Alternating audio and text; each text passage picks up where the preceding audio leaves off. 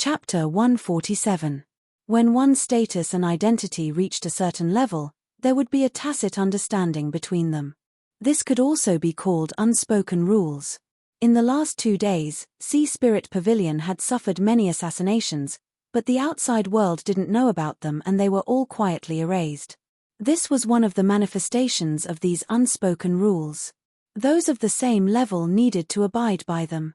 Otherwise, if they acted recklessly, they would be rejected by the entire level and eventually disappear or be destroyed. For instance, Qin Yu's current actions. Although he didn't know what the situation was like in the outside world, he didn't need to be an idiot to know that once such a shady scandal was exposed, it would inevitably cause great waves. That sound shell station that didn't hesitate to broadcast this news had easily achieved its goal. It had become the most popular program without a doubt. Mr. Ning, you. Chief Manager Wu was incoherent.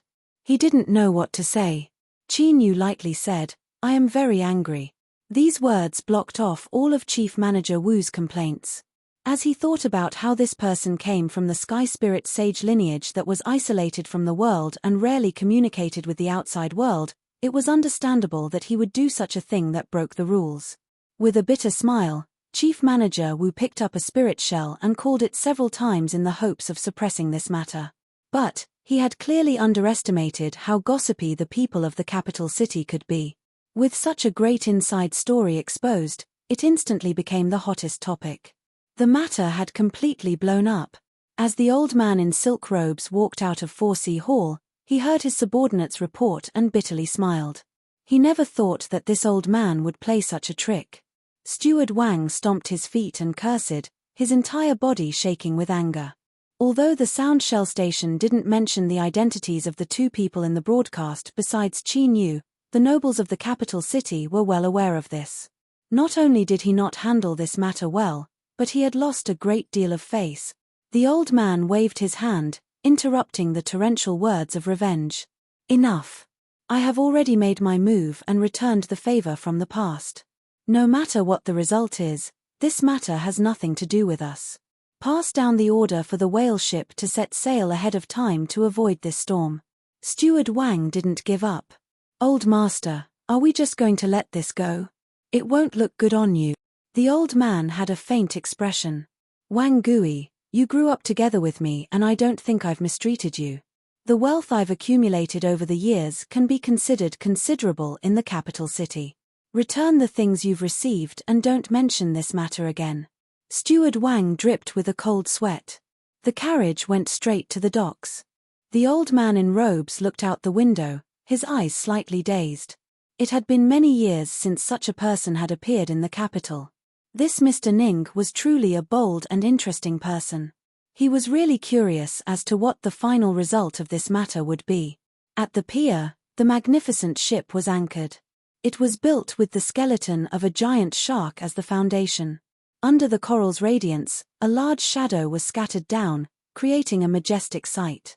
"Master, where are we going?" the captain asked respectfully. The old man smiled. "Since there are no guests boarding the ship, there is no need to find an excuse to rest. Let's begin the hunt." He glanced back at the capital city before stepping onto the ship. The shark boat quickly started moving, silently squeezing through the seawater and disappearing from sight. Chief Manager Wu soon obtained this news. He wiped away the cold sweat on his forehead and let out a long breath.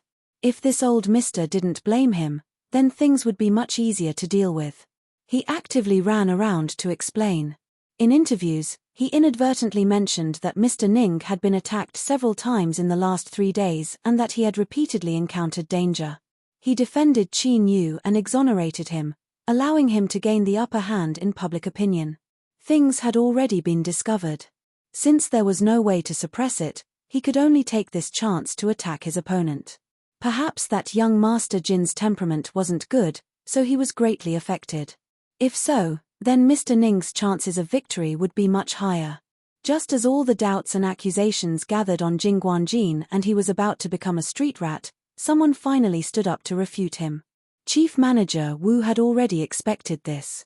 After all, it was impossible for the other party to simply pour dirty water on him, even if this was the truth. But he never imagined that the one who did this would be such a powerful heavyweight. The third ranked of the 10 great purple cards, Grandmaster Wu Zetian, who was known for his fiery temperament and abhorrence of evil, had personally appeared to reprimand Sea Spirit Pavilion for being despicable and shameless, and for maliciously slandering his disciple, Jing Guanjin. Like a star falling into the sea, great waves were set off. All of the sea folk that were denouncing Jing Guanjin fell silent. The 10 great purple cards stood proudly in the highest heavens. To the ordinary sea folk, they were supreme existences of legends. Grandmaster Wu Zetian's endorsement became the strongest evidence to exonerate them. For a time, rumors rose in all directions and all sorts of conspiracy theories began to clamor. Sea Spirit Pavilion went from being persecuted to being despicable villains that would do anything to win. Although there were countless holes in the rumors, with Grandmaster Wu Zetian's appearance as well as the countless people secretly adding fuel to the fire, the momentum of the rumors grew greater and greater. As everyone focused on this matter, Grandmaster Wu Zetian was interviewed by the capital city's media. He spoke once more. The 10 great purple card sea spirit teachers are the representatives of the sea spirits in the world. Not only do they need to have superb skills, but they also need to have a noble character. In view of the actions of Sea Spirit Pavilion's sea spirit teacher surnamed Ning, I have already obtained the agreement of 2 other purple cards to activate the examination authority. The media was in an uproar. Like a madman, they spread this news throughout the capital city at the fastest speed possible. Paper, sound shell stations, video channels, all sorts of channels were opened up. Grandmaster Wu Zetian's cold and callous expression, his stern voice, and his powerful and resonant attitude were spread to all the seafolk. There were some seafolk that didn't know what this news meant, but they were immediately looked down upon by a large group of people. Then, they began to explain.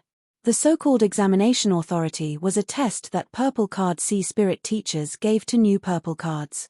It required the agreement of at least 3 purple cards to activate, and the leader would personally conduct the examination. In other words, once Qin Yu obtained the qualifications to challenge and successfully became a purple card, he would welcome Grandmaster Wu Zetian's personal examination. If he failed, his purple card would be revoked. Purple card sea spirit teachers had a revered status and they had a formidable influence on ordinary seafolk. Behind their birth and change were countless struggles. Activating the examination authority was the same as trying to knock someone into the dust. This was a great enmity that would not end until one side was dead. In history, this had only occurred twice. The result of these 2 times was that a top influence had vanished into thin air, and there were also aristocratic families that had become mortal enemies. Grandmaster Wu Zetian successfully stole the limelight and attracted everyone's attention. The uproar caused by the black screen soon disappeared. The small sound shell station that played this recording was purchased by someone the next day with a large sum of money. All those involved had their mouths sealed, and it was as if nothing had happened. Chief Manager Wu's forehead was dripping with sweat. He had already investigated this matter, but he never imagined that Jing Guanjin had hidden himself so deeply that he was actually Grandmaster Wu Zetian's disciple. It was said that the 3rd-ranked purple card was because this Grandmaster was too impatient and impatient. His true strength was no weaker than the first 2 purple cards. It could be said that in the sea region, Grandmaster Wu Zetian was the strongest peak sea spirit teacher. Even if Mr. Ning came from the sky spirit sage lineage, he was still too young. How could he possibly be Grandmaster Wu Zetian's match? To put it bluntly, Chief Manager Wu was worried that Grandmaster Ning wouldn't be able to obtain any harvest in this competition. Would he still persist? After all, on one hand he wouldn't obtain anything and would become Grandmaster Wu Zetian's enemy. On the other hand, he could see extremely rich rewards. It was clear that his worries weren't unfounded. Someone went to the Qing family and sent a message to Leon through Qingqing. If Mr. Ning withdrew now, he could obtain 30 million spirit stones as compensation. This was an astonishing amount of wealth, especially in the current situation. It could be said that it was filled with sincerity. When Chief Manager Wu hurried over, Qin Yu was drinking tea.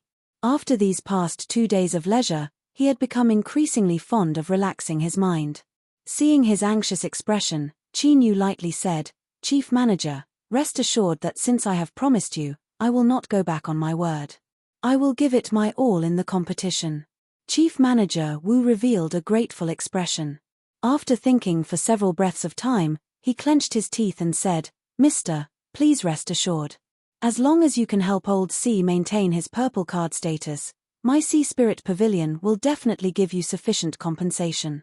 He took out a spirit shell and headed for Sega City. After a moment, Chief Manager Wu returned.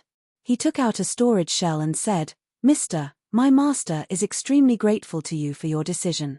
There are 10 million spirit stones inside. No matter who wins or loses in tomorrow's finals, they will belong to you.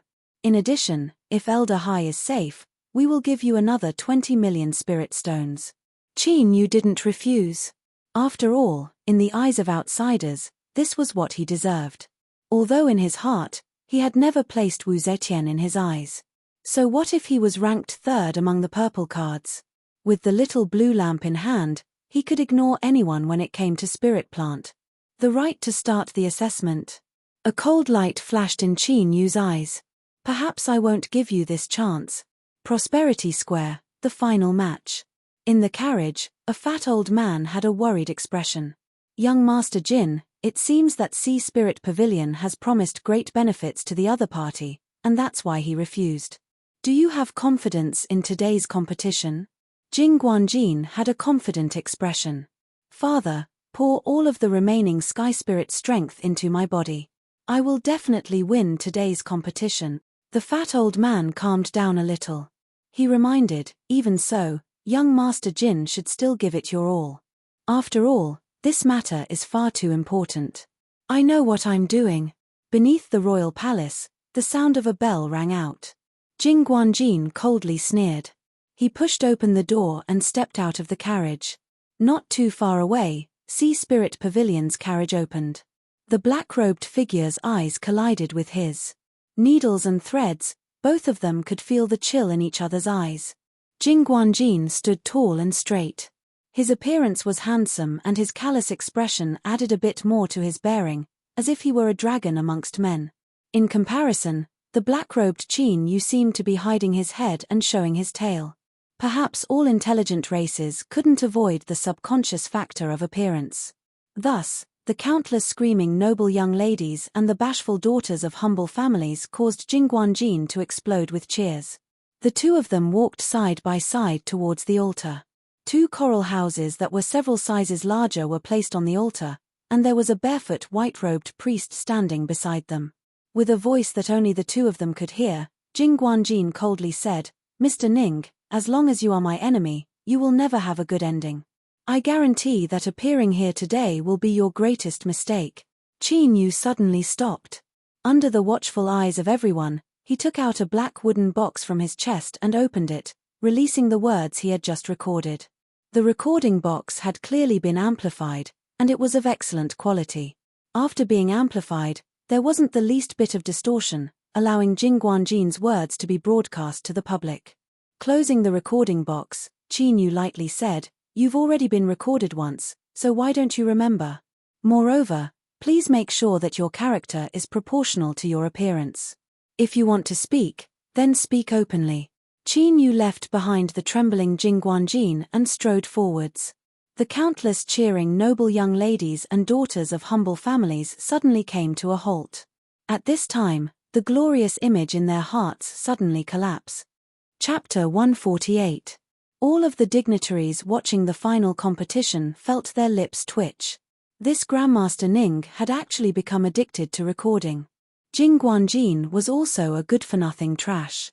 He clearly knew that his opponent didn't play by common sense, yet he still gave them a handle to use against him.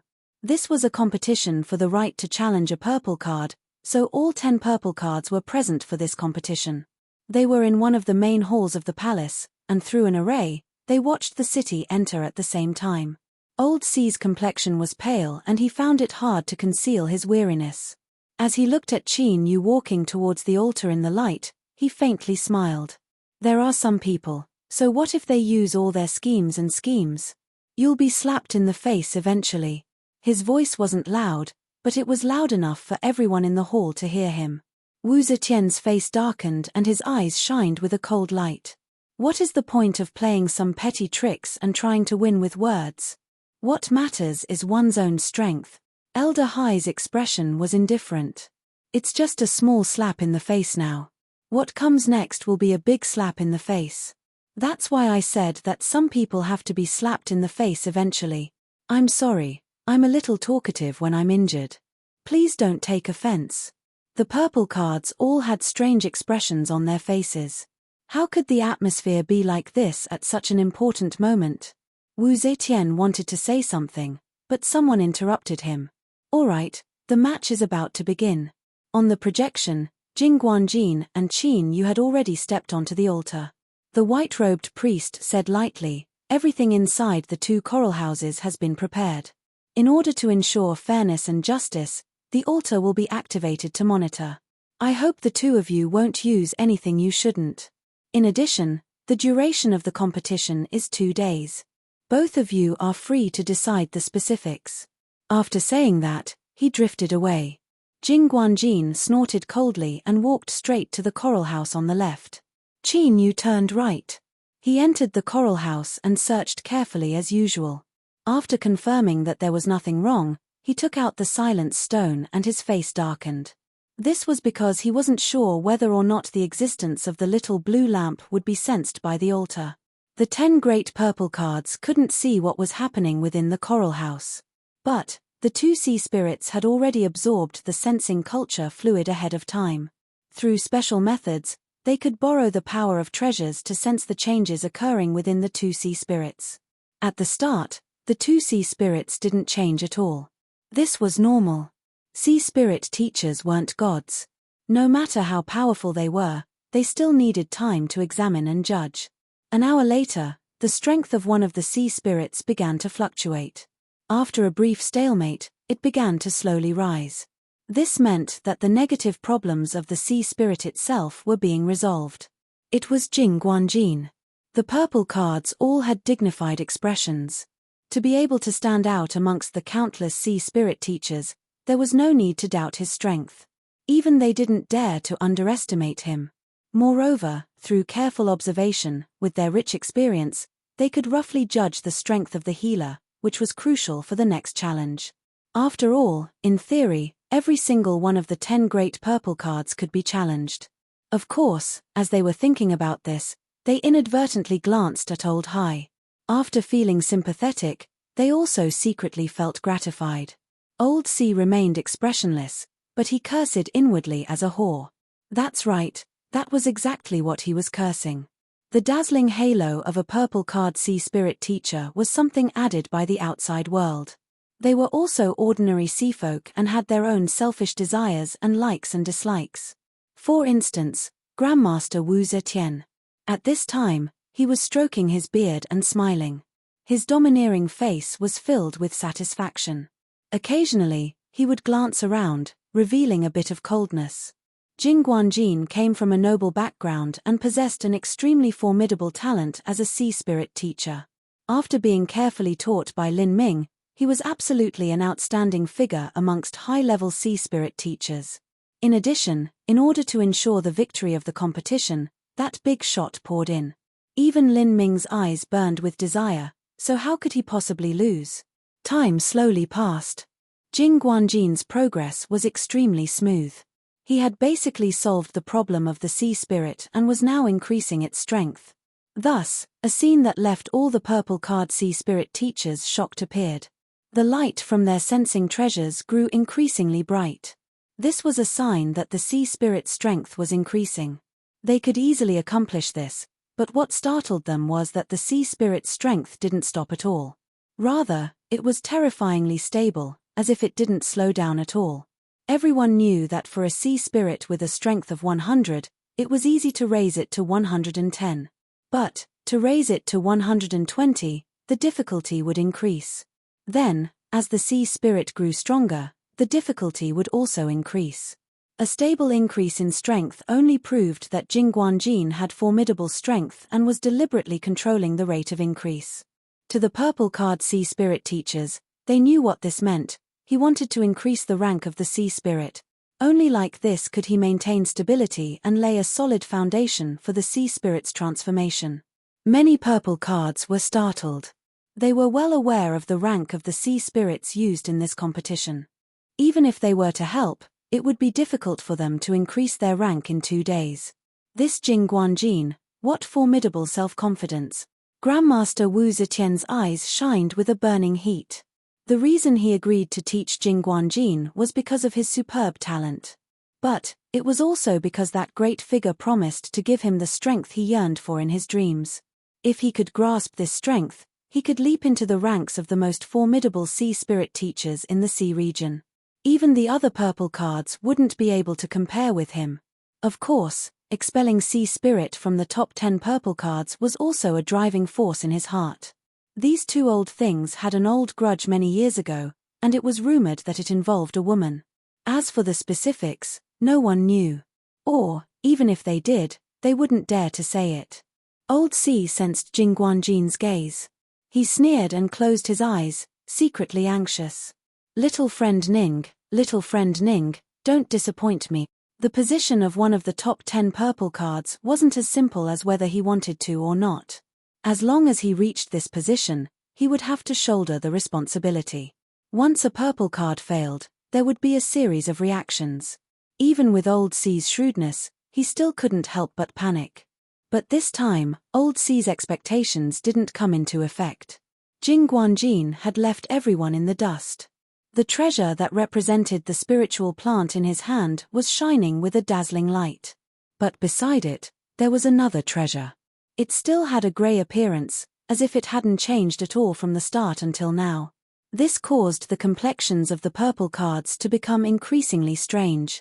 Today's competition had truly opened their eyes. There were some people who were extremely powerful, but there were also some people who seemed to have given up and still hadn't made a move. Could it be that they had really given up? Grandmaster Wu Zetian received many congratulations. Several purple cards that were on good terms with him had looks of envy on their faces. Not to mention the fact that they had a good relationship with each other, but with Old C at the bottom today, they didn't need to worry about Jing Guanjin's challenge. Instead, they paid more attention to his vision of accepting a disciple. For both master and disciple to enter the purple card ranks, just what sort of glorious scene was this? For someone like them to have such a high status, to be able to find such an outstanding inheritor was something that left one's eyes red with envy.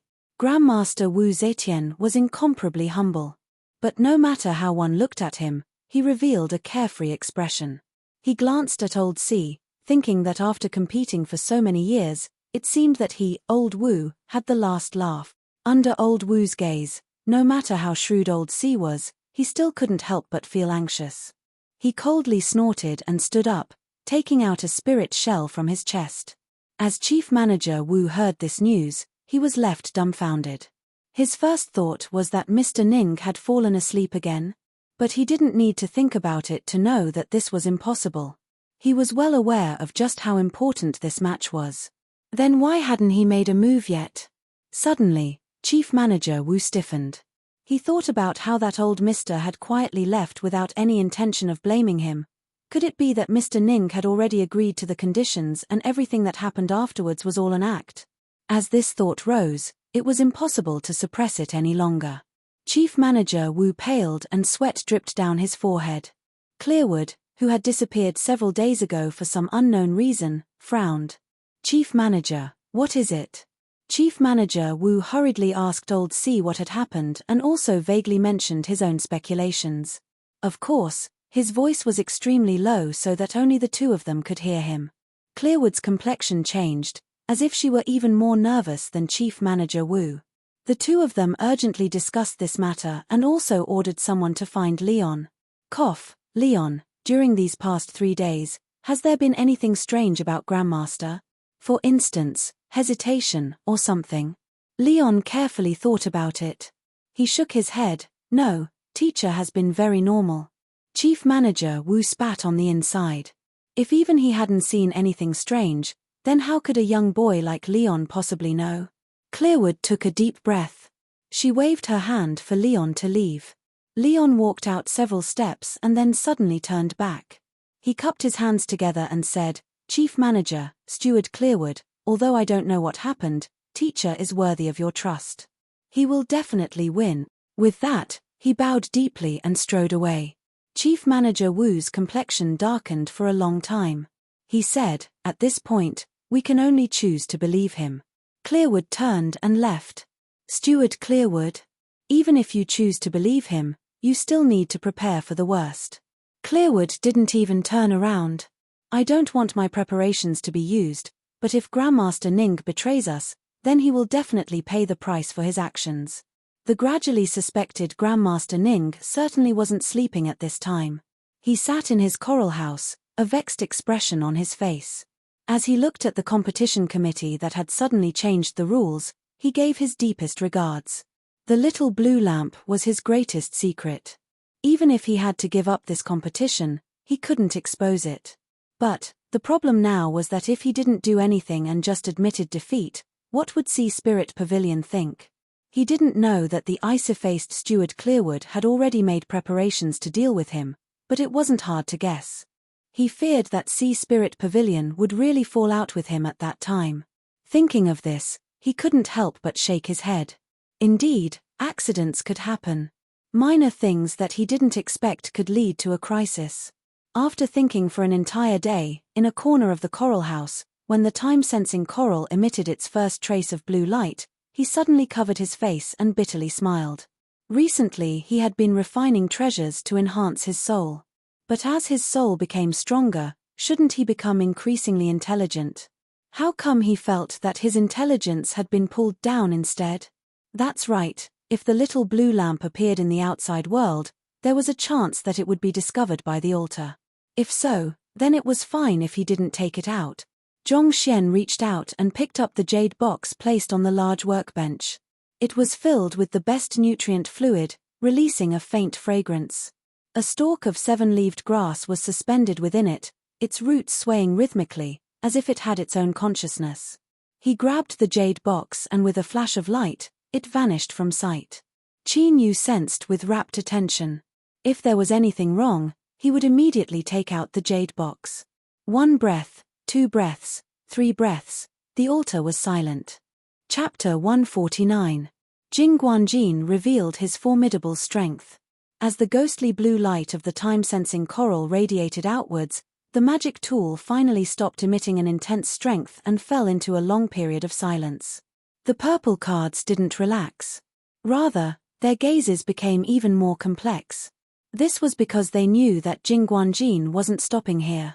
Rather, he was resting and restoring himself so that he could complete the Sea Spirit promotion in a single go. In just a single day, all of his preparations had been completed. This speed was faster than they had expected. Indeed, the sea region had a new generation of heroes, and the waves from the front would overturn the beach. Yes, these two sentences didn't match, but this was what the sea races said. Even though the humans had pointed them out countless times, they still arrogantly ignored them. These despicable creatures that had stolen the language of the sea races and created a sea race civilization, did they really want to point fingers at the noble sea races? Dream on. Even now, the sea spirit hadn't changed at all. In fact, the light of the treasure had dimmed a bit. This meant that as time passed, its problems had become even more serious. Grandmaster Wu Zetian's smile widened. Assassins had besieged him on the streets, countless methods had been used in secret, and he had even spared no cost to persuade that old shark to help him. But in the end, he had returned in defeat. Instead, he had been disgraced by his actions that didn't follow common sense. But now, the other party had clearly bowed his head and compromised. What was the reason? Of course it was because of him. It seemed that his words about activating the examination had scared away that so-called Mr. Ning.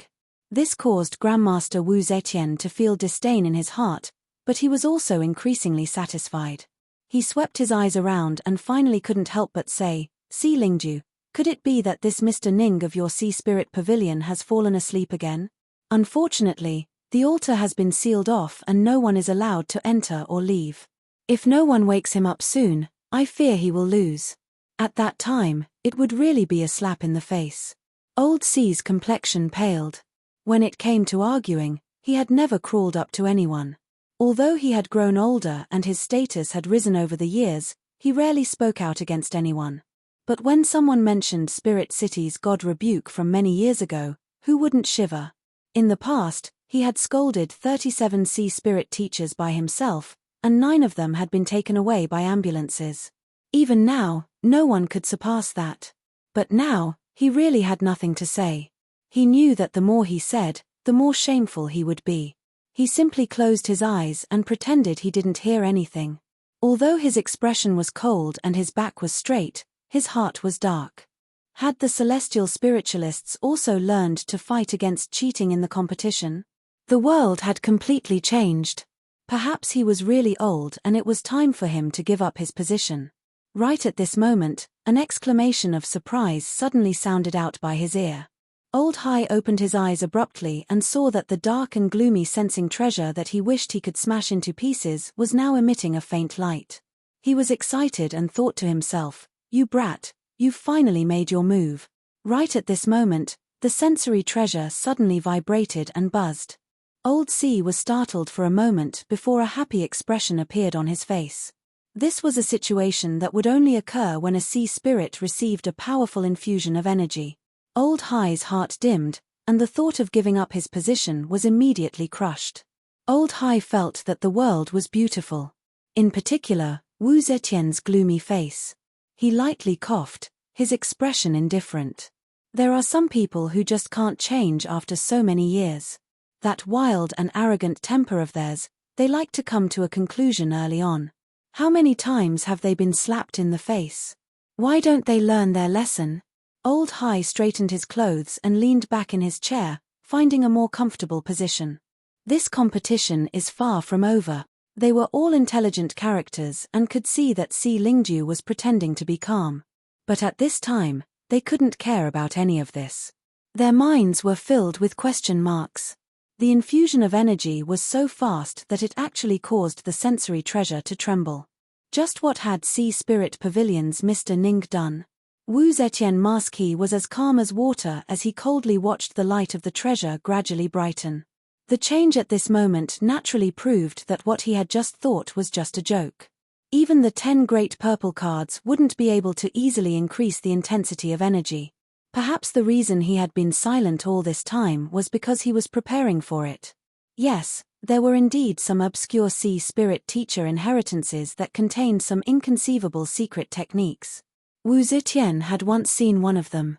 After several days of preparation, a special energy could be injected into a sea spirit in a short period of time to achieve the effect of healing and enhancing the sea spirit. It seemed that this Mr. Ning was also someone who walked this path. That's right, that must be it.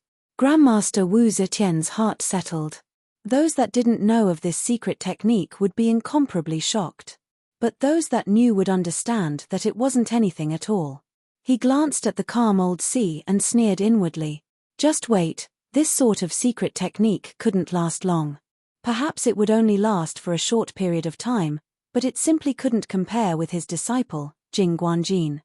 Grandmaster Wu Zetian's calm expression caused the other purple cards to reveal looks of surprise. If he was able to remain so calm in the face of danger, did he have some other card in his hand or something?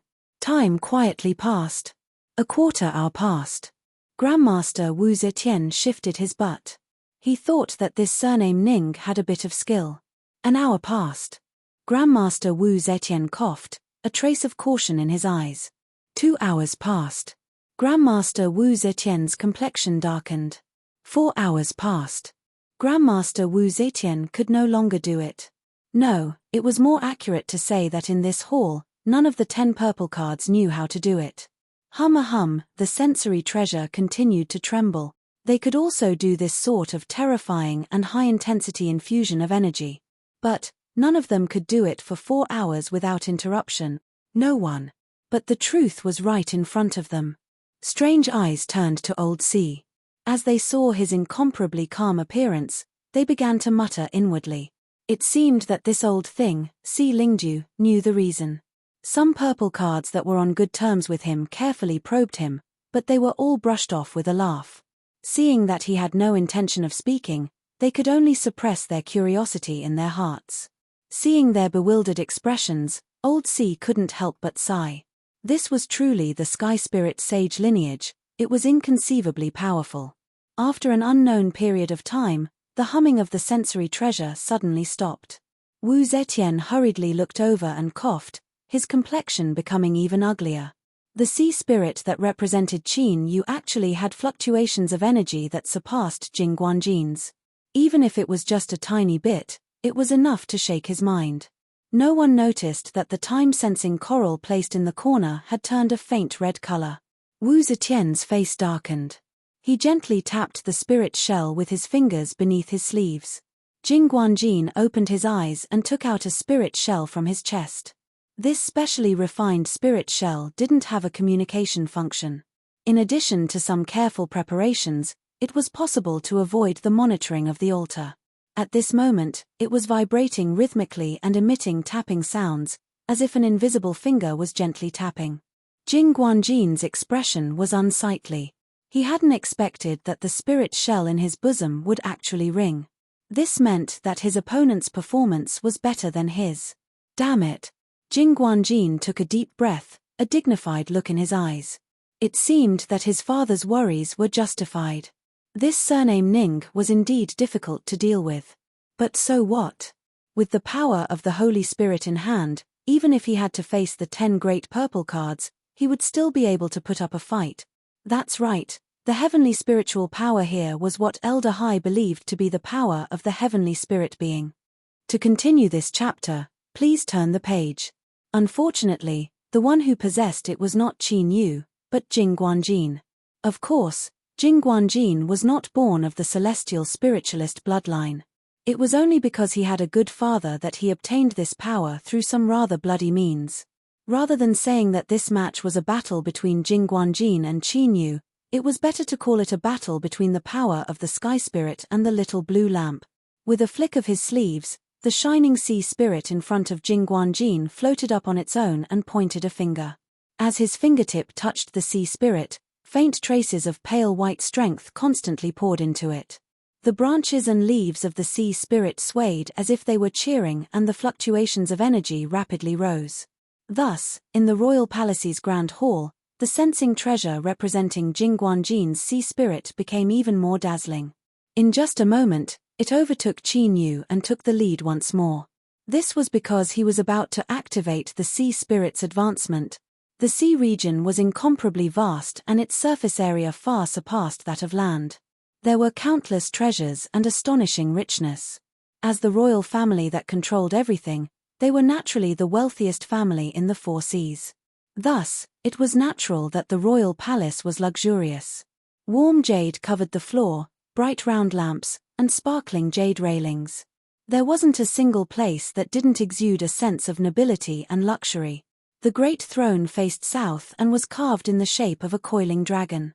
It was a deep purple and seemed to be made of metal but wasn't, like wood but wasn't. There was a figure sitting on the dragon throne. He wore a 5-clawed dragon robe and had an emperor's crown on his head. His face was simple and dignified, but he didn't seem angry at all. As he sat there without moving, he exuded an aura that seemed to dominate the world. He was the ruler of the sea races and ruled over the boundless sea region. He controlled the lives and deaths of trillions of seafolk, and he was the master of this royal palace. He was the most powerful person in the world. There was no one like him. How is the competition? Reporting to your majesty, both sides are currently in a stalemate. For the time being, victory and defeat have yet to be decided. The sea sovereign's eyes flashed. Oh, that's a bit strange. No one knew what he meant by strange. If His Majesty didn't speak, no one dared to say anything.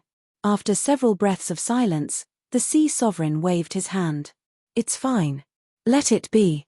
As for the matter regarding the Netherworld Sea region that I had you investigate, how is it going? There have indeed been some changes in the Netherworld Sea region. I don't know the specifics yet, but old Mr. Sand has already set out to hunt. I believe he will bring back clearer information. As soon as you find out about this, immediately report it. There cannot be any delay. Yes. Where is Mr. Sand now? The Sea Sovereign suddenly asked. Reporting to your majesty, Old Turtle left a message saying that the weather is getting colder, so he went into hibernation. The Sea Sovereign was left speechless. He thought that if Old Turtle wanted to hibernate with his cultivation, then the sea would have long since frozen into a block of ice. This reason was a bit too perfunctory. He helplessly said, "He seems to be quite idle. He pushed the matter to me and is able to relax." He waved his hand. "Everyone withdraw. This solitude wishes to be left alone." The Sea Sovereign wanted to be left alone. Of course, no one was brave enough to ask him who this quiet person was. It was just that there was no one in the hall. Even now, no one knew who he was speaking to or why he wanted them to withdraw. The hall quieted down. Only the voice sitting on the dragon throne remained straight, as if it had become one with the throne, as if it had become one with the entire hall. It was like he had been sitting here for countless years, and he would continue sitting here until the end of time. Ding! With a low ringing sound, the light on the surface of the sensing magic tool converged, turning into a pale purple. This represented that the sea spirit's promotion had been completed. Within the coral house, Jing Guanjin's complexion paled. He sneered. With the power of the sky spirit in his hands, how could he possibly fight with him? Mr. Ning. What was that? Could he eat it? Chapter 150. Qin Yu, who couldn't eat it, was currently refining the 3,000-year-old sea blue flower that Old Sea had gifted him. Its medicinal efficacy was truly amazing. He secretly thought that perhaps he had underestimated its value. If he really did make a trade, then even 2 million spirit stones might not be enough. The last trace of blue on the sea blue flower vanished. The withered flower broke apart, turning into powder in his palm. Qin Yu put away the powder. Before leaving the sea race capital city, he couldn't leave behind any flaws that would arouse suspicion. For instance, this powder. Calculating the time, night would soon arrive. Qin Yu thought about whether he should take out the 7-leaf grass or continue bathing beneath the little blue lamp for another night. The little blue lamp had an unimaginably powerful promoting effect on sea spirit. This was something Qin Yu already knew before he entered Sea Spirit Pavilion. If the little blue lamp's acceleration for ordinary spiritual plants was 1, then the acceleration for sea spirits was at least 10. That's right, it was so powerful that it didn't make sense. After hesitating again and again, Qin Yu decided to have the 7-leaf grass stay in the storage bag for another night. After all, that cold and callous President Jing Guanjin was the disciple of some Grandmaster Wu Zetian. It was always better to be a bit more careful. He was full of confidence, but in the end he was slapped in the face. Qin Yu didn't want this to happen to him. He flipped his hand and took out a soul-strengthening item that Chief Manager Wu had purchased from a large city in the sea region. Qin Yu closed his eyes and began to refine it. A night's worth of time was enough to enhance his soul a little more. He couldn't waste it like this. But what he didn't know was how his decision would force our cool CEO Jing Guanjin to face and how miserable his fate would be. One was full of confidence, laughing at the other for overestimating his own abilities. As for the one being laughed at, he closed his eyes and began to refine it, working hard to enhance his soul. If someone were to see this scene, they would definitely laugh out loud, because this was truly a funny scene. But the following story was extremely sad. Night fell. The time-sensing coral obeyed its instincts that had existed for billions of years. Some enzyme began to transform within it, causing the last trace of red to turn into a deep blue. Thus, a foot of sea blue light quietly bloomed in the storage ring. Thus, what appeared in front of the 10 purple cards in the Royal Palace's main hall was that the sensing treasure that represented Qin Yu's sea spirit had gone berserk once more. That's right, such an intense and continuous infusion of energy, in their opinion, could only be described as going berserk.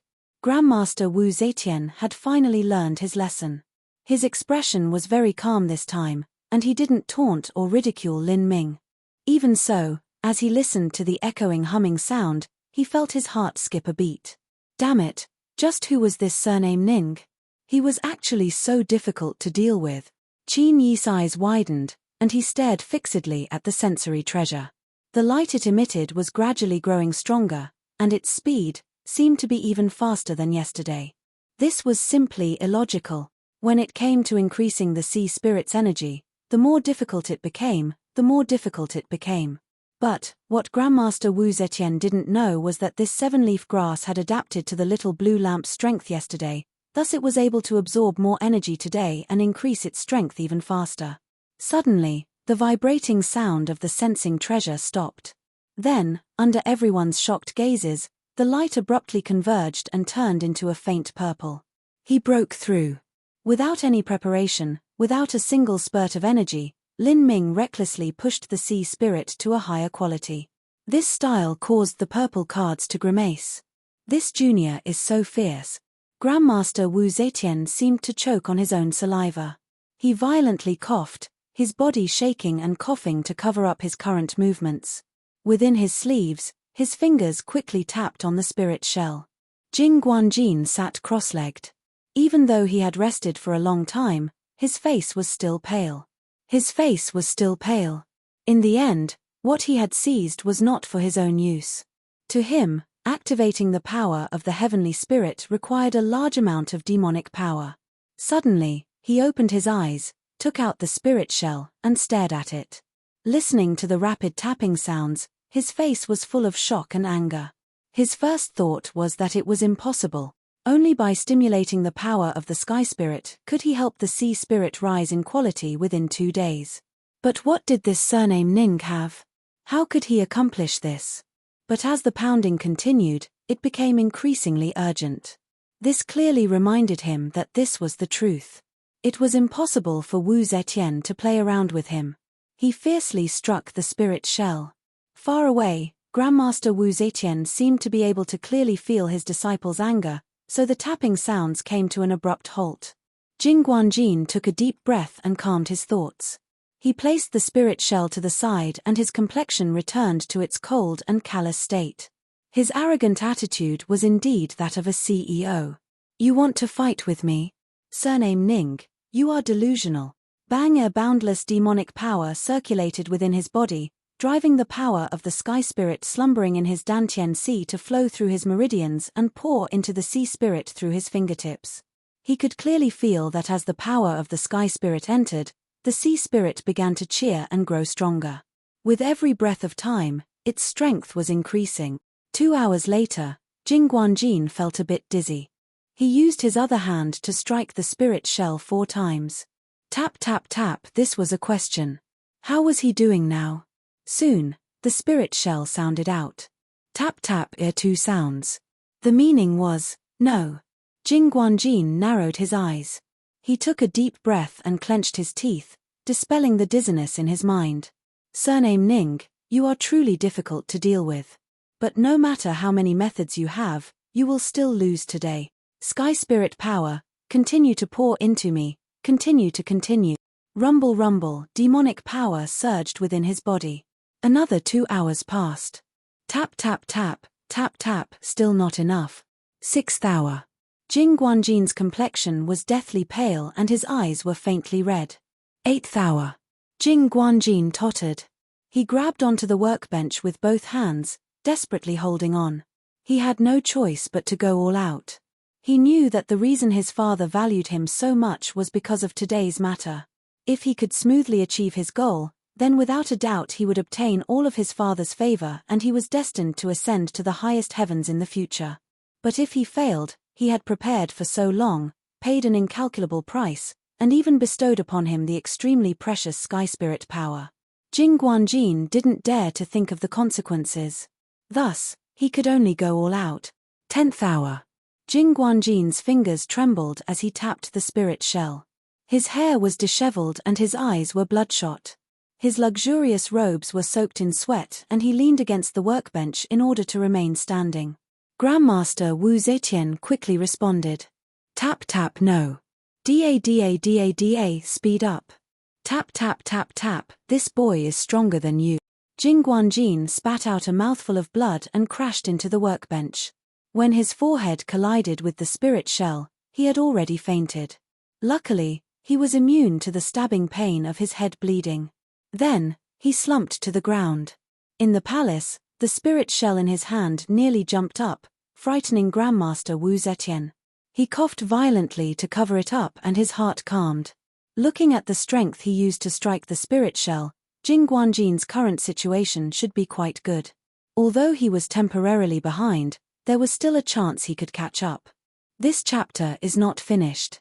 Please turn to the next page. Looking up, Grandmaster Wu Zetian frowned.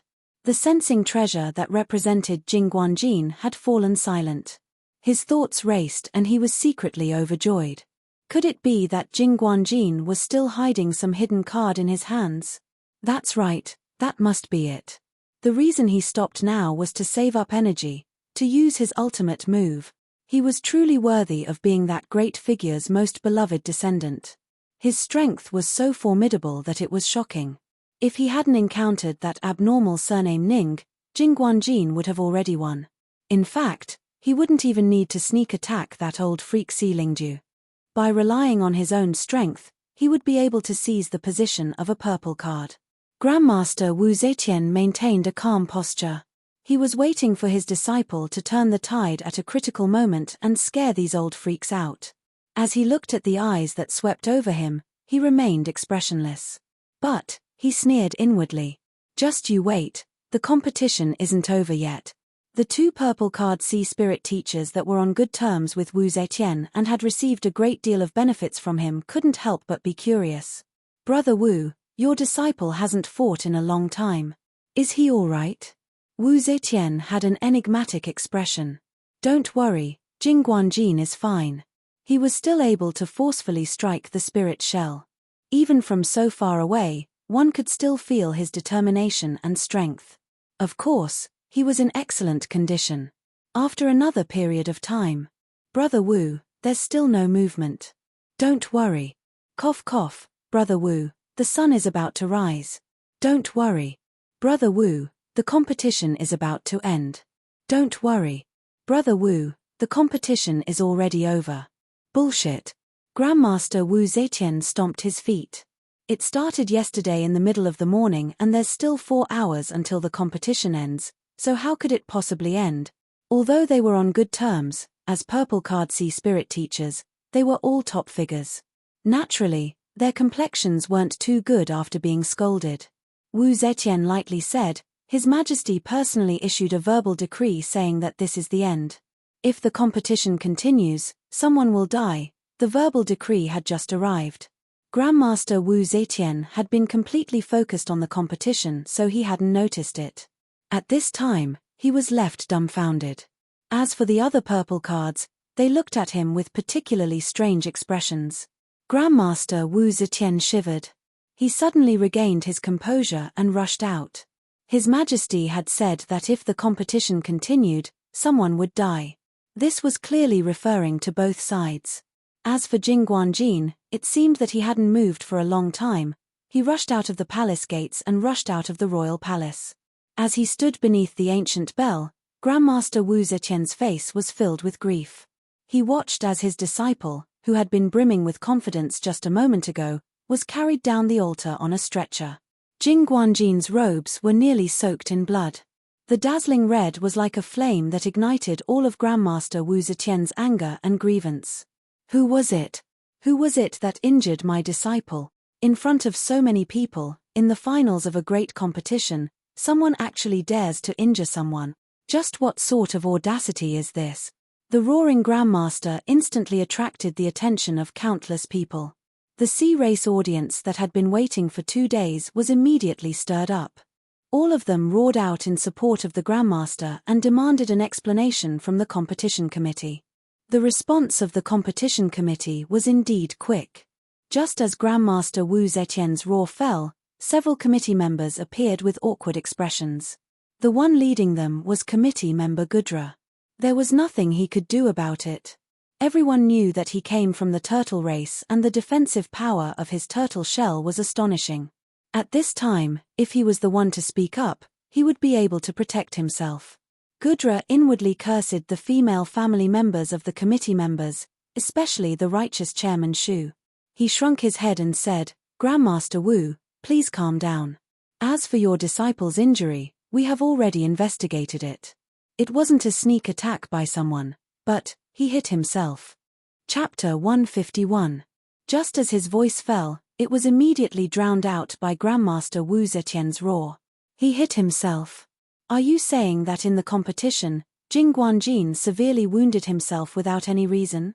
Or is it that a high-level Golden Core Realm C-Race would have such a slippery hand?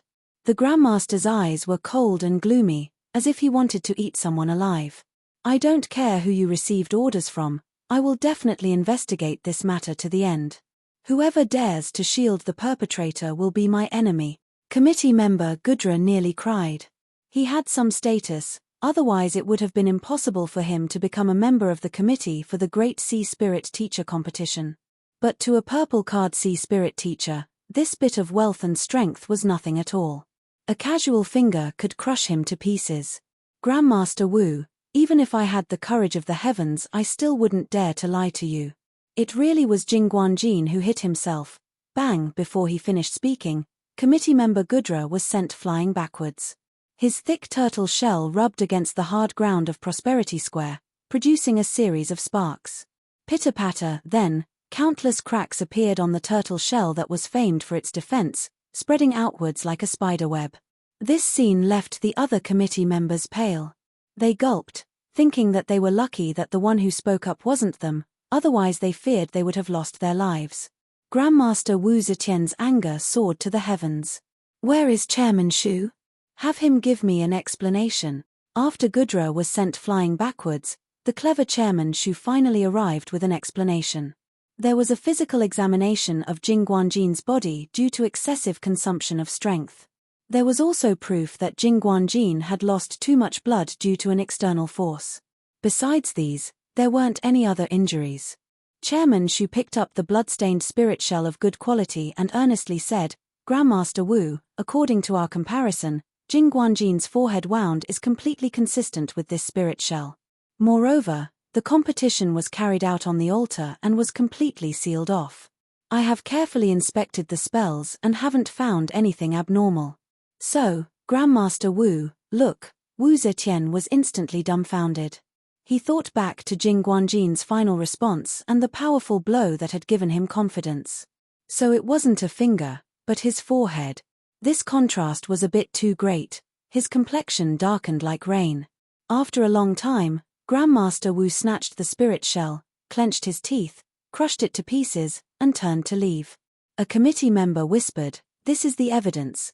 Chairman Shu interrupted, "That's enough. It's understandable that Grandmaster Wu is angry for a moment. As long as you explain it clearly, everything will be fine. This shell was too hot. Once it was discovered, it was bound to cause trouble. He didn't want to bring trouble to himself. Bringing it here was giving others a chance to destroy it. Now is the right time." It was unknown whether Jing Guanjin was alive or dead, but the result of the match was self-evident. Grandmaster Wu Zetian was filled with anger, burning his heart, liver, spleen, lungs, and kidneys with a burning pain. Thus, in this state, he was particularly disgusted by the cheers he heard. He gloomily looked up and saw that it really was people from Sea Spirit Pavilion. One of the black-robed figures was surrounded by the crowd, receiving congratulations. How glorious! Grandmaster Wu Zetian's complexion became increasingly ugly. He strode forwards. Steward Wu was overjoyed. He was ashamed of his previous doubts. When he saw the person walking toward him from the corner of his eyes, his expression changed, and he looked nervous. "Greetings, Grandmaster Wu." There was only one Grandmaster surnamed Wu that could cause the chief manager of Sea Spirit Pavilion to treat with such respect and awe. Everyone stopped cheering and hurriedly lowered their heads to greet him. They looked at his purple robe and the purple plate on his waist. His heart was filled with uneasiness. After all, this great figure that stood above the highest heavens was Jing Guanjin's teacher. Moreover, he had a lot of opinions about their Sea Spirit Pavilion. Could he have come to pick a fight with them? As expected, Grandmaster Wu Zetian didn't disappoint them. He coldly sneered and stared at Qin Yu. "I have no idea what method you used to win, but I will definitely investigate this matter. It's best if I don't find any evidence that can be used against you." Even a purple card couldn't maintain a high intensity of energy for several hours straight. Yet, this surname Ning had such a relaxed appearance. If someone said that there wasn't something fishy going on, Old Wu wouldn't believe it even if he was beaten to death. Of course, even if there wasn't a problem with his status, this surname Ning could only accept it. Even if he couldn't do anything, he would at least feel a bit better. It wasn't that Wu Zetian was bored, but that his heart was suffocating right now. If he didn't vent some of it, he feared he would suffocate to death. After all, only he knew what Jingguanjin's defeat meant to him. The power of Sky Spirit. This was something he had dreamt of for countless years. Just as he had thought it was within reach, it had suddenly become nothing more than a bubble. For Old Wu to be able to maintain his reason and not tear apart this black-robed boy who was deliberately trying to mystify him, he felt that he was already a very shrewd person. Just what sort of status did the 10 great purple cards have? To the common sea folk, they were like gods. Thus, when Grandmaster Wu Zetian appeared with a gloomy face, the audience fell silent. Even those rich young masters of the capital city who were gloating over Jingguanjin's misfortune suppressed their emotions and remained silent to show their respect to Grandmaster Wu. Because they were too far away, they originally couldn't hear Grandmaster Wu Zetian's voice. But the finals were far too important and all the spells were activated to prevent anyone from interfering in the match. During the post-match inspection, one of the sound-amplifying arrays used to make sacrifices to the sea spirit had been activated at this time.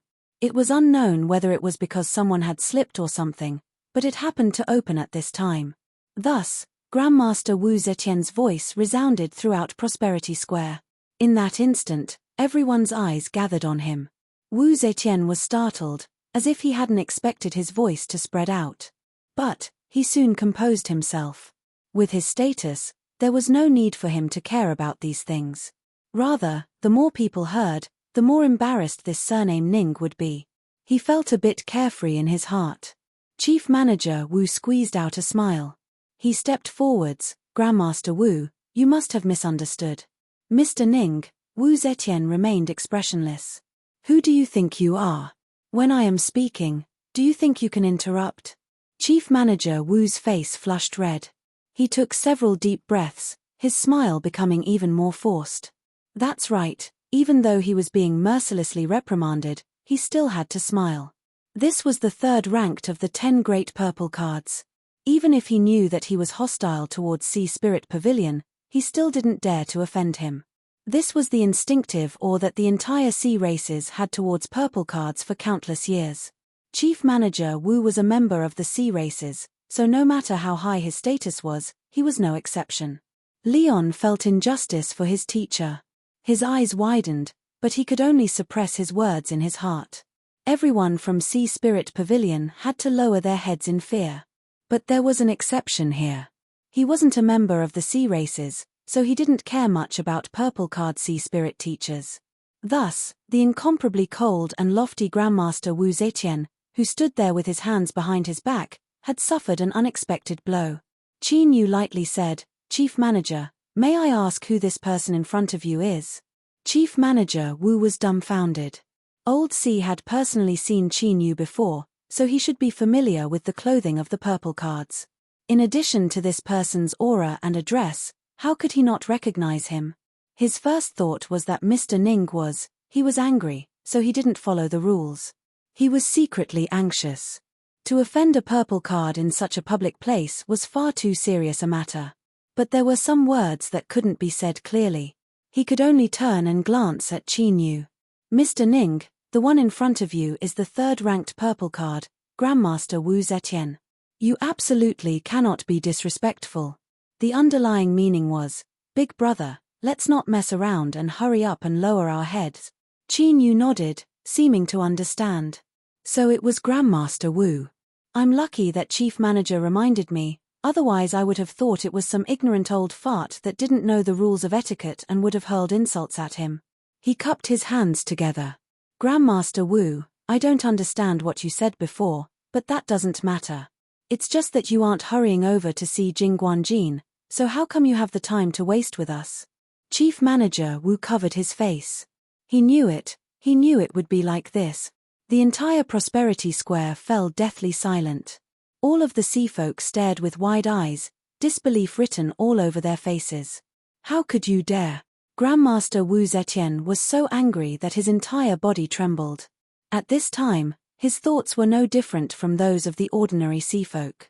How could this surname Ning dare? How could he dare? But whether or not he dared was meaningless at this time. After all, this person had already done it, so of course he dared. Ignorant old fart that didn't know the rules of etiquette. It doesn't matter if I don't understand. I'm just wasting my time here. Although these words seemed ordinary, they contained far too much malice. And because of this ordinary tone, it seemed that Ning Zetian didn't place him in his eyes at all. Since when had someone dared to offend him like this? Grandmaster Wu Zetian suddenly calmed down. Mr. Ning, you have truly angered me. Countless seafolk who heard these words shivered. It was like an electric current had spread from their tailbone to their entire body, leaving them numb and cold. Then, besides the pale faces of those from Sea Spirit Pavilion, the eyes of all the seafolk brightened. They seemed to have already expected that a lively scene would arrive. Mr. Ning, who had offended a purple card, would be hung up and beaten, and his final ending would be miserable. In fact, even the people of Sea Spirit Pavilion thought this way. It was just that while the seafolk had guessed the beginning, they hadn't guessed the ending. The entire process and direction of events were completely different. This was because at this time, Qin Yu also calmly said something. Grandmaster Wu, you have already angered me since a long time ago. What did he mean? What did he mean? He dared to speak such ruthless words to a purple card. But soon after, the seafolk realized that not only did Qin Yu dare to speak such ruthless words, but he also put them into practice. He turned around and looked at Chairman Shu, who had been watching from the sidelines for some time and didn't want to get involved in these muddy waters. Has the match result come out yet? Chairman Shu frowned. He thought that Qin Yu wanted to use this to humiliate Grandmaster Wu, and he regretted standing so close to the front. But he couldn't dodge at this time. He could only maintain his calm and dignified expression and say, according to the judgment, Mr. Ning, you have won this match. Qin Yu had won and he had lost. He didn't mention Jing Guanjin's name because he had to be tactful. He hoped that the narrow-minded Grandmaster Wu wouldn't bear a grudge against him because of this. Qin Yu didn't know that Chairman Shu was worried and wished that he could leave right now. He continued to ask, in other words, I now have the right to challenge a purple card. That's right. In half a month, you can choose a time. Qin Yu interrupted him. No need. He lifted a hand and pointed. Old thing, I've found you displeasing to the eye for a long time. You, today. Chapter 152. Whether it was the match with Jing Guanjin or the final challenge of a purple card, to Qin Yu, there was no difference. In the end, he would win. Qin Yu had underestimated how extraordinary a purple card was. The status and attention that came with this status was enough to place him in the limelight. Since he was sure to win, he might as well be a bit more high profile and attract attention ahead of time. Only then would he not be suspected after he obtained a purple card. Simply put, he wanted to use this high-profile method to add another layer of camouflage to himself. This was because it was impossible for a problematic person to do something like this. Of course, his dissatisfaction with Wu Zetian was also one of the reasons. The right to test. Sorry, I won't give you that chance. If Prosperity Square had been quiet enough when Qin Yu taunted and ridiculed them, then now it was so quiet that not even breathing could be heard. All the seafolk seemed to be frightened. They stood there in a daze, forgetting to breathe. It was only when a seafolk couldn't hold it in any longer that they took a deep breath that it seemed to start an avalanche of chain reactions. Nearly 1 million people sucked in breaths at the same time. With a loud rumble, there was quite a bit of momentum to it. Chief Manager Wu seemed to have a stroke. Several gurgling sounds came from the depths of his throat. If even such a fierce character was scared to such a degree, then it could be imagined just how panicked and shocked everyone else was. For instance, Chairman Shu. As one of the peak nobles of the capital city, he had a close relationship with the royal palace. He had experienced countless twists and turns in his life, and he had even witnessed the bloody years when the throne changed. Perhaps it was a bit exaggerated to say that he wouldn't bat an eyelid if Mount Tai collapsed, but his calm demeanor wasn't something that the average person could compare with. At this time, his mouth was slightly open. Although his instincts told him that this appearance was far too ugly, he couldn't force himself to obediently close his mouth. That old thing, in the records of the sea races, there had never been such a scene of someone pointing at a purple card and cursing at them. Of course, there would be after today. And no matter what the result was, it would be a thick brushstroke in history. For such a scandal to appear in the annals of the sea race's history, it could be imagined just what sort of state Grandmaster Wu Zetian was in right now. If anger could really burn, then the current old Wu would be like a sun, and the brightest kind at that. His face flushed red, turned purple, turned blue, and finally became expressionless. His eyes were so gloomy that they seemed as if he could eat someone. "Junior, I guarantee that you will regret this." Qin Yu's voice was light. "Your master and disciple's styles are quite similar. Shooting your mouths off is just too annoying." Wu Zetian laughed in anger. Good. Chairman Shu, since this junior has challenged this old man, then according to the rules, I will be the one to set the topic." Chairman Shu had a solemn expression on his face as if he knew nothing. "That's how it should be." Wu Zetian flipped his hand and 2 lotus seeds appeared in his palm. These 2 lotus seeds were obtained not too long ago from a withered blue sea lotus. When the main body died, these 2 lotus seeds hadn't matured yet, so they were innately damaged and it was extremely difficult for them to germinate. So, the topic is to cultivate lotus seeds. Chairman Shu personally examined the 2 lotus seeds with the other committee members. They confirmed that the 2 lotus seeds were almost exactly the same, and they left their respective marks on them. "No problem. Mr. Ning, do you have any objections to this topic?" In truth, these words weren't necessary. This was because the topic would be chosen by the challenged purple card sea spirit teacher. This was a rule that had been passed down through the ages, and if there was any objection then that was the same as forfeiting. Grandmaster Wu Zetian remained expressionless. "Junior, if you are worried then you can have the first pick of the 2 lotus seeds." Old Wu was enraged. He wished he could tear Qin Yu to shreds, but his reason remained clear. Even Jing Guanjin, who possessed the power of the sky spirit, had been forced into such a miserable situation. From this, it could be seen that in terms of healing and strengthening sea spirits, this surname Ning did have some skill. Luckily, the scope of a sea spirit teacher's work wasn't limited to just this. For instance, cultivating lotus seeds.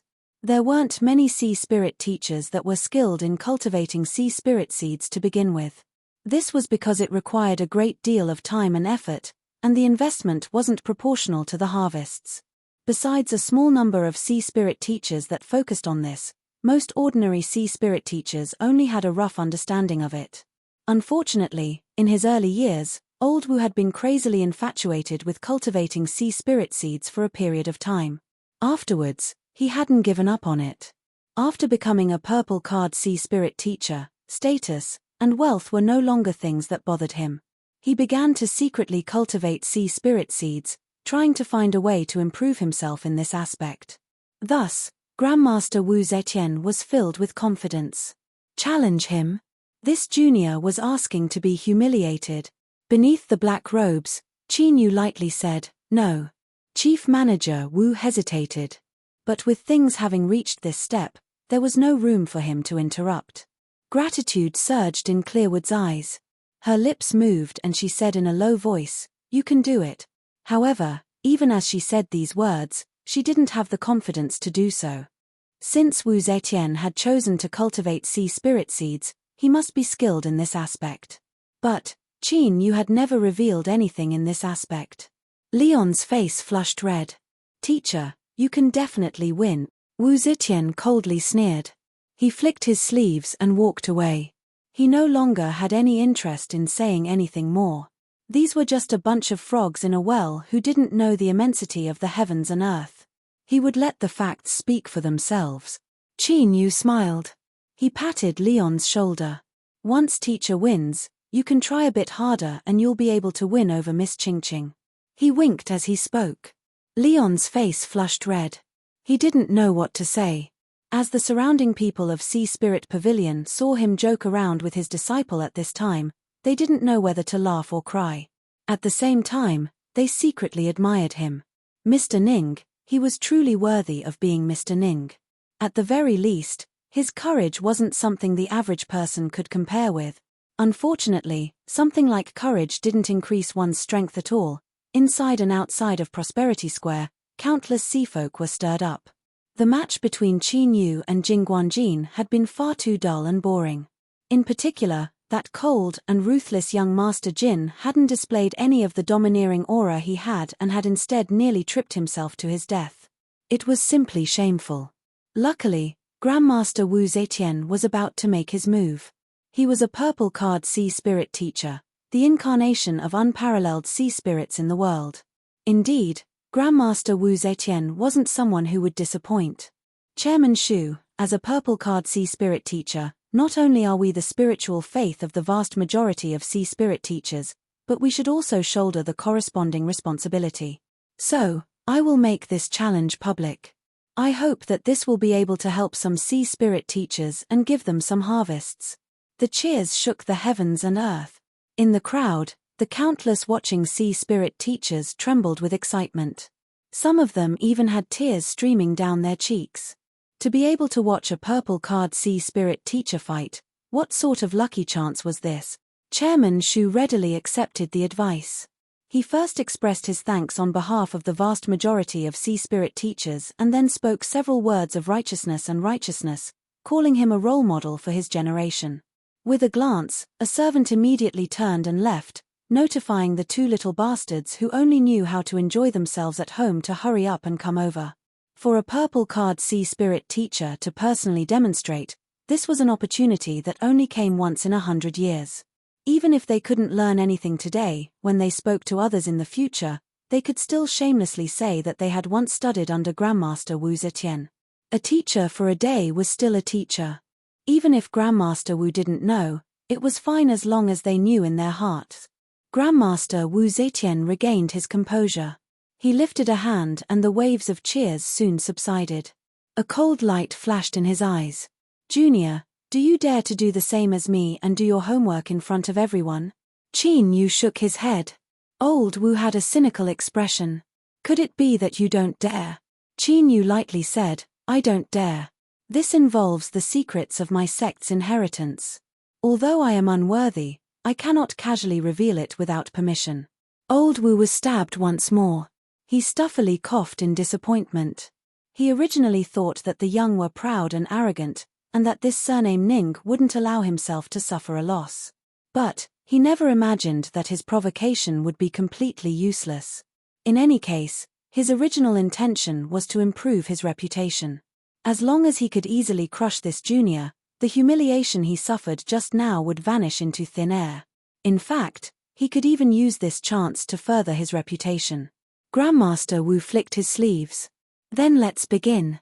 Qin Yu said, "Hold on." Grandmaster Wu sneered. "Are you afraid?" Qin Yu lightly said, "The topic is up to you. When the competition begins, that is up to me." Grandmaster Wu stuffily coughed. Chairman Shu coughed. "Mr. Ning does indeed have this authority. When will the competition begin? And how long will it last?" Qin Yu said, "Since someone wants to publicly teach me, I will give him a chance to display himself. The competition will begin in 3 days. Once I am well rested, I will begin." Chairman Shu hesitated. "Don't worry, I will only rest for a day at most." Chairman Shu nodded. "Good. Let us first prepare the field." Grandmaster Wu chose the altar. The highest quality workbench was quickly assembled, and all the supporting equipment was the latest and most advanced model. Then, the committee cultivators began to lay down an isolating array formation to prevent outside disturbances during the work. Of course, the isolating array formation was unidirectional. Grandmaster Wu's voice could pass through and the outside world could clearly see the details of his work. Outside Prosperity Square, at the intense request of the seafolk, the broadcasting array formation was aimed at Grandmaster Wu. After being authorized by the Royal Palace, the entire process was broadcasted live to the capital city and the surrounding areas. Qin Yu chose to stand below the altar. This was because he felt a bit uncomfortable on the altar. There was no basis for this feeling, nor was there anything wrong with it. Perhaps it was just a psychological reason. The coral house was moved over. The committee cultivators hurried in and out, cleaning and arranging everything. Qin Yu turned and boarded the carriage. Chief Manager Wu hesitated for a moment, but in the end he didn't follow. Since things had come to this, it was too late to say anything. It would be better to let Mr. Ning rest a bit longer. Perhaps he could even win the challenge. Thinking of this, Chief Manager Wu bitterly smiled. The chances were slim. Clearwood suddenly stepped forwards. She respectfully bowed. "Greetings, teacher." Old C nodded. "Rise." As Chief Manager Wu saw this, his heart shook. He finally understood Clearwood's background. No wonder she had disappeared several days ago. It was likely that she had gone to take care of Old C. He hurriedly bowed. Old C waved his hand, sending away the group of people. "Where is little friend Ning?" Clearwood said. "Mr. Ning is resting in the carriage." "Teacher, what do you think of this challenge?" Old C sneered. "Old Wu is narrow-minded and narrow-minded. It's good that little friend Ning chose him. Otherwise, even if he won, he would still be manipulated by his examination authority. As for the result..." He paused for a moment. "Although I hope that little friend Ning will win, his lineage is indeed lacking when it comes to cultivating sea spirit seeds. Humph. Old Wu is quite astute. I thought he would lose his sense of propriety in his anger." Chief Manager Wu bitterly smiled. "Old C, you also don't think so?" Old C didn't directly answer. "Concerning my matter, what compensation did Sega City give?" The target was naturally Qin Yu. Chapter 153. Chief Manager Wu explained the matter of the 30 million spirit stones. Old C waved his hand. "You are too stingy. Tell the madam that little friend Ning is worthy of her investment. In the future, she will surely repay her generously." He thought for a moment. "I heard that little friend Ning purchased a massive amount of soul-enhancing materials. Tell the madam that we can start from this aspect." Chief Manager Wu respectfully nodded. Clearwood sighed inwardly. Since her teacher said this, there was no doubt that he wouldn't win this match. She had followed her teacher for many years and could roughly guess what he was thinking. Sea spirit teachers needed to accumulate experience and grow stronger as time passed. Mr. Ning had an illustrious background, and at such a young age he was able to save and strengthen sea spirits. If he had such a formidable strength, then correspondingly, his other aspects would be greatly reduced. His opponent was also the third-ranked purple card. Even if he was from the Sky Spirit Sage lineage, his chances of victory were slim. As the coral's red light dimmed and faded away, Qin Yu pushed open the door. Countless eyes were focused on him, and he was instantly startled. The competition staff was already waiting at the side. They hurried forwards to ask questions, and after obtaining a positive response, they hurried away. The great bell hummed, echoing throughout the square. "Challenge. Begin." Grandmaster Wu Zetian opened his eyes, a brilliant light exploding from them. He stepped onto the altar. His robes fluttered in the wind and the purple card at his waist shined. Whether it was appearance or momentum, it was impeccable. Cheers rose like a tide. He looked down from above, his eyes dignified and indifferent. "Junior, I will finally let you know what a purple card is." Qin Yu looked up at him. He lightly said, "Mouth off." Such a majestic speech was actually met with such a response. Countless seafolk told themselves that this was the greatest humiliation to a purple card, so they should be angry, but why did they feel an inexplicable sense of joy? Old C had a helpless expression. "Your actions will arouse public anger." Qin Yu smiled. "I don't care." Old C shook his head. "Brat, has anyone ever told you that your current actions are asking for a beating? It's more than a beating. I think Grandmaster Wu wants to eat me right now." Old C laughed. "At least you have some self-awareness. Little friend Ning, you have truly offended him this time." His laughter faded. "But, I like it." He took a step back and cupped his hands together. "Little friend's graciousness today, Sea Spirit will forever remember it. In the future, little friend's matters are my matters. I want to see just who can move against you." These words weren't hidden at all. In such a situation, it was the same as giving Qin Yu the greatest promise possible. In the future, Anyone that tried to harm him would be the enemy of Si Lingju. Qin Yu smiled. Then I'll have to thank Old Hai. Then, he clasped his fists and left. Looking at his back, Old Hai suddenly sighed. Looks like you have no intention of staying. Chief Manager Wu's complexion changed. Old Hai means, little friend Ning is an intelligent person, so it's impossible for him not to see that although he seems to be targeting Wu Zetian on the surface, the truth is that he is questioning the status of all purple cards. The 10 purple cards themselves aren't anything special, but behind them are practically all the powerful factions of the entire sea region. They spent countless years to establish their status, so how could they be casually shaken? Chief Manager Wu bitterly smiled. He finally understood that Mr. Ning definitely had thoughts of leaving, so he had acted according to his heart. His face was cloudy and uncertain. No one knew what he was thinking, but a hint of hesitation appeared in his eyes. Old Hai lightly said, "You can truthfully report this matter to the madam. She will make a choice." Chief Manager Wu revealed an ashamed expression. He nodded, no longer speaking. To continue this chapter, please turn to the next page. In the coral house, Qin Yu sat down cross-legged. With a flick of his sleeves, he placed the blue sea lotus seed in his storage ring. At some point, the thumb-sized lantern began to bloom with light without warning. This light didn't instantly bloom. Rather, it slowly spread out like flowing water. Circle after circle, it finally covered a radius of a foot. The blue sea lotus seed trembled, as if it were jumping up and down in joy. It absorbed the deep blue light with all its strength. Or, it could be said that this light contained some sort of strength. 1 breath, 2 breaths, 3 breaths, time passed. After an unknown period of time, lines began to appear on the surface of the lotus seed, twisting and turning like ripples in water. After determining that there weren't any problems, Qin Yu drew back his divine sense. He took out a soul-strengthening treasure and continued to refine it. The 30-100-year sea blue flower that Old Hai had given him was extremely effective. If it weren't for the fact that the time wasn't right, Qin Yu would have tried refining a 4th 5-element spiritual object right now. Thinking of the sea spirit baptism, he smiled. Perhaps it wouldn't be long before the 5-element spiritual objects gathered in his Dantian Sea altar. Grandmaster Wu also began to move. He revealed the strength of a purple card sea spirit teacher, his every movement like a textbook. No, it should be said that his movements were even more classic than a textbook.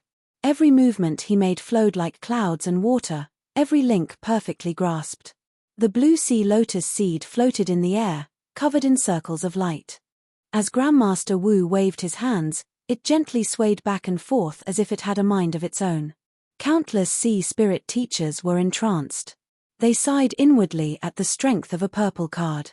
Their minds were completely immersed in this, completely unaware of the passing of time in the outside world. Although the ordinary seafolk didn't understand Grandmaster Wu's level, they still found the scene on the altar to be pleasing to the eye. As time passed, changes began to appear on the lotus seed. It seemed to grow, and the slightly withered lotus seed began to slowly become plump. Then, lines began to appear on its surface. More and more lines began to appear, gradually linking together. In the void, the sound of waves began to appear. This caused countless seafolk to cry out in alarm. Finally, Grandmaster Wu stopped. He closed his eyes in meditation. The silent sea spirit teachers also began to wake up one by one. Many of them had excited expressions. It was clear they had obtained some harvests. They wanted to immediately return and verify their thoughts, but they also didn't want to leave and miss out on what was about to happen. All of them had conflicted expressions. Sir Sea Spirit Teacher, why is Grandmaster Wu's lotus seed emitting the sound of waves? A young miss from the capital city asked. She had a maid beside her, and judging from her clothing and jewelry, she seemed to have a good background. Of course, this young miss was also beautiful. Thus, the disturbed sea spirit teacher frowned and patiently explained, the blue sea lotus isn't a high rank, but when the lotus blooms, the shadow of the sea will appear. Thus, it is famous in the sea region and is considered a special and precious sea spirit. This lotus seed is congenitally deficient, so it should have been difficult for it to germinate. But with Grandmaster Wu's miraculous hands, this congenitally deficient defect has been made up for and the strength contained within has risen dramatically. The sound of waves is caused by the internal strength of the blue sea lotus dispersing. His face was full of worship. To make up for the congenitally deficient defect isn't easy at all, but Grandmaster Wu is actually able to make its internal strength so abundant that it disperses on its own. Such methods are simply incredible. The surrounding people were stunned. Although they didn't understand, since everyone seemed to understand, they also had to pretend they understood. They absolutely couldn't allow others to look down on them. Thus, as the sea folk looked at the altar, their eyes filled with awe and reverence. Over at Sea Spirit Pavilion, Old Sea had a dignified expression. After a long time, he gently sighed. Originally, he had some hopes in Qinyu, but now he had completely let them go. Although he disdained Wu Zetian's character, he couldn't help but acknowledge that Wu Zetian was incredibly strong. In the aspect of cultivating a sea spirit seed, he had actually hidden such an astonishing strength. On one hand, he felt pity for Qinyu, but on the other hand, he also felt guilty. If it weren't for him, Qinyu wouldn't have come up empty-handed in the end. According to Little Wu, Wu Zetian originally had no interest in the Great Sea Spirit Teacher competition. He had only chosen to participate for the Sea Spirit baptism. Sea Spirit Pavilion's compensation was Sea Spirit Pavilions, so he couldn't do nothing. Old Sea took a deep breath. He turned to look at Clearwood and whispered something to her. Clearwood nodded without hesitation. "Aya, I've wronged you. I originally wanted to leave this thing for you." Old Sea revealed a guilty expression. Clearwood shook her head. "Teacher is too serious. This disciple doesn't care about such things." Old Sea was comforted. He thought that in the future he would have to find some good things to compensate this well-behaved disciple of his. After resting, Grandmaster Wu opened his eyes. His expression was calm and serene. He ignored everyone's gazes and continued to cultivate the lotus seed. His movements were smooth like flowing water, pleasing to the eye. A day passed. Another 2 days passed. In the blink of an eye, the third day arrived. On the altar, Grandmaster Wu flicked his sleeves. The lotus seed in front of him trembled and the lingering light around it was instantly sucked away like rivers flowing into a river. Hum hum, the lotus seed cried out and vast waves rose up. Grandmaster Wu lifted a hand and all sound faded away. The lotus seed slowly fell into a jade box. His eyes were tired and a faint smile lifted his lips.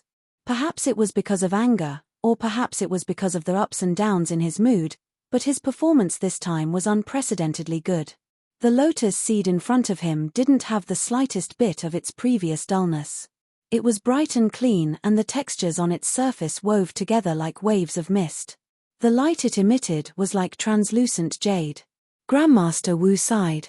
When he looked up again, his eyes were as bright as stars. He looked around with disdain, brimming with confidence.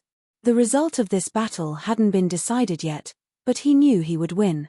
Looking around, he could see the other purple cards. These old things that had mocked him before now all had dignified expressions as they cupped their hands together. Jing Guanjin had lost, but he, Wu Zetian, wouldn't lose. The status of a purple card was above the highest heavens. No one could question it. Mr. Ning? What was that? Could it be eaten? Indeed, those that could become master and disciple were extremely similar in terms of character and temperament. Even their thoughts were the same.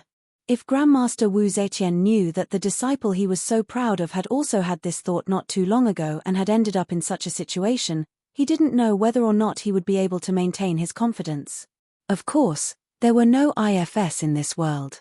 Thus, things that were destined to happen would follow a fixed path, silently advancing until they exploded. The committee of the competition quickly responded. Chairman Shu and the others, accompanied by the priests, personally stepped onto the altar. They first congratulated Grandmaster Wu and then quickly inspected it. They took out the mark and compared it with each other. After determining that there were no problems, they all revealed looks of praise. If they could become committee members, then disregarding everything else, they had good eyesight. This blue sea lotus seed was simply flawless. It was a top-quality product amongst top-quality products. Congratulations, Grandmaster Wu. Grandmaster Wu's strength is extraordinary. When a Grandmaster takes action, it is truly extraordinary. As they congratulated each other, their faces bloomed with smiles. Although they didn't say anything, their meaning was clear. They favored Grandmaster Wu, extremely favored him. No one was blind and no one was an idiot. Nearly all of the Sea Spirit teachers praised in their hearts. Grandmaster Wu Zetian, third-ranked purple card, his reputation was well-deserved. Today, my child wasn't feeling well. After rushing back from the hospital, I had to go eat something. Chapter 154. Old C was silent, not saying a word. Chief Manager Wu had an ugly complexion and Clearwood had a bit of helplessness on her face. Even they believed that the result had been decided the moment Wu Zetian withdrew his hand. There was still some time until the end of the competition. But, was there a need to wait? More than one person had this thought. Then, they turned to look at the committee members. Chairman Shu coughed. He maintained his composure. 3 days haven't passed yet. Mr. Ning can continue. I don't think Grandmaster Wu will mind. Old C had already said that whoever targeted Mr. Ning was targeting him. The smart old Shu didn't want to stir up trouble for himself. In any case, his words were reasonable. Grandmaster Wu Zetian had a calm expression. He said, "It's fine. I'll wait for this junior for a bit." Before his voice fell, he was interrupted by a yawn. The door to the coral house opened and a black-robed man stepped out. As I thought, old people slow down. I slept for a long time and only came out now. At this moment, many sea folk were left speechless. How could something like sleeping come out of his mouth? And at this time, did you think we would believe you? Stop bragging. Many eyes turned cold, revealing a bit of disdain and schadenfreude. They thought to themselves, you are so arrogant now, but you'll be crying later. In front of Grandmaster Wu, could you even take out that blue sea lotus seed? TSK, I'm really looking forward to it. The booing was like a tide. Qin Yu suddenly had a thought. His lips curved up and he lightly said, "It looks like many people aren't satisfied with me. Then, do you want to make a bet?" Chief Manager Wu covered his face. Here it comes again. Just what time was it and he still had such thoughts? Beside him, Clearwood also had a speechless expression. Old C asked a few questions. After obtaining a response, he couldn't help but shake his head and bitterly smile. Little friend Ning seemed to be quite confident in himself. Chairman Shu coughed. "Mr. Ning, I'm afraid this doesn't conform to the rules." Grandmaster Wu waved his hand.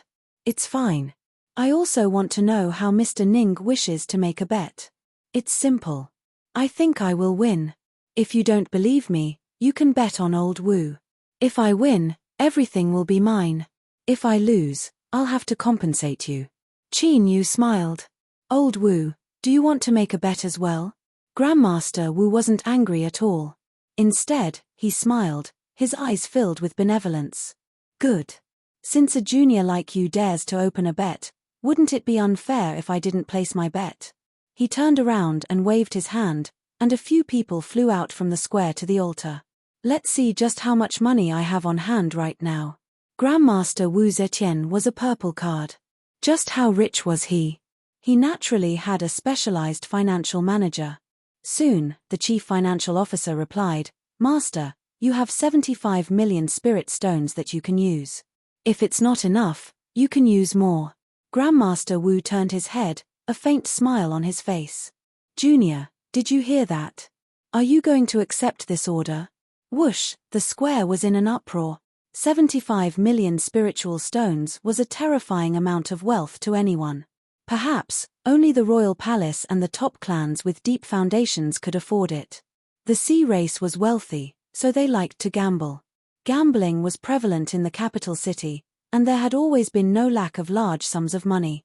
But 75 million spiritual stones was unprecedented. Qin Yu smiled. "I accept, of course I accept. Since old Wu is giving me money, how could I not accept it?" His eyes turned. "Then, is there anyone else who wants to place a bet? Here. Everything in the arena counts. I, Ning, will take it all." You really want to accept everything? Can we go down as well? An old tycoon wearing a thumb-sized jewel, who was surrounded by beauties on both sides, asked loudly. Qin Yu lifted a hand and pointed. Of course. I will accept anything that is on the field. Bet me 1,000,000. The rich man was indeed curious. He took out a handful of spirit stone cards from his chest. I will also place a bet. Record 100,000 for me, 50,000. I will also place 30,000. The capital city never lacked wealthy people. Although no single large bets appeared, in the blink of an eye, countless arms-waving spirit stone cards appeared, forming a dense forest. With such a guaranteed chance to make a fortune, no one was willing to miss out on it. Grandmaster Wu's expression became increasingly happy, as if he could already see the tragic scene of Qin Yu's life of debt piling up into a mountain. However, this still didn't seem to be enough. His eyes flashed and old Wu smiled. Junior, the number of bets placed today will be an astronomical number. What guarantee do you have that you can compensate us? Qin Yu nodded. Old Wu, what you say is correct. Since you have opened bets, you should give a guarantee. Just as he was about to say something, Old C's light voice sounded out. I will guarantee little friend Ning. Chief Manager Wu clenched his teeth. My Sea Spirit Pavilion will also guarantee Grandmaster Ning. Grandmaster Wu Zetian's eyes flashed with a sharp light. Sea Lingju and Sea Spirit Pavilion should be enough. I have a great residence in the capital city. The market price is 30 million spirit stones, so I will appraise it at 25 million. That will be 100 million. If I win, I want Sea Lingju's courtyard in the East Ring. Old Sea lightly said, very well, I agree. Grandmaster Wu Zetian was satisfied. Everyone, if you trust me, then you can make your move now. The 7th-ranked purple card, Sea Lingju, and Sea Spirit Pavilion will guarantee compensation. I want to place a bet. Hurry and help me record it. 10,000 spirit stones. I will also place 10,000. Chief Manager Wu took a deep breath. He ordered people to begin collecting spirit stones. Gambling was a popular custom amongst the sea races, so they naturally didn't lack gambling tools. After paying the spirit stones, one would obtain a special gambling receipt. This sort of gambling receipt was specially refined and was extremely valuable in itself, and no one could copy it. The sea spirit teachers that temporarily served as accountants had high standards, but today their complexions paled. As they looked at the bets being placed, they began to sweat profusely. Soon, several terrifying bets were placed. The sea spirit teachers that took over were dripping with sweat. They didn't dare to make decisions on their own, so they looked for Chief Manager Wu. Chief Manager Wu looked at the bets and his vision darkened. He forcefully maintained his composure and clenched his teeth. Accept as much as you have. Since he had already stepped out, it was impossible for him to back down. He could already imagine how bitter he was in his heart. Old C, this bet is far too great. You have to save me. An hour later, all the bets were totaled. Chief Manager Wu glanced over them and found it hard to catch his breath. The sea spirit teacher responsible for recording the bets handed over the account book and then fainted. No one looked down on him. Rather, they felt a bit envious. At the very least, he didn't need to be so frightened after fainting. At this time, many sea spirit teachers couldn't help but have such thoughts. Perhaps it was time to consider changing jobs. Chairman Shu was expressionless. His silence contained a trace of helplessness, as if he were helpless towards the farce in front of him. It was impossible to see that he had secretly ordered someone to place a massive bet of 500,000 spirit stones. Of course, he placed it on Grandmaster Wu. With a light cough, Chairman Shu said, Grandmaster Wu, Mr. Ning, if you two have no objections, then please take out your lotus seeds. Prosperity Square. There was a deathly silence. Everyone craned their necks and stared with wide eyes, unable to take their eyes away. This was no longer just a challenge to a purple card, but a heaven-shaking gamble. The amount involved was astronomical. It concerned the vital interests of countless seafolk. Wu Zetian's lotus seeds had already been examined, so now they only needed to examine Qin Yu's. Seeing Qin Yu express his agreement, Chairman Shu gestured for him to enter. Yu flipped his hand and took out the jade box. Everyone's eyes widened. In the next moment, everyone felt their hearts relax. Those sea folk that had placed their bets all smiled with joy. As for those that had been hesitating, they were all pained.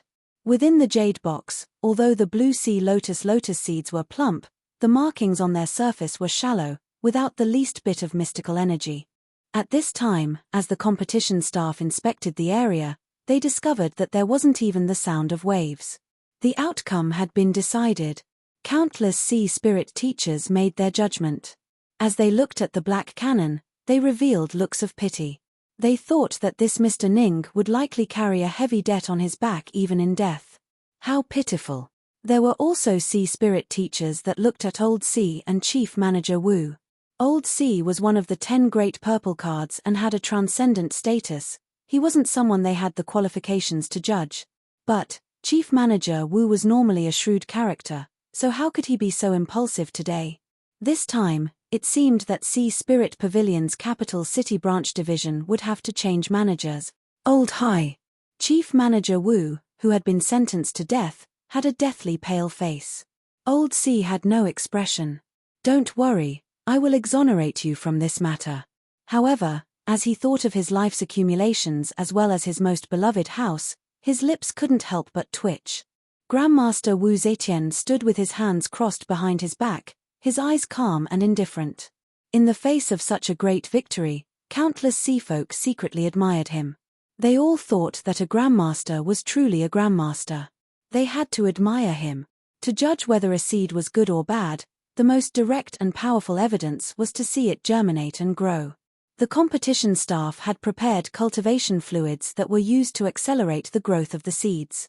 They were of the same quality and were placed on 2 workbenches. The broadcast followed at the same time, ensuring that the exciting scene that would be passed down to countless people in the future could be clearly seen. Chairman Shu saw that the lotus seeds were ready and coughed. Grandmaster Wu, Mr. Ning, would you two like to? In the stands, it was unknown who was the first to shout out, Grandmaster Wu. Instantly, the response was like a tide. Perhaps it was because they were grateful to the Grandmaster for helping them win wealth, but they were all incomparably diligent. Their billowing voices seemed as if they could overturn the entire sea. Chairman Shu was also in a good mood. He didn't mind selling a favor at little cost. Moreover, this was something proposed by the masses and he was only following the will of the people. Grandmaster Wu, what do you think? Wu Zetian faintly smiled. Since everyone is so cordial, then I will throw out a brick to attract jade. Just look, this Grandmaster really knew how to speak. But, once this stone was tossed out, some people wouldn't have the face to continue. The staff of the competition staff carefully took out the lotus seed and placed it in the cultivation fluid. In the next moment, the cultivation fluid in the jade box began to tumble about like boiling water. The strength contained within was absorbed by the lotus seed and a light cracking sound spread out. The lotus seed broke through its shell. Tiny roots drilled out at a speed visible to the naked eye, rapidly growing and extending. At the same time, a tender sprout drilled out, twisting and growing. 1 leaf, 2 leaves, 3 leaves. Countless seafolk were left dumbfounded. They looked at this miraculous scene. Chapter 155. The entire growth cycle of the blue sea lotus seemed to have been shortened to just a few breaths of time. Grandmaster Wu had a light expression. He reminded everyone, the nutrients in the nutrient fluid are about to run out. Everyone was startled. The originally light blue nutrient fluid had turned transparent like clear water. Chairman Shu waved his hand. Someone immediately rushed up and began to pour in the nutrient fluid again. But this wasn't enough. Before long, the nutrient fluid ran out of nutrients once more. Without needing Chairman Shu to say anything, someone else went up to add more. Then a 3rd time, a 4th time, all the way until the 5th time. Everyone was shocked as they looked at the blue sea lotus on the workbench.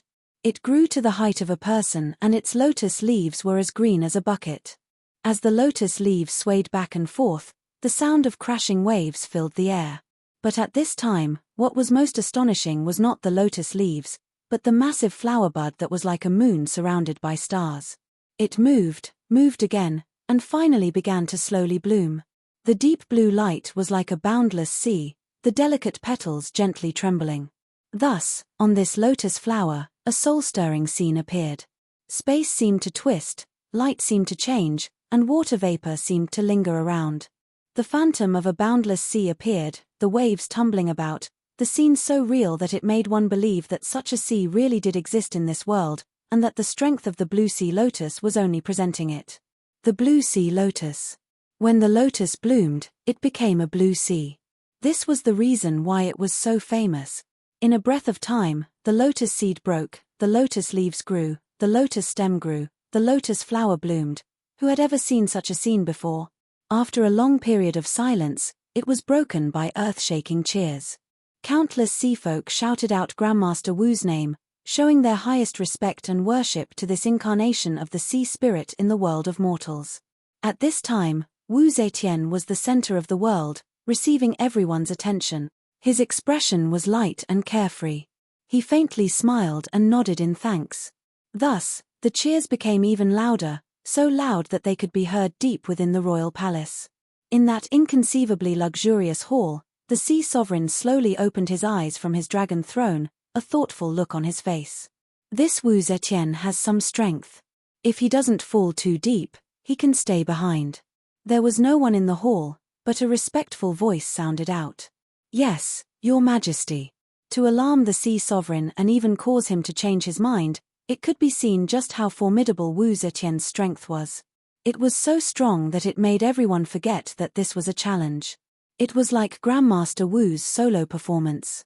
But in the end, not everyone could forget it. For example, Chairman Shu. After a moment, when Grandmaster Wu had obtained enough prestige and worship, he turned and said, "Mr. Ning, it's your turn." Grandmaster Wu was considerate.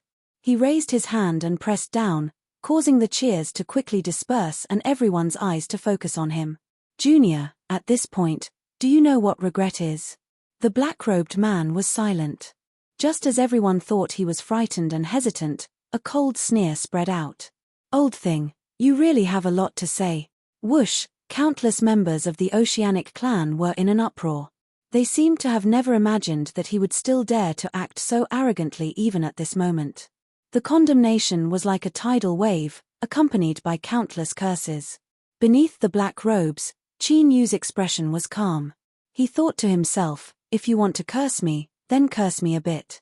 Consider this a bit of comfort in advance. As he thought about how he would be able to obtain a massive amount of wealth with a single stroke of inspiration, he was incomparably happy. Even the curses in his ears became cute. Chairman Shu waved his hand. One of the committee members coldly snorted and tossed the lotus seed into the nutrient fluid.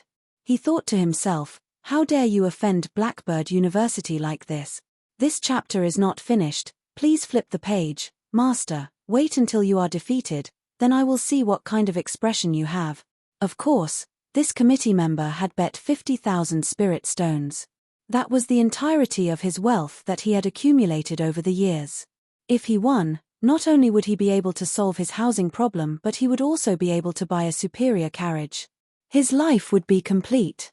Towards Qin Yu, he didn't have the least bit of a favorable impression. Unfortunately, the matters of the world weren't controlled by one's likes and dislikes. Thus, as the lotus seed fell into the nutrient fluid, it instantly erupted with an absorbing strength that caused it to boil over. That's right, don't rub your eyes. I'm talking about you, no matter how much you rub your eyes, it's still true. Gulp, gulp, as if it had been starving for countless years, the lotus seed began to gulp down in great gulps, as if it could topple mountains and overturn seas, shaking the heavens and earth. The lotus seed broke open, took root, and sprouted.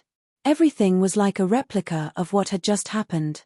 No, a sea spirit teacher with keen senses and an accurate grasp of time secretly compared the two and suddenly felt his field of vision darken.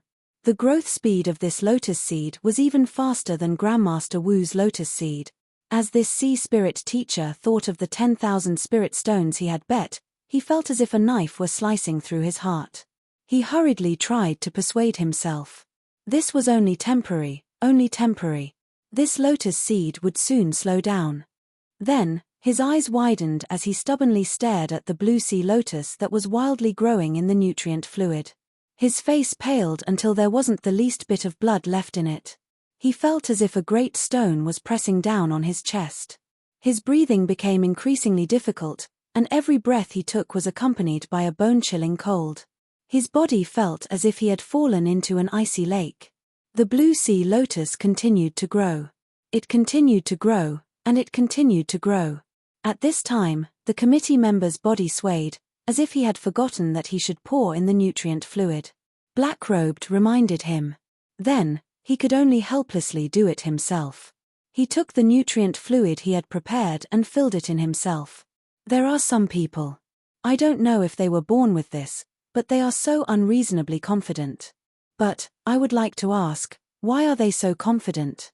In this absolutely quiet environment, his light voice was particularly grating to the ears. Originally, I wasn't planning on opening bets. After all, I have no enmity with anyone here, so how could I possibly plunder everyone's money? But, there are always people who find me displeasing to the eye. So, those who bet on me to lose are all innocent and have been implicated. I'm really sorry about that. Wu Zetian paled. He clenched his teeth for a long time and then roared out, "Junior, don't be so arrogant. You haven't won yet." Qin Yu stood up straight. He turned and looked straight at him. "I will win." As if to confirm his words, a lotus bud quietly bloomed between the deep green lotus leaves. Then, another sea region appeared in the void. It roared and raged, as if it were coldly mocking the cheering crowd. At this time, countless people in Prosperity Square held their hands against their chests. It wasn't because they were shy or cute, but because their hearts were truly about to shatter. Their spirit stones, as if they were fading away. Wu Zetian clenched his fists. His pupils shrank and his teeth creaked as he gnashed them together. He never imagined that he would be forced to this step. Just like Jing Guanjin. "Stop. Stop. Stop for me." The heavens seemed to hear Wu Zetian's roar.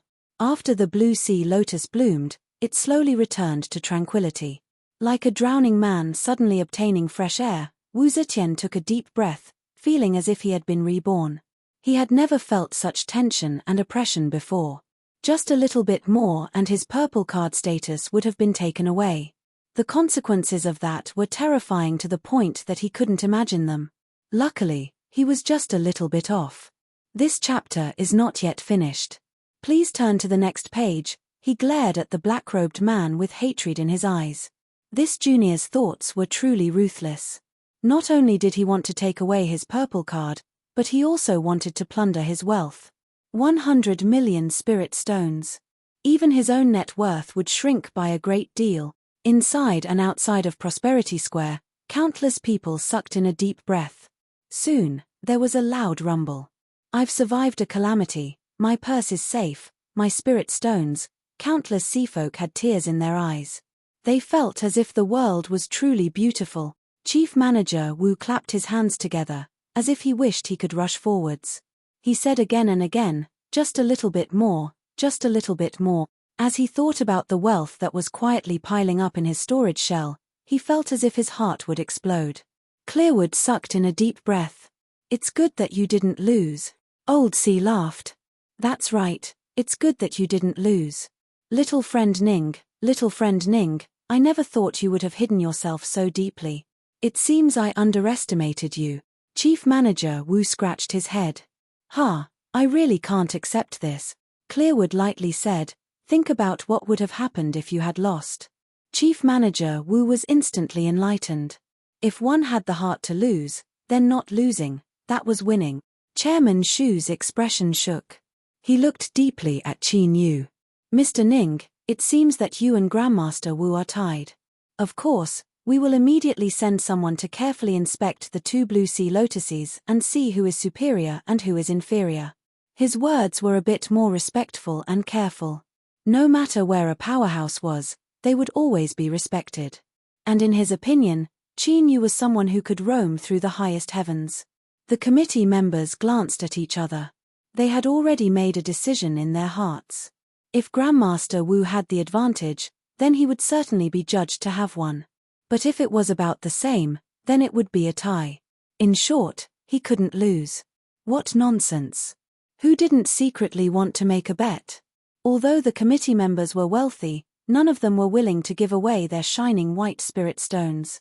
Beneath the black robe, a light voice said, "There's no need." Grandmaster Wu's heart shrank. A foreboding premonition rose in his heart. He lifted a hand and pointed at the blue sea lotus. "I think I've already won." As his voice fell, the beautiful lotus rapidly withered and fell off, revealing a blue lotus pod. The blue sea from the void slowly poured into it. With a popping sound, the lotus pod split open and a lotus seed slowly rose up.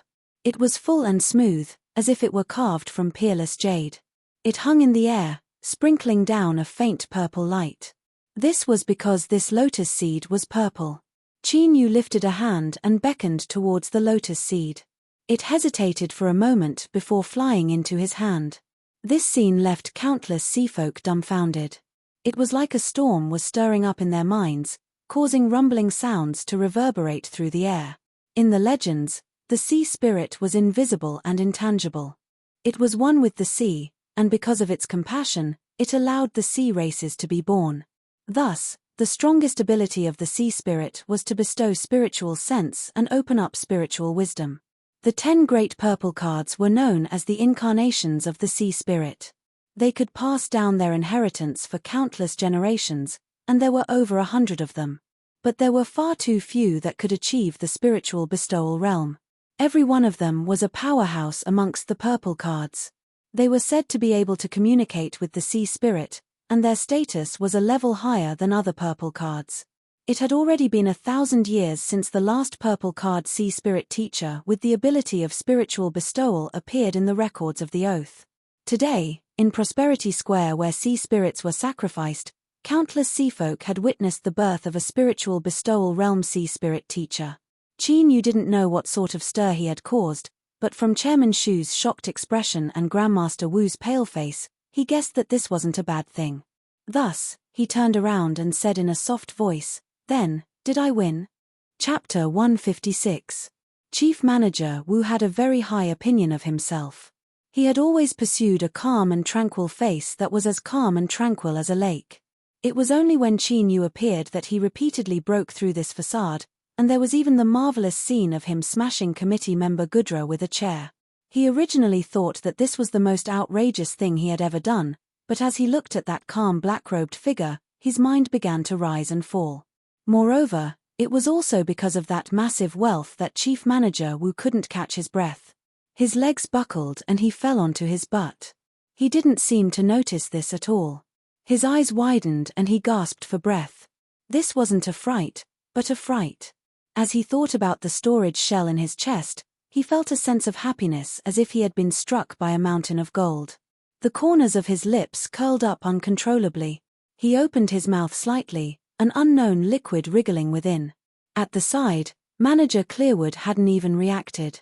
The usually calm chief manager had already lost a great deal of face.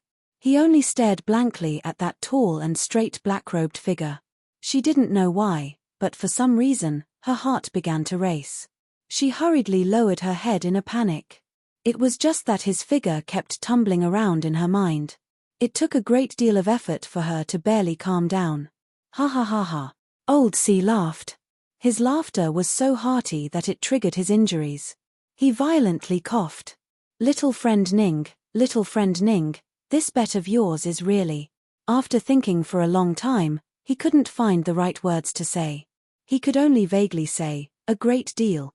Awakened by this laughter, countless seafolk subconsciously rolled their eyes. They thought that this old man was just talking nonsense. A bet of at least 200 million was a great deal no matter where it was placed. But as soon as they reacted, they realized that this was a great deal of experience as well as their own contributions. Their faces immediately collapsed and they wanted to cry but no tears came out. There were those that were brave enough to place a large bet or those that thought of their future tragic fate. Their eyes rolled back and they simply fainted. The dense mass of spectators in the stands fell into a panic. After being tricked, there was certainly some resentment. But, the seafolk didn't dare to place it on Qin Yu. After all, He was already a spiritual bestower. In the future, no, he would soon become a great character that roamed the highest heavens. They couldn't afford to offend him. In the future, they couldn't even casually mention the matter of placing a bet. Otherwise, it would be a small matter if they were laughed at, but if they were disrespectful to Mr. Ning, that would truly be troublesome. But this resentment had to be vented somewhere. Thus, the sea folk thought of Mr. Ning's words from before. Originally, after all, I have no enmity with any of you, but there are always people who don't like me, betting on me to lose. I'm innocent. I'm really sorry. We are innocent. We are implicated. Countless sea folk were filled with grief and indignation. Grandmaster Wu Zetian's face was deathly pale. He suddenly shivered. All around him, countless resentful eyes gathered on him, causing a cold sweat to drip down his back. His emotions included fear and shock, but most of all, disbelief and unwillingness to accept what had happened. How could a junior surnamed Ning possibly be a spiritual bestower? He was clearly not old at all. Something's wrong, there must be something wrong here. Grandmaster Wu Zetian was like a drowning man grasping at the last straw of hope. His pale face flushed red. You cheated. You cheated. He was like a mad demon. Yes, just like that. This old man will capture you and find out the truth. Shua, a figure blocked in front of him. Chairman Shu was straight and dignified, his face cold and indifferent. Grandmaster Wu, please calm down. At this time, in Wu Zetian's eyes, there was only Qin Yu's figure. That black robe was like a curtain of night that covered him. His eyes turned red. Shu Shi, draw back. With a loud shout, he strode forwards. A trace of pity flashed in the chairman's eyes, but it soon turned into callousness. Grandmaster Wu has lost his mind. Capture him. Shua, over a dozen figures shot forwards. There was a low rumbling sound. The previously glorious Grandmaster Wu had now been reduced to a prisoner, struggling and roaring. His hair was disheveled and his clothes were in disarray. In addition to his fierce and dazed expression, he no longer had any of his previous elegance. Chairman Shu glanced at him. He turned and cupped his hands across his chest. Mr. Ning, I am truly sorry. Our mistake has startled you. Without needing him to speak, a Seafolk committee member walked over with a purple card in his hands. His stiff face squeezed out a smile that was uglier than a crying face. 50,000 spirit stones had been lost, and there was also the possibility that he had offended Mr. Ning. If he could cry at this time, his sorrow would have already flowed into a river. Chairman Shu signaled with his eyes that this boy should hurry up and scram, lest Mr. Ning recall bad memories and become dissatisfied with the entire committee. He respectfully smiled and said, "This jade card should have been personally given to you by Grandmaster Wu as an orderly inheritance. But, Grandmaster Wu's current situation isn't too good, so we could only make it in such a hurry. If Mr. Ning doesn't mind, I can hold a grand meeting afterwards and gather all the nobles and celebrities from all over to prove Mr. Ning's name." Qin Yu received the jade card. He looked at old Wu, who was staring at him with incomparable hatred in his eyes. He shook his head and said in a soft voice, "It's fine, there's no need to trouble yourself any further. Also, bring Wu Zetian away. Don't cause any more trouble." Chairman Shu readily accepted Qin Yu's advice. With his meticulous thoughts, he certainly wouldn't overlook this point. However, he couldn't figure out what Qin Yu was thinking.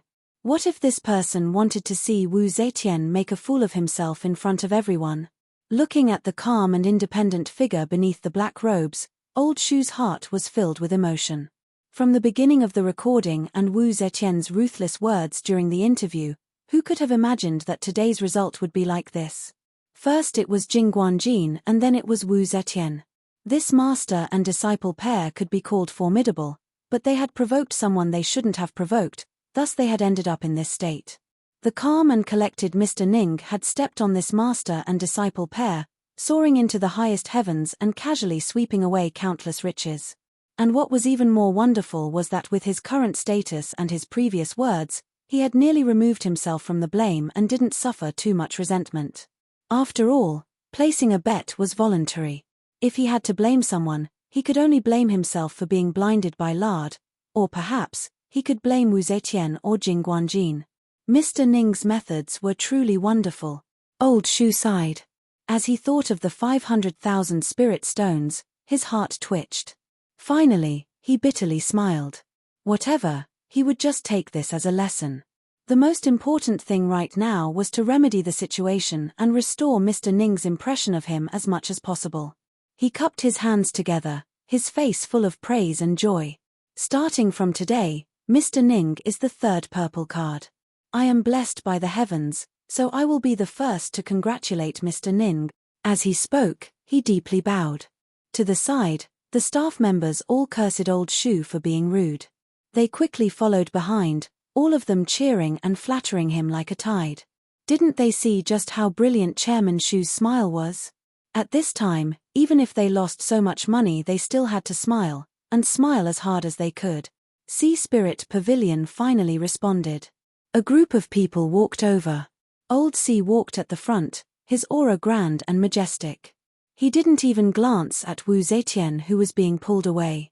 After fighting for a lifetime, he had personally witnessed this old thing fall head first into the abyss. Perhaps he wouldn't be able to climb back up again for the rest of his life. It was certain that Si Lingdao was a bit disappointed, but even more so, he was secretly happy. Moreover, he had to display a look of disdain, otherwise compared to this boy Ning, it would be far too degrading. Old Si. Greetings, Old Si. The committee members of the Si tribe bowed and left. Qin Yu smiled. He cupped his hands across his chest. Everyone, I'm lucky that I didn't disappoint you. His eyes fell on Leon. Brat, teacher has already won. As for Miss Qingqing, this is all I can help you with. With a joke, the atmosphere was instantly restored to normal. Everyone from Sea Spirit Pavilion began to laugh along with him. However, as they looked at the red sky and the embarrassed Leon, their hearts were filled with envy. They certainly didn't dare to be jealous or hate him. What nonsense. As Mr. Ning's only disciple, Leon's future was destined to be bright and resplendent. There was no way they would be so stupid as to provoke him. After speaking several more words, Qin Yu turned around. Chairman Shu, when can the Sea Spirit baptism begin? Deep within the royal palace, in the same grand hall, the Sea Sovereign revealed a surprised expression. A spiritual bestower. This is unexpected. He thought for a moment and then smiled. It looks like someone is destined to have a bad night's sleep. In the spacious hall, a respectful voice echoed out. Your Majesty, if you do this, your plan will be disrupted. The Sea Sovereign lightly said, it's fine. Since you already have thoughts, even if you are suppressed for a while, you will eventually emerge. As for this Mr. Ning, Your Majesty, do you want him to give it a try? The Sea Sovereign shook his head. This junior cannot help this solitude. Let's observe first. Yes. With just a few words, countless eyes fell on Qin Yu, watching his every move. Chairman Shu was all smiles. Mr. is currently one of the 10 great purple cards. As long as you pour your aura into the status card, you can use the purple card to stimulate the Sea Spirit resonance and open the baptism. He carefully reminded, during the Sea Spirit baptism, one's own condition is extremely important. It will have a great impact on absorbing the strength of the Sea Spirit. So, if Mr. isn't in a hurry, you can rest first before opening it. The other committee members nodded. As the miserably beaten committee member Gudra heard that the challenge had been reversed and that Old Wu was in a pitiful situation, he leapt off his bed and laughed several times. Then, he hurried over, causing a group of doctors to sigh at how the turtle race was blessed by the heavens and their incomparably tenacious vitality. At this time, he stood in the crowd, a brilliant smile on his face. For better or worse, he was someone relatively familiar with Mr. Ning, so how could he miss out on this chance to show his face? After observing Goshu's words and seeing Mr. Ning remain silent, committee member Gudra was excited. He tightly grasped this chance and said, in truth, there is no need to be like this. Seeing Mr. Ning look over, committee member Gudra smiled like a flower. He continued to say, my family's ancestors have recorded that resting well is beneficial to absorbing the strength of the Sea Spirit. That is pure fiction. On the contrary, if the body is damaged, it will be more beneficial to absorb it. Chairman Shu's complexion stiffened. He coldly said, Committee member Gudra, This matter involves the great event of the sea spirit baptism. You cannot speak nonsense. Committee member Gudra sneered.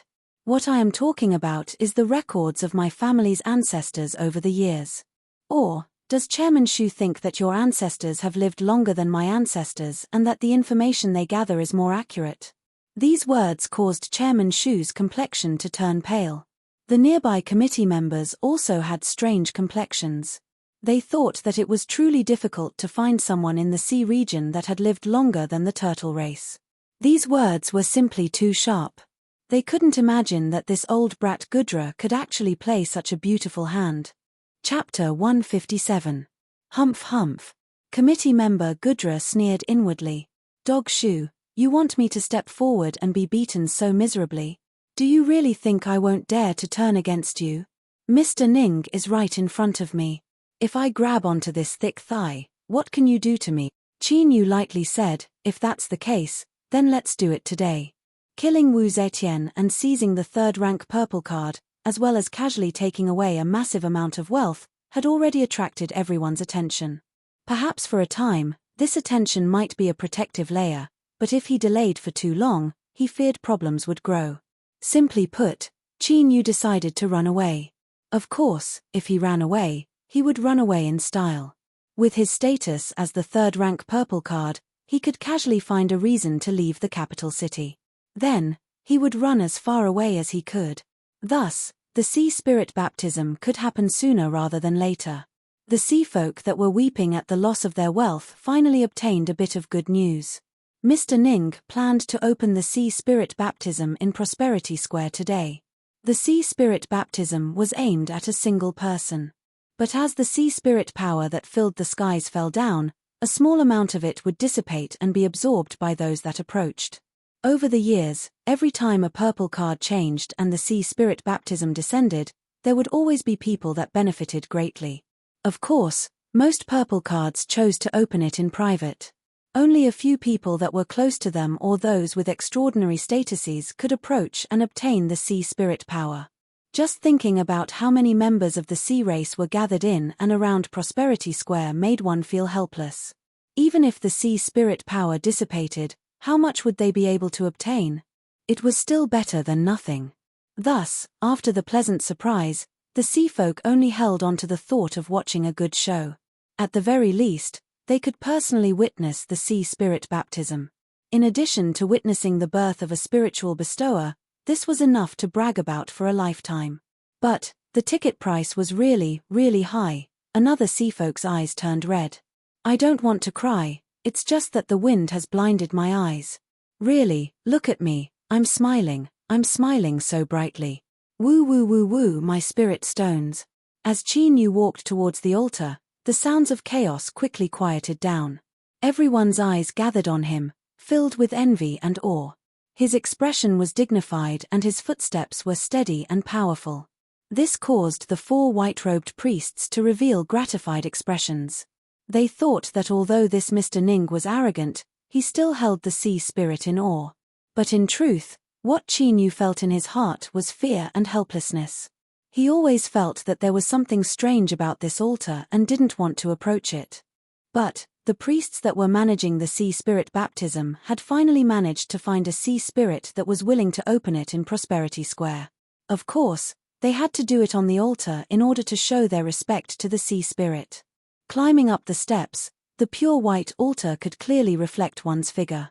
The faint sound of footsteps became exceptionally clear at this moment. Mr. Ning, please pour your aura into the purple card. Leave the rest to us. A priest lightly said. His eyebrows were wide and he had a bit of a bearing about him. Qin Yu cupped his hands together in thanks. Priests were a group of very aloof people. They had extremely high statuses and were the spiritual leaders of some tribes in remote areas and some large inherited tribes. However, with the rise of royal authority, they could only maintain their status in the capital and other large cities, but they were no longer aloof. Qin Yu's politeness clearly satisfied the 4 priests. Their smiles became even warmer and they whispered some blessings, such as the protection of the sea spirit and so on. He lifted his hand and lifted the purple card. Qin Yu carefully controlled his aura and poured it into the purple card, not letting any of it leak out. The truth was that he was extremely nervous at this moment. This was because the sea spirit was a transcendent existence that the sea races believed in, but he was a genuine human. If the sea spirit really did have a spirit, then perhaps in his most glorious moment he would be ruthlessly struck down and suffer a miserable fate. But the truth was that Qin Yu's guess was correct. The so-called sea spirit might truly exist, but it was only a massive energy existence without any subjective will. It revolved in a stable and orderly manner, similar to an existence that followed some sort of rules, but it wouldn't interfere with the operation of those rules. For instance, a human like Qin Yu who had found a loophole. Or, perhaps the sea spirit had sensed him but simply disdained to bother with such a small and weak little thing. So, the purple card trembled. It rose from Qin Yu's hand, rising higher and higher until it hung above the altar. The four priests had solemn and respectful expressions. They circled around Qin Yu, moving in strange steps. From time to time, they would shake their shoulders or tilt their bodies, as if they were performing some ancient dance. Their mouths would echo out short and deep, but without exception, all of them were distant and boundless. These syllables sounded simple, but when combined together with this ancient dance, they seemed to possess a strength that shook the hearts of all. Countless seafolk had solemn and respectful expressions. A deep awe gushed out from their hearts. Some of the weak-willed ones had already fallen to their knees and bowed towards the altar. Hum or a faint humming sound spread out. From a weak start, it rapidly grew stronger. With trembling fluctuations, ripples began to appear in the air. Thus, the sky of the capital city above the altar began to move according to some special rhythm like seawater. Qin Yu looked up. In this rhythm, motes of blue light fell down, like a rain of blue light. He didn't know whether or not others could feel it, but the moment Qin Yu saw these motes of light, a deep longing spread out from his body and soul. This was a feeling that he had been starving for many years. If it weren't for his strong will, he might not have been able to hold himself back and would have rushed into the skies to swallow them. At some unknown time, the four priests had stopped. Their eyes were a bit tired as they looked at Qin Yu, a bit of appreciation in them. A priest smiled. "Mr. Ning, please do not do anything in order to avoid affecting the sea spirit baptism process. You only need to quietly wait and the strength bestowed by the sea spirit will automatically fuse into your body. Please accept the blessing of the sea spirit. I wish you good luck." The four priests bowed their heads, offering their sincere respect to the sea spirit in the darkness. Then, they turned and floated away. Even they didn't have the qualifications to approach the sea spirit baptism. This was destined to be an unsurpassed lucky chance that only a single person would be able to communicate with the sea spirit and obtain its blessing. In the rumors, the power of the sea spirit contained the will of the sea spirit. If one absorbed enough, they could obtain the protection of this will. This sort of protection might be a sudden strengthening of the body, or it might be an additional strengthening of the soul, or it might even be some supernatural power that didn't exist in the world. When the priest wished Qin Yu good luck, this was what he was referring to. But, even though he had presided over many sea spirit baptisms and said these words many times, no one had ever truly obtained it. Beneath the altar, an imperceptible gloominess flashed on the priest's face. Could it be that the ruler they had served their entire lives had truly fallen? The first mote of blue light touched the black robe. Then, it ignored its isolation and fused into Qin Yu's body. Subconsciously, Qin Yu closed his eyes. A sense of weariness rose within him. He tried his best to stay awake, but he soon fell into a half-asleep, half-awake state. This was a wonderful feeling. It was like he was soaking in warm spring water, gently rising and falling with the ripples. His entire body and mind relaxed. Thus, Qin Yu fell into a deep sleep. Thus, in a situation where he was completely unaware of what was happening, he would stir up great waves in the sea race capital city and even affect the changes of the entire sea region. In the eyes of countless seafolk outside, Qin Yu's body slowly rose into the air and was wrapped up in motes of blue light. They joyfully poured into his body. Faintly discernible syllables echoed in the air, similar to what the priests made. But, they were more vague and solemn, bringing with them an unsurpassed majesty as they descended. The four priests respectfully knelt to the ground, prostrating themselves in worship. Tears flowed from their eyes. At this moment, the sea spirit baptism had officially begun. Old Sea's face was filled with envy. Sea spirit baptism, TSK TSK. What a pity, it is impossible for me to obtain the favor of the sea spirit again. His appearance left Chief Manager Wu and the others speechless. For better or worse, he had experienced it before, so why did he have to say such things in front of them? Clearwood said in a soft voice, "Teacher, I have never seen the sea spirit baptism before. Just how does it proceed?" Old Sea had a pensive expression. "I feel as if I were in a dream. In this dream, I experienced many things, but after I woke up I couldn't remember them. There were only some blurry images. Of course, this is only my own experience. It is said that every person that communicates with the sea spirit will have different lucky chances." These words were the same as not saying anything at all. Everyone felt as if a small claw had appeared in their hearts, making them feel even more uncomfortable. Chief Manager Wu coughed. "Old Sea, do you know how to judge how many harvests one receives from the sea spirit baptism?" Old Sea turned around, a look of surprise on his face. He sighed. "Little Wu, your temperament still needs to be tempered. How come you still haven't regained your composure after such a long time?" He lifted a finger. "The harvests of the sea spirit baptism are determined by how long it takes." Without waiting for Chief Manager Wu to feel awkward, Old Sea continued to say, "An hour is enough. If one can reach 2 hours, then that is considered extremely outstanding. In the past, I was only a quarter hour short of 2 hours. Among the purple card changes, I was considered one of the better ones." Clearwood pursed her lips. "Then teacher, do you think Mr. Ning, how long can he?" Everyone's eyes widened and their ears perked up. Old Sea was silent for a moment. He shook his head. "It's hard to say. But little friend Ning has always exceeded our expectations. He should be able to surpass me, so it is possible that he can reach 2 hours." This was Old Sea's judgment.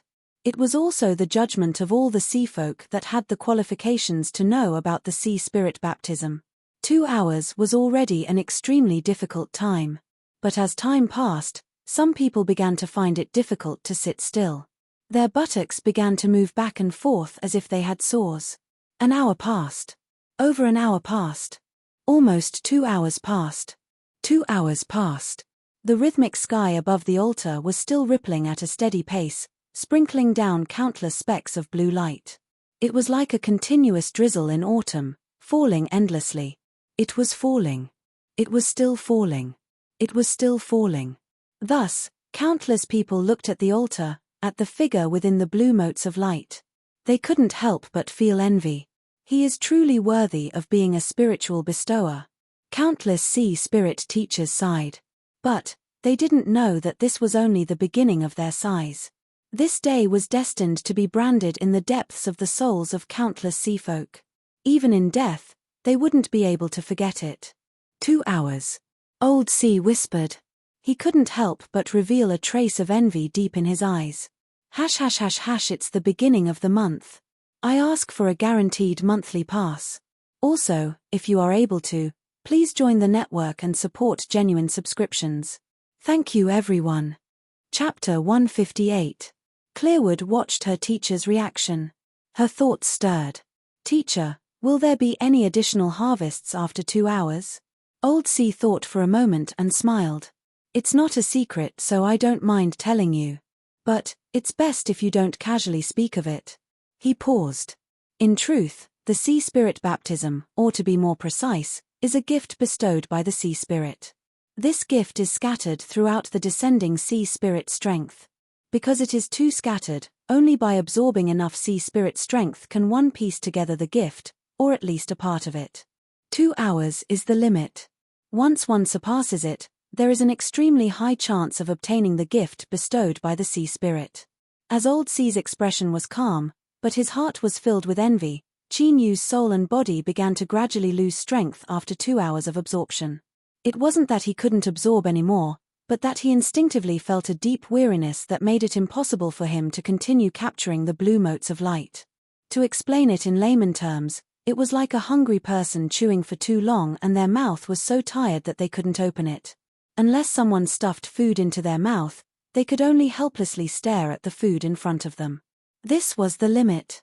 Qin Yu hadn't awakened yet, but the comfortable feeling of a hot spring began to shake him. He wanted to stay, but the shaking became increasingly strong. Without accident, Qin Yu would soon awaken. Then, this sea spirit baptism would come to an end.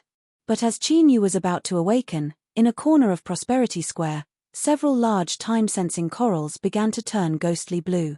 On the quiet little blue lamp in his storage ring, layers of deep blue light began to spread out, reaching a radius of a foot. Then, everything changed. In the sky above the altar, the rhythm began to quietly change. Then, the speed at which the blue motes of light fell began to accelerate. At this time, if someone could open Qin Yu's storage ring, they would discover that the vast majority of these blue motes of light were pouring into it, falling into the foot-long blue sea. Thus, in this tranquil and pure foot-long blue sea that seemed like the deepest sea in the world, ripples began to appear. It was like a small pond that was receiving rainwater. Since it received rainwater, the surface of the pond would naturally rise. Thus, as time continued to pass, the area it covered suddenly expanded to a foot. The vast majority of the sea spirit's strength was plundered by the little blue lamp, but there was still a portion that rushed into Qin Yu's body. Thus, just like what was said above, it was as if he was so tired that he could no longer open his mouth, but someone was feeding him food. Thus, the soul cheered and the body leaped. Eat, eat, eat. He would follow the path of a foodie to the end. The sea folk didn't know that the main character had quietly changed. Their complexions gradually darkened, and even the calmest of sea spirit teachers began to tremble. 3.5 hours. 4 hours. Elder Hai muttered, "How is this possible?" This was his thought, and it also represented the inner cries of countless sea spirit teachers. 4 hours. The sea spirit baptism had continued for an entire 4 hours. Chairman Shu had a blank expression. He tried to recall the ancient texts he had read. Wasn't there such a record in the history of the sea races? But, the problem was that the sea spirit baptism still didn't show any signs of stopping. Who knew how long it would continue for? Old Shu had a complex look in his eyes. Mr. Ning, may I ask just who are you? Why are you so favored by the sea spirit? Of course, this was a more elegant way of putting it. To put it more crudely, it was that surname Ning. What qualifications do you have to do this? To this point. But before old Shu could think this through, a seafolk member of the competition hurried to his side and whispered a few words to him. Chairman Shu's complexion darkened and then paled in the next moment. A trace of panic and helplessness appeared in his eyes. After hesitating for a breath of time, he stamped his feet and rushed over. Old Hai frowned. What happened? Chairman Shu anxiously said, reporting to Old Hai, "We just received news that the energy reserves used to maintain the sea spirit baptism are about to run out." As a purple card, Old Hai had personally experienced the sea spirit baptism, so he was well aware of what this meant. He roared out, "What did you do?" Chairman Shu wanted to cry. In truth, the committee had made ample preparations, but no one imagined that they would encounter a freakish character that could maintain the sea spirit baptism for over 4 hours. Old Hai took a deep breath, his thoughts racing. "We absolutely cannot stop. What do you need? I will immediately order people to prepare it." Chairman Shu wiped the cold sweat from his forehead and thanked him again and again. What sort of situation was this? If the sea spirit baptism was interrupted because of insufficient preparations, that would be the same as cutting off Mr. Ning's heaven-shaking good fortune. This would be a mortal enmity that would not end until one side was dead. The committee was so busy that no one noticed that the 4 priests were staring at the altar with bewilderment in their eyes. They could faintly feel that something had changed, but as they carefully probed, they couldn't find the source. They were left confused. But as they looked at the rapidly gushing sea spirit power and thought about how it hadn't stopped even after 4 hours, the 4 priests had looks of disbelief on their faces. Then, their eyes lit up with pleasant surprise. They glanced at each other and lowered their heads to hide their emotions. But between their hearts and minds, there were already tumbling waves. The opening of the sea spirit baptism wasn't a simple matter. The preparations were complex and not just sufficient spirit stones could replenish the energy. There were many treasures involved, and even with old High's status, it would be difficult to gather them all in a short period of time. As Chairman Shu's forehead was dripping with sweat and his complexion gradually paled, thinking that he was doomed to suffer a great disaster, a fleet of carriages howled out from the palace gates. His Majesty had made his move. The royal palace's treasury was said to contain half of the sea region's wealth. Perhaps this was an exaggeration, but the number of treasures stored here was unparalleled under the heavens. In just a moment, they had gathered enough treasures to support the sea spirit priest for 4 hours. Then, a small mountain of spirit stones piled up and filled it in. He let out a long breath. After determining that the sea spirit priest wasn't in any danger because of this, Chairman Shu let out a long breath. It was only then that he discovered that the back of his robes were soaked with sweat. Old Hai was speaking with a white-faced old man. This old man was stout and had a friendly smile on his face. If he could talk and laugh with Old Hai, then his status naturally wasn't low. Soupman, His Majesty's actions. Old Hai tentatively said. Soupman was called Soupman. Although his name was strange, this was his freedom. Others couldn't bear to part with him. Of course, with this person's status, as long as one knew a thing or two, they would be filled with awe. How could they dare to be disrespectful in the least? His Majesty loves talent. You should be well aware of this in Spirit Capital. A spiritual bestower that hasn't appeared in 1,000 years and has even managed to stimulate the sea spirit baptism for over 4 hours. No matter which point it is worth His Majesty taking action. He kindly smiled. Don't worry, there won't be any problems. Old Hai nodded. He cupped his hands across his chest and bid his farewells. After taking several steps, a dignified look appeared in his eyes. Teacher, who is he? Why are you? Clearwood whispered. Why are you so respectful, right? Old Hai forced a smile. This person has an honorable status. Even His Majesty has to be respectful to him. Moreover, with his age and seniority, it is normal for me to lower my head in respect. You see, there are already many people here. They have all gathered together. Clearwood looked over. Indeed, this Soupman was surrounded by many people. Even some of the other purple-card sea spirit teachers had appeared. Looking over, it seemed that even the lowest status was a top dignitary of the capital city. These nobles, who used to be very arrogant, now had smiles on their faces, and flattery was like a tide. Clearwood was secretly startled. She thought that this Soupman was truly a top figure. The Qing family patriarch and Madame Qing stood in the crowd. Even though they were in the limelight, they didn't think of approaching him. They only stood to the side, smiling. Soupman's eyes flashed. He suddenly said, "Is this a junior of Duke Qing? Duke Qing and I were old acquaintances in the past. It's just that I've been too lazy to move these past years, so I haven't been around much." Duke Qing was the most important ancestor in the rise of the Qing family. He had single-handedly brought a small noble family into the circle of the capital city's top dignitaries.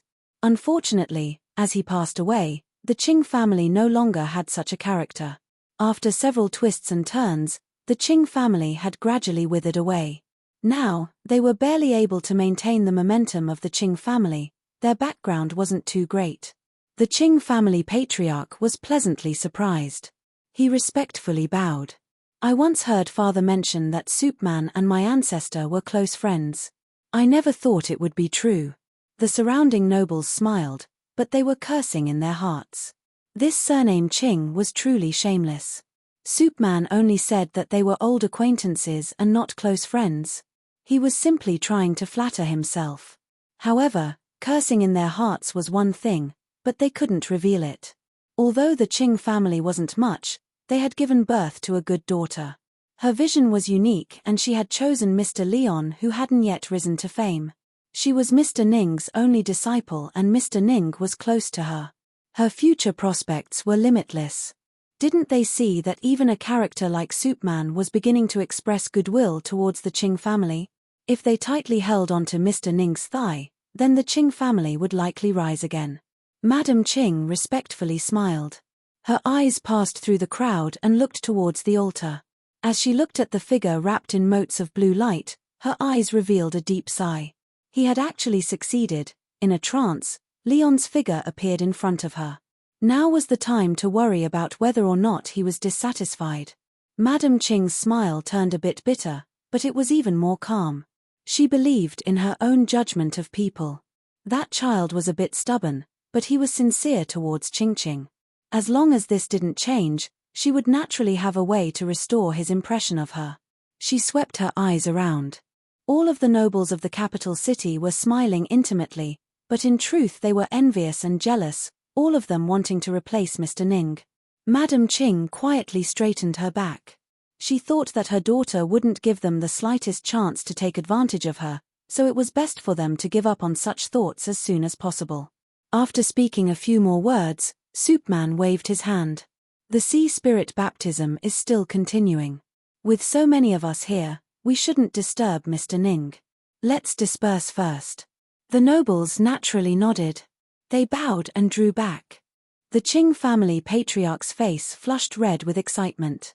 As he heard Madame Qing whisper something in his ear, he revealed a bit of hesitation. Isn't this a bit too hasty? I fear that others will laugh at my Qing family, Madame Qing lightly said. Laughing is also a laugh of envy. But if we are too slow, I fear that others will think of a way to snatch him away. The Qing family patriarch's thoughts raced. As he thought about how the nobles of the capital city did things, he was sure that they would do what they expected. He gently sighed. Then let's do it like this. Madame Qing patted his hand. Don't worry, I will handle it. That child Leon's character isn't bad, he won't make things difficult for us. With just a few words, an important matter was settled. Not too far away, Old C looked at Soupman who was waiting at the altar with great interest. He whispered to himself, Aya, little friend Ning, I don't know if this is good or bad for you. Chapter 159. Soupman's arrival caused a small commotion. But soon, everyone's attention turned back to the altar. Gradually, many seafolk began to whisper in their hearts. This Mr. Ning was truly capable of causing trouble. How could he be so capable? Couldn't he just be a normal person for once? He would only be satisfied if he exceeded everyone's expectations every time. Of course, this thought was sour. However, after looking for a long time, Xiao Chen's neck began to ache. Counting silently, it had been almost 6 hours. The square of prosperity was silent. With such a long period of time, he might have broken the record long ago. Soupman's smiling face gradually brightened. But deep in his eyes, there was a trace of happiness, as well as a bit of urgency. Thus, at the 6th hour, when Chairman Shu braced himself and came over to tell him that the energy reserves were running low again, Soupman's attitude was unexpectedly good. He smiled and waved his hand, not even bothering to ask why the consumption of energy was so fast. As the manager of the royal palace's treasury, Soupman loved wealth. But he was also accustomed to seeing wealth. So what if he spent trillions and trillions? After all, this Mr. Ning was highly likely. Even if he couldn't confirm it, it was enough. Chairman Shu let out a long breath and hurried away. He could faintly guess why Soupman had come here, so he became even more earnest. But after only an hour, he saw that the energy level was rapidly decreasing, and that it was close to the warning line. His face was filled with dismay, and he turned his head to look to the side. The person sent by Soupman frowned for a moment before relaxing. Soupman said that if there isn't enough, you can directly take more. Thus, the third batch of replenishing treasures was injected. Chairman Shu wiped the cold sweat off his forehead, his face gradually turning pale. The amount of energy needed to replenish the ceremony 3 times in a row was so great that he felt dizzy just thinking about it. The profits from the Sea Spirit Teacher competition belonged to the organizers. Thus, the corresponding expenses would naturally be borne by the organizers. The treasures that were taken out from the royal palace's treasury would eventually have to be returned in the future. Moreover, it could only be more, not less. After all, there was interest on a loan. Moreover, it was His Majesty who had helped out in a crisis. Even if it was less, it would be a great disrespect. That old man Soupman was famous in this aspect. After calculating his family's assets, Chairman Shu gritted his teeth again and again. In the end, He couldn't hold on until the end. Thus, when he replenished the ritual energy for the 4th time, his legs kicked and he fainted. Naturally, there was another round of chaos. 8 hours had passed. Qin Yu felt as if he had slept for a long time. It was comfortable and cozy. His consciousness was hazy and he instinctively didn't want to wake up. But at a certain moment, the warmth that enveloped him suddenly turned into a bone-piercing cold. A dense aura penetrated his heart and nearly froze his soul. It was as if some mysterious existence had opened its eyes and was casually looking over. Within the storage ring, the little blue lamp gently trembled. The surrounding blue sea began to fluctuate and an invisible aura spread out, covering Qin Yu. Thus, the chill suddenly dissipated. Qin Yu opened his eyes, a bit dazed. Something seemed to struggle deep in his mind for a moment before blooming. The void trembled and an image of the sea appeared above his head. Waves surged and there were stars and islands dotting it, spreading out until it occupied the entire space above the altar. It was so real that one could see the existence of the capital city in this sea image. Countless sea folk cried out in alarm, as if they were witnessing a miracle. A gust of wind blew past, and the image of the sea region faded away. It was like an illusion, but it still existed. All eyes are focused. Arriving at the altar, the black robe slowly descended, revealing endless respect and admiration. This was the gift of the sea spirit. Mr. Ning would surely have a great harvest. This was the common understanding of all the sea folk. But at this time, the envious Qin Yu was in a daze. He carefully sensed the changes in his body, and then again, and again. That's right, this was his harvest, a gift from the sea spirit. A sea map. It was the sea map that had appeared above his head just now, the vast and boundless sea region. Qin Yu's lips twitched. He thought that the sea spirit was a bit too stingy. He could only comfort himself by finding joy in his sorrow. For better or worse, he wouldn't have to worry about getting lost in the sea in the future. Perhaps selling sea maps in the future would be a good choice. A purple jade card fell down from the air. Qin Yu subconsciously reached out a hand to catch it. With a loud cracking sound, the jade card that represented his status as a purple card sea spirit teacher began to crack. 4 priests flew up from the altar and bowed. Congratulations, Mr. Ning, for obtaining a great gift from the sea spirit. Their attitudes were still gentle, but deep in their indifferent eyes, there was a trace of excitement, as if they were inexplicably close to something. Qin Yu cupped his hands together in greeting. His feet moved and there was a loud bang on the ground. Luckily, the material of the altar itself was extraordinary, so it wasn't damaged. He stiffened, revealing a bit of embarrassment. Of course, this was only on the surface. Deep in Qin Yu's heart, he was pleasantly surprised. He had no idea where the thoughts of the sea spirit being stingy had gone. Although he hadn't carefully sensed it yet, his harvest this time seemed to have surpassed his imagination. A priest smiled and comforted him. There's no problem. It's just that your strength has risen too quickly, so Mr. Ning can't control it for now. You will naturally recover after some time. The priest at the side was about to say something, but at this time, many people flew over. He swallowed his words and turned to leave. Old C was the first to land. He glanced at the jade card in Qin Yu's hand and wryly smiled. Little friend Ning, today you really moved the world. His eyes were full of envy and praise. This continued for nearly 10 hours. In addition to the sea map that suddenly appeared just now, it was obvious that Qin Yu had obtained monstrous benefits from the sea spirit baptism. TSK, didn't you see his status jade card shattering with a casual grab? Old C was well aware of just how solid its material was. Qin Yu was puzzled. What happened? Chief Manager Wu was stunned. He cautiously said, "Sir, Mr. I don't know." Qin Yu nodded. The sea folk that had gathered over to congratulate Qin Yu suddenly felt their lips twitch. They thought that Qin Yu had caused such a great ruckus and yet they didn't know about it. Was this really good? Some people opened their mouths and countless beautiful words gushed out. They wanted to sing praises and flatter Qin Yu, but they had to do a good job of flattering him. But just as the flattery began, Old C waved his hand and interrupted them. That's enough. Let's talk about it later. Little friend Ning needs to rest right now. He glanced at Qin Yu. Qin Yu's thoughts stirred. He nodded and said, I am a bit tired and it's inconvenient for me to move around right now. I'll have to trouble old C to bring me along. He cupped his hands together and apologized to the many seafolk dignitaries around him. Since Mr. Ning was tired, no one dared to have any objections. Now that they had gathered over, they were only trying to get acquainted with him and express their attitude.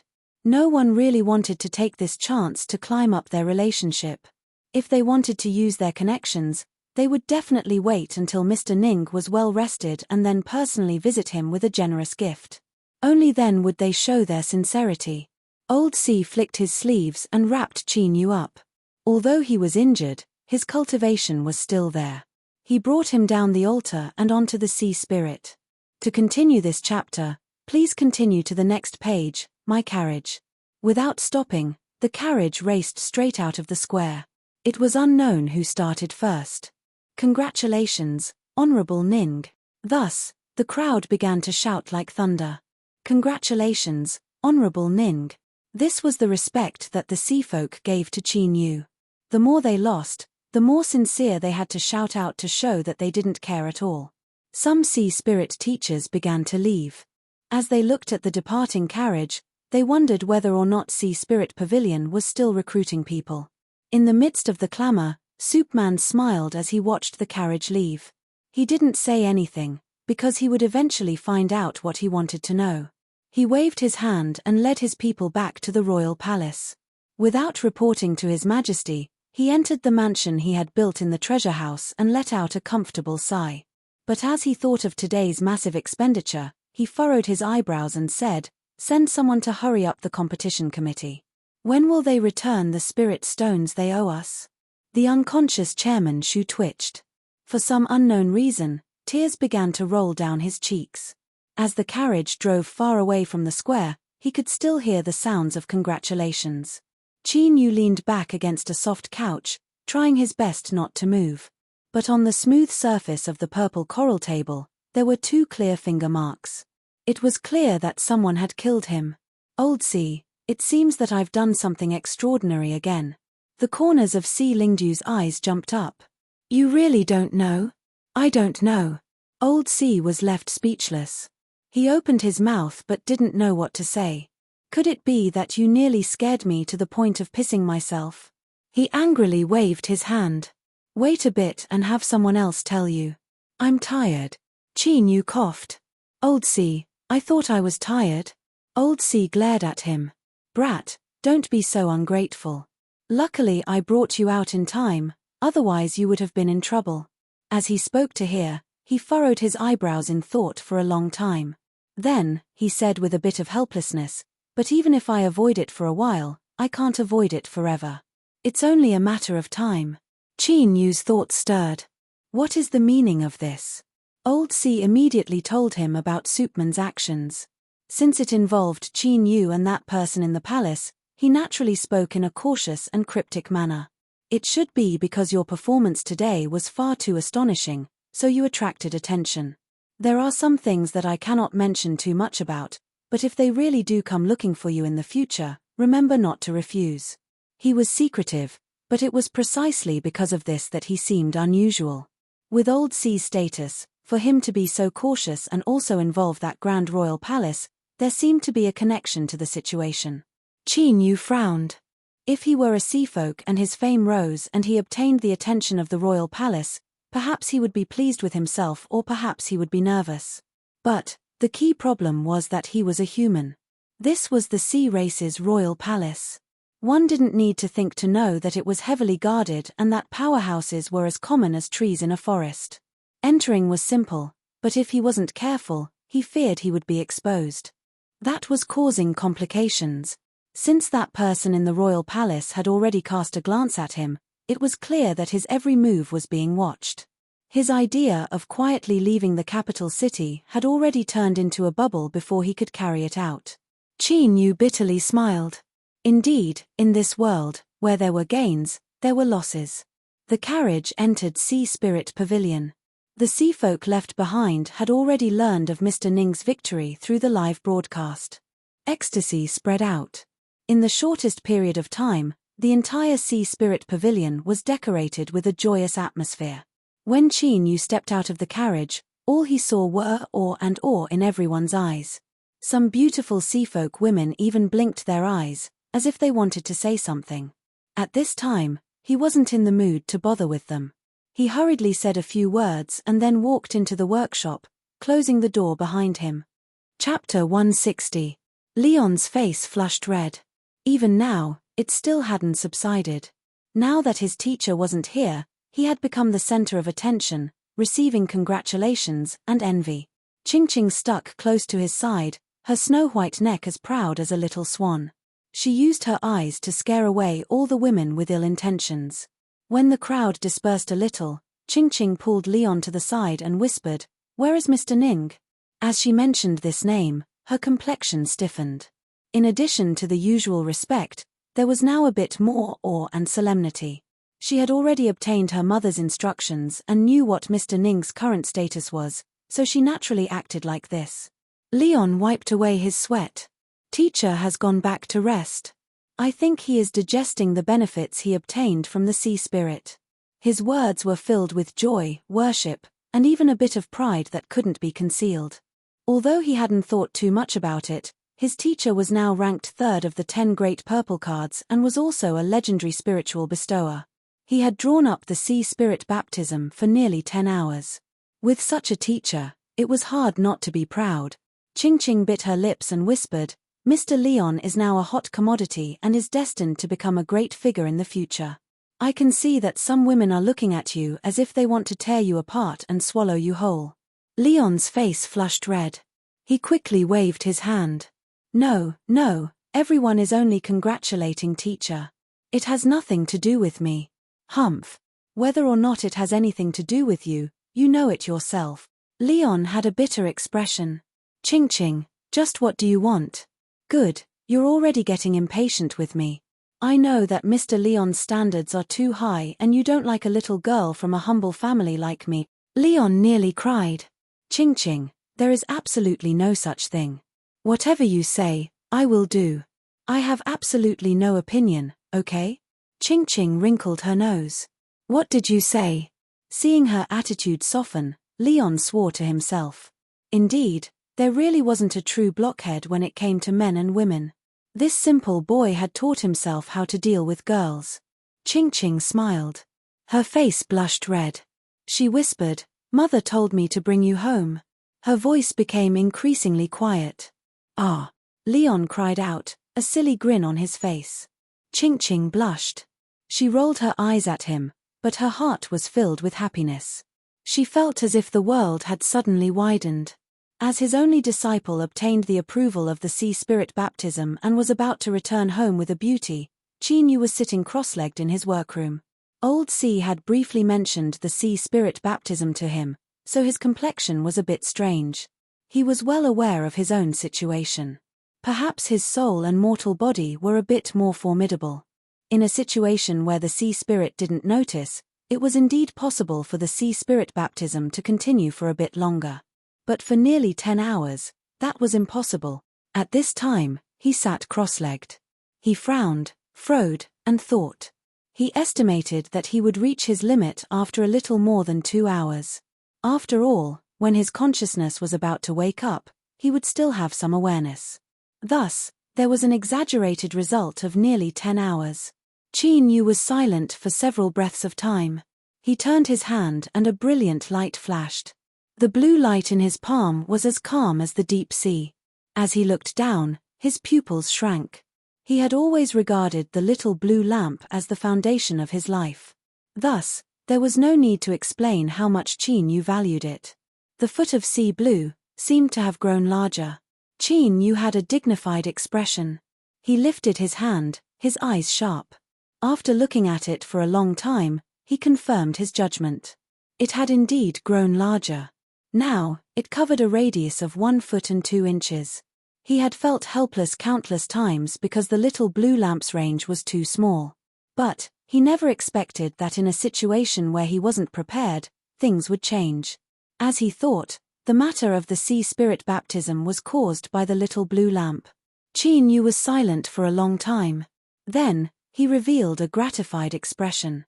Although this would cause him to enter the eyes of that person in the royal palace and make it difficult for him to escape, his harvests and the changes in the little blue lamp were all worth it.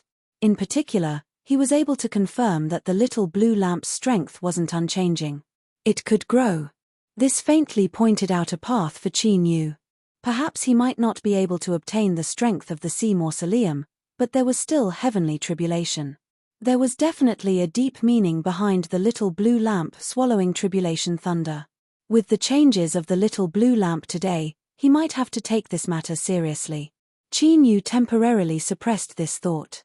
He thought back to the sea map he obtained from the sea spirit and couldn't help but reveal a helpless expression. He was almost certain that the bone-chilling cold he felt when he awoke was a warning from the sea spirit. The little blue lamp's actions had been discovered. So, this sea map that wouldn't make him lose his way had definitely been replaced. A trace of disappointment rose in his heart. After all, according to Old Sea, the gifts of the sea spirit were often extremely formidable strength. But soon, this disappointment was crushed and turned into a bit of joy. After all, he had been discovered cheating by the sea spirit, and even though he was a human, he was still alive and kicking. That was already amazing. After sweeping away these random thoughts, Qin Yu closed his eyes and began to carefully explore just how many harvests he had obtained from the sea spirit baptism. An hour later, he opened his eyes. After enduring for a long time, he finally laughed out loud. No wonder the sea spirit had given him a warning in the end. It was likely that the little blue lamp's insatiable greed had left it helpless. His harvest this time was indeed as great as he had imagined. No, it should be said that it was even greater, much, much greater. His soul had nearly doubled in size. When he was at the golden core level, he was already extremely formidable. Now, he feared he might even be on the same level as an ordinary nascent soul. Every inch of his flesh and blood seemed to have undergone a baptism, becoming more tenacious and powerful. Not only had he completely mastered the strength he had plundered from the strange tumor, but it had also increased by more than a single level. Qin Yu even thought that by relying on his current mortal body strength, he would be able to directly contend with a middle or late golden core cultivator. This risk was worth it. Qin Yu temporarily suppressed the attention from the royal palace. Right now, he was impatient to control his rapidly growing strength. Then, with the current intensity of his soul, he should be able to smoothly refine the five-element spiritual objects. Mr. Ning had crushed Wu Zetian and risen to the third-rank purple card. This should have been the most explosive news, but as the sea spirit baptism continued for 10 hours and his reputation as a spiritual bestower began to spread, it actually became commonplace. Perhaps in the eyes of countless seafolk, the current Honorable Ning no longer needed the status of a purple card. This was because he himself had already surpassed a purple card. He was in existence on a higher level. Because of this, Sea Spirit Pavilion gained benefits. Countless sea spirit teachers flocked over, asking whether or not they could join. This caused a wave of hopping that swept through the sea region. In the past, Blue Sky Tower and Earthfault Spire had opposed each other with equal harshness. But now, they simply didn't have the strength to fight back. Nearly half of the powerful sea spirit teachers under their command had been lost and their morale was dispirited. Correspondingly, Sea Spirit Pavilion's business boomed to another level. This was especially true of the Capital City Branch Division. Countless seafolk waved their spirit stone cards, requesting to sign a supreme agreement. Special edition. Even if the price was raised again and again, and the starting price was already 300,000 yuan, it still could not dampen the enthusiasm of the local tycoons. In their words, if they spent this money and were able to form a relationship with Honorable Ning, that would be a glorious thing to say. Without any other choice, Sea Spirit Pavilion could only accept the spirit stone cards that these people sent over in tears. Chief Manager Wu had a light expression, but inwardly he was smiling like a chrysanthemum. Who didn't like making money? Although he currently held a mind-boggling amount of wealth in his hands, this was Mr. Ning, so he didn't dare to have any thoughts about it. At the same time, He inwardly admired Mr. Ning's breadth of mind. Mr. Ning had come back with such a massive amount of wealth, but he hadn't even asked about it and had instead left it here. However, he really had to think of a way to give it to Mr. Ning as soon as possible. Otherwise, things would be the same as now, where he wouldn't even dare to casually step out of Sea Spirit Pavilion. The 4 Seafolk swordsmen would also follow behind him. He couldn't be careless. If there was an accident, he wouldn't be able to pay it back even if he sold himself. He comfortably sat down in a chair and took a sip of tea. Then, he comfortably sighed. Now, he had fallen in love with Honorable Ning's hobby. It was truly a refreshing matter. His eyes fell onto the 7th floor. As he thought about Honorable Ning's invitations, if they were piled up, it would probably be that high. He had no idea when he would come out. Honorable Ning hasn't come out yet? Soupman frowned. The grand hall was filled with gold and purple. It didn't have any sense of beauty at all, rather, it seemed incomparably tacky. But as long as one came here, they would be filled with awe and awe. Who would be in the mood to judge the beauty of this hall? 4 black-robed figures knelt on the ground, their auras completely restrained. If one didn't see them with their eyes, they wouldn't even be able to sense them. Reporting to Soupman, we have investigated through various channels. Ever since the day of the Sea Spirit baptism, Honorable Ning has been in seclusion and hasn't come out. In this aspect, we have also confirmed it with Honorable Ning's disciple, Leon. The 4 black-robed figures remained motionless. It was impossible to tell who was speaking. Soupman had a thoughtful look. It seems that Honorable Ning's harvests have been quite plentiful this time. He smiled and whispered to himself, the more the better, the more the better. After several breaths of time, he waved his hand. You may leave. Pay close attention to any news from Honorable Ning. I want to know as soon as he leaves the workshop. Yes, Soupman. The 4 black-robed figures stood up and left. They didn't go through the main entrance. Instead, they vanished from the hall, going somewhere unknown. Ching kicked a stone in boredom. She pouted. When will Mr. Ning leave seclusion? Madam Ching sighed. Is my family's miss really in such a hurry to marry off? Sure enough, the humans have a good saying. Girls tend to be extroverted, but they tend to help outsiders. Ching didn't think that her unintentional words would be stopped by her mother. Her face flushed red and she stuttered, How could I? Then there's no hurry. How about you accompany me and your father for a few more years? In any case, Leon is currently forging his own future, so he shouldn't be distracted by the family. Madam Ching teased. Ching stamped her feet. Mother, you are laughing at me. Madam Ching hugged her, a peaceful smile on her face. Mother is happy for you. Just wait a little longer. With Mr. Ning helping you and Leon preside over your marriage, your future road will be much easier. Ching, in the end, it is your judgment that is good. Leon is a good child, I hope that you can live well in the future. Ching blinked her eyes. If we can coax Leon, then our Ching family will have another great backer, right? Looking at her quirky daughter, Madam Ching pointed a finger at her forehead. You. Chapter 161. The great desert stretched into the heavens, stretching as far as the eye could see. The sun seemed to be right above their heads, spreading out a terrifying burning aura. As far as the eye could see, there was nothing but yellow sand. There wasn't the least bit of color or life. Wild winds rose and fell, sweeping up grains of sand that blotted out the sky.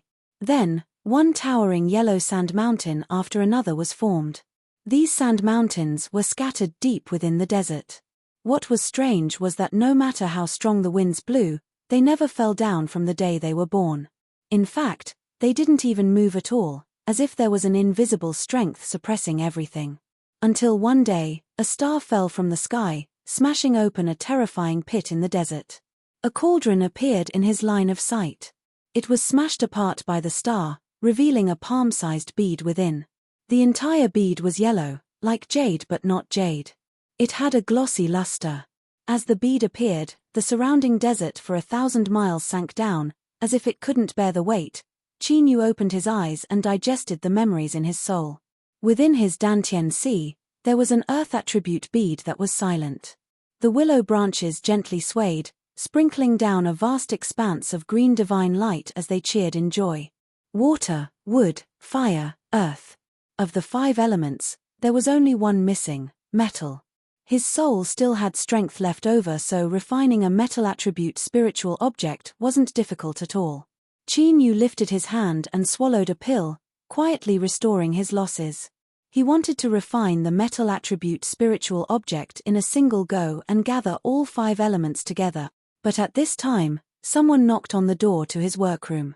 Qin Yu frowned, a thoughtful look in his eyes. With his current status and identity, the only people who would dare to disturb him even though he was in seclusion were those people from the royal palace. He opened the door and saw Chief Manager Wu personally accompanying him. Old C was silent, as if he weren't happy. The indifferent young seafolk bowed. "Greetings, Honorable Ning. Soupman has invited you. If there has been any disturbance, I hope Honorable Ning can be magnanimous enough to forgive me." His voice was gentle and polite, his tone calm and composed. Qin Yu nodded. All right. Since Old C was here, then he clearly knew. Since he didn't stop him, there was no need for him to say anything more. "Thank you, Honorable Ning. The carriage is waiting outside. I will wait for you. Honorable Ning, there is no harm in tidying up." He bowed and left. It was clear he wanted to give Qin Yu a chance to inquire. Old C said, "Things have changed." He hesitated for a moment before saying, "Little friend Ning, if possible, please do your best. This is a secret, so I can't say much about it. You will naturally know once you enter the palace. However, if things don't work out, little friend doesn't need to worry too much. With your current status in the sea race, no one can casually touch you." Helplessness flashed in Qin Yu's heart. As expected, however, he did not reveal anything on his face. After all, he had already expected this to happen. A moment later, Qin Yu stepped into Sea Spirit Pavilion. His robes were still black, but there was a purple jade pendant hanging from his waist. This item had the ability to repair itself, so even though it had been badly damaged that day, it was now as good as new. Several carriages were neatly arranged with the insignia of the royal family on them. Countless members of the seafolk revealed looks of awe, but when they saw the black-robed figure walk out, they suddenly understood. It was no wonder that the royal family valued him so much and was willing to wait quietly. Only this great master could do that. The seafolk stopped, cupped their hands, and bowed. Qin Yu nodded in return and boarded the carriage. With a shout, the carriage slowly began to move. The royal carriage passed through the streets, unimpeded along the way. As it passed by Prosperity Square, Qin Yu's mind stirred and he inexplicably sensed something. He pushed open the window and looked at the vast and empty space. On the stage, the altar was no longer there, but he could still feel the aura it emitted. It was as if, after the sea spirit baptism, he had unknowingly formed a connection with the altar. The carriage didn't approach the main entrance of the royal palace. Rather, it followed the palace walls for a while and then drove in through a small door. He could faintly hear the ringing of a bell, and the inexplicable connection with the altar disappeared with it. At this time, there was another person in the carriage. It was the one who had spoken before. This person cupped his hands together and said, "Honorable Ning, we are in the palace. Please forgive us." Qin Yu nodded. He leaned back in his soft chair and closed his eyes. The sound of the window closing echoed in his ears. They walked and stopped. The inspection was strict. After an hour, the carriage finally stopped.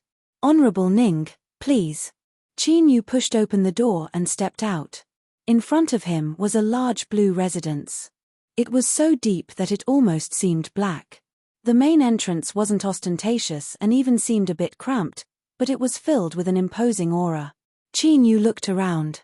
This style of residence was actually quite different from the gorgeous and curvaceous architectural style of the sea race capital city. The outside of the residence seemed normal, but after his soul soared, he could still feel a faint aura. It was silent like a mountain, but once it erupted, it could tear everything to shreds. It was clear that this place wasn't as simple as it seemed on the surface. "Grandmaster Ning, Soupman has been waiting for a long time. I cannot enter without permission, so I can only send you here." His voice was calm and respectful. Qin Yu nodded. He walked to the front of the residence. As if the residents had expected his arrival, the simple and heavy doors quietly opened. Qin Yu's eyes fell on the courtyard. His eyebrows shot up and surprise flashed in his eyes. Of course, it was only for an instant before he returned to normal. He walked into this unexpected mansion. That's right, it was a mansion. This was the only word that could describe it. Moreover, it was the most luxurious residence that Qin Yu had ever seen in his life. Gold bricks paved the ground. Gold stones piled up into mountains. Gold bars inlaid into the corners as decorations. As far as the eye could see, it was all gold. Countless treasures dotted the area, emitting a halo of light that reflected off the golden light, making it even more dazzling. Gold and silver circulated in the mortal world, similar to spirit stones circulating in cultivators. But in the end, they weren't spirit stones, so cultivators rarely placed them in their eyes. But he never imagined that this soup man would have such strange hobbies. But the dazzling golden light filled his eyes and he couldn't help but admit that he was filled with a heroic spirit, thick and sticky to the touch. Naturally, he was truly wealthy. Disregarding the gold, just the sea treasures that were used as decorations were all extremely expensive. In the final moments of the Sea Spirit Teacher competition, Qin Yu's thoughts stirred and he took away Wu Zetian and a massive number of sea races spirit stones. He originally thought he was rich, but only now did he truly understand what it meant to be the pinnacle of wealth. He had no idea who this soup man was, but he actually had such terrifying wealth. As he thought of this, his eyes changed, revealing a bit of shock and praise. Honorable Ning, there is no need to be envious. I look at these things every day and use them, but the truth is that none of them belong to me. Soupman smiled as he walked forwards. He wore loose robes and looked like a rich country lord. He patted a pure gold beast head beside him and said, "Everything here belongs to His Majesty. I fear that the only thing that truly belongs to me is this gold." His tone changed. "Honorable Ning, what do you think of this gold? I was born with a natural liking for this sort of thing." Qin Yu looked at it and said, "It's quite nice." Soupman suddenly laughed. "Every time a guest comes, they don't dare to say anything on the surface, but I fear they find it strange in their hearts. I have also asked them this question, but all I get in return is a pile of flattering nonsense. In truth, it's just as Honorable Ning said, it's just nice to look at. It seems that Honorable Ning and I have a bit of fate together.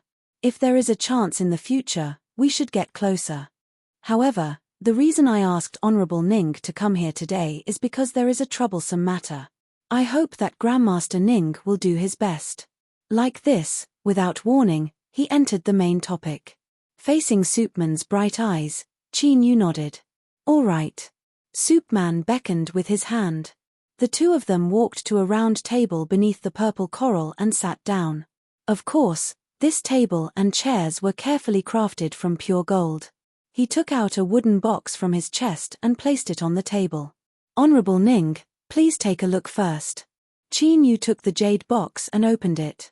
Inside was some nutrient fluid that maintained its activity. Floating on the surface was something similar to a tree root. Its skin was slightly withered and it seemed ordinary, but the aura it contained caused Qin Yu's heart to shake and a dignified expression to appear on his face.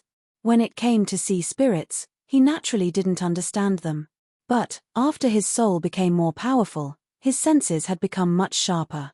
Although it was only a short section, Qin Yu could still feel an incomparably tyrannical strength that looked down upon the heavens and earth. It was extremely small, but it was still impossible to ignore. Qin Yu picked it up with both hands and carefully observed it. Then, he put it back and thought for a long time. He said, "Soupman, what request do you have?" Soupman nodded in satisfaction at Qin Yu's tactful response. "I believe that Honorable Ning already has a plan in mind.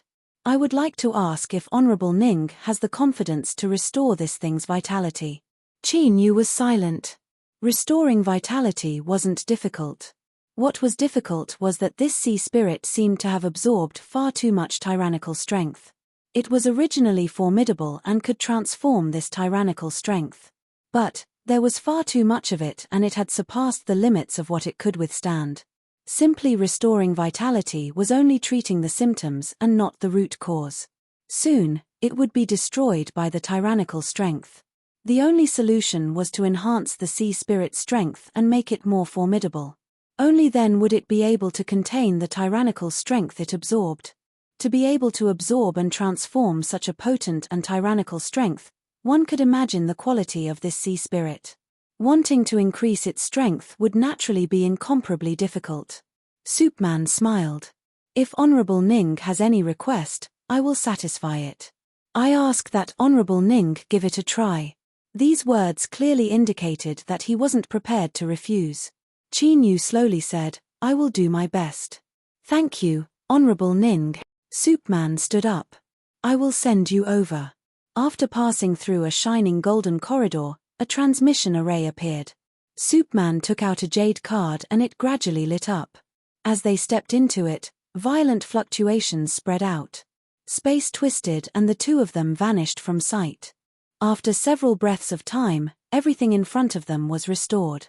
All they saw was darkness, as if a torch was burning beneath the earth, but it still couldn't disperse the darkness. Across from them, there was a giant stone door that was tightly shut. Countless strange runes were carved into it, flickering like stars. With just a single glance, one's breath quickened and their chests tightened. It was like a peerless vicious beast was being suppressed behind this stone door.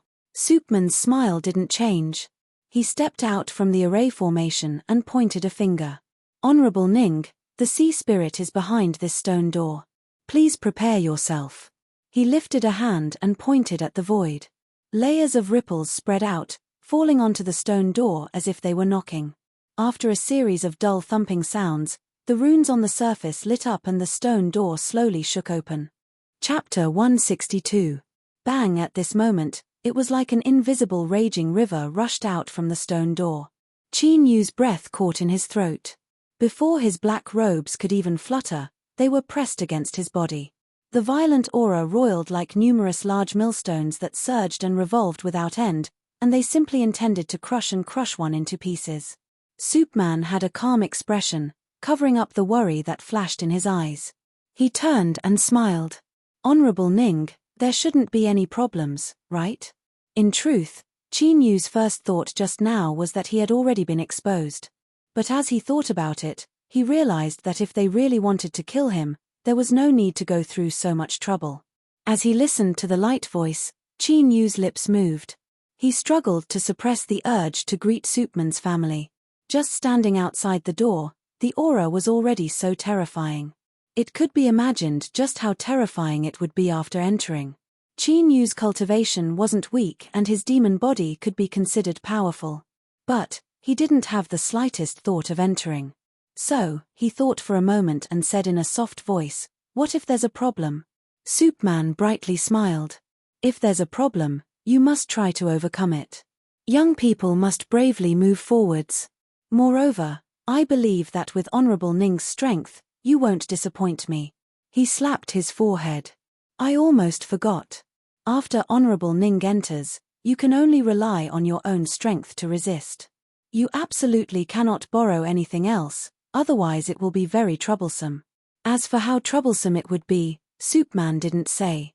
But, looking at his bright smile, it couldn't be small. Qin Yu had failed. He cursed in his heart and then turned around, smiling and nodding. He took a deep breath and stepped towards the stone door.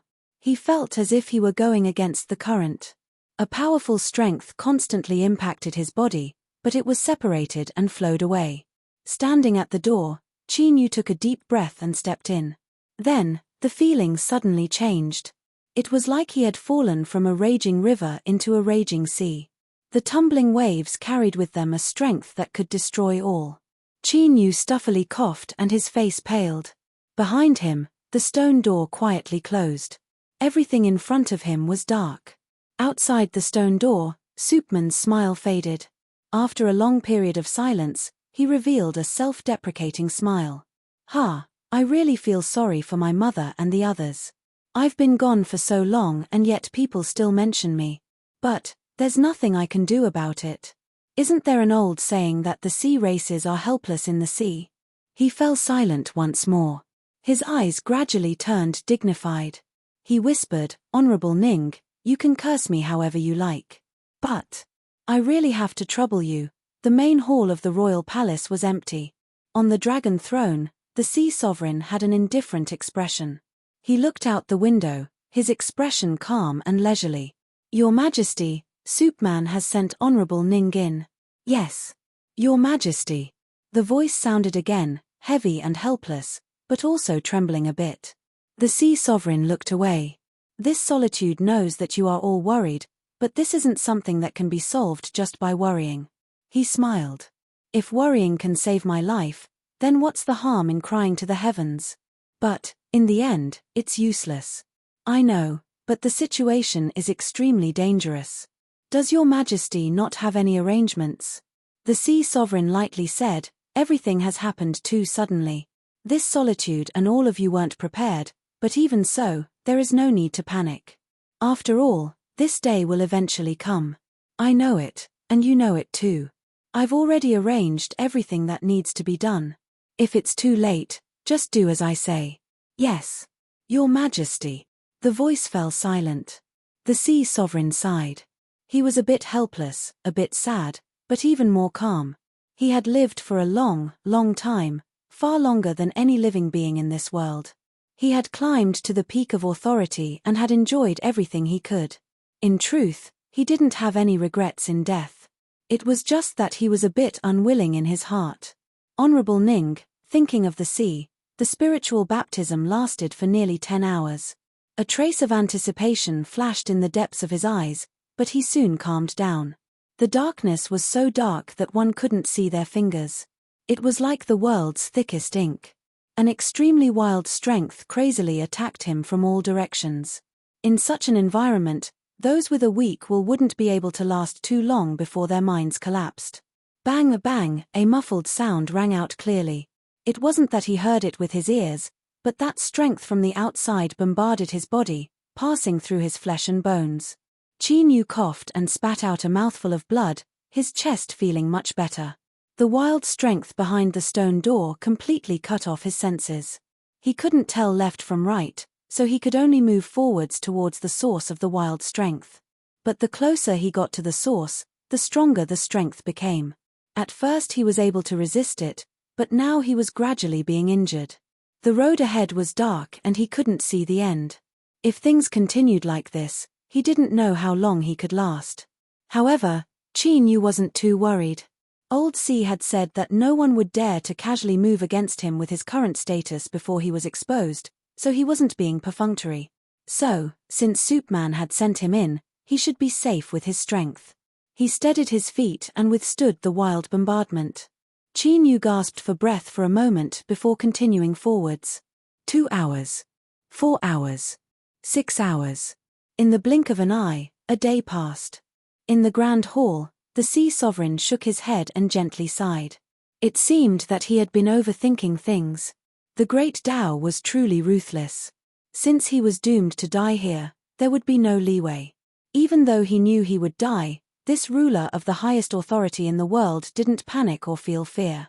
Instead, he revealed a happy smile. This was because even when facing the world, he had still managed to last for so many years. Thinking of this, even with his status, he couldn't help but feel proud. Outside the stone door, Soupman's complexion paled. He mumbled to himself, "How could this be? How could this be?" Suddenly, his eyes widened and he began to violently cough.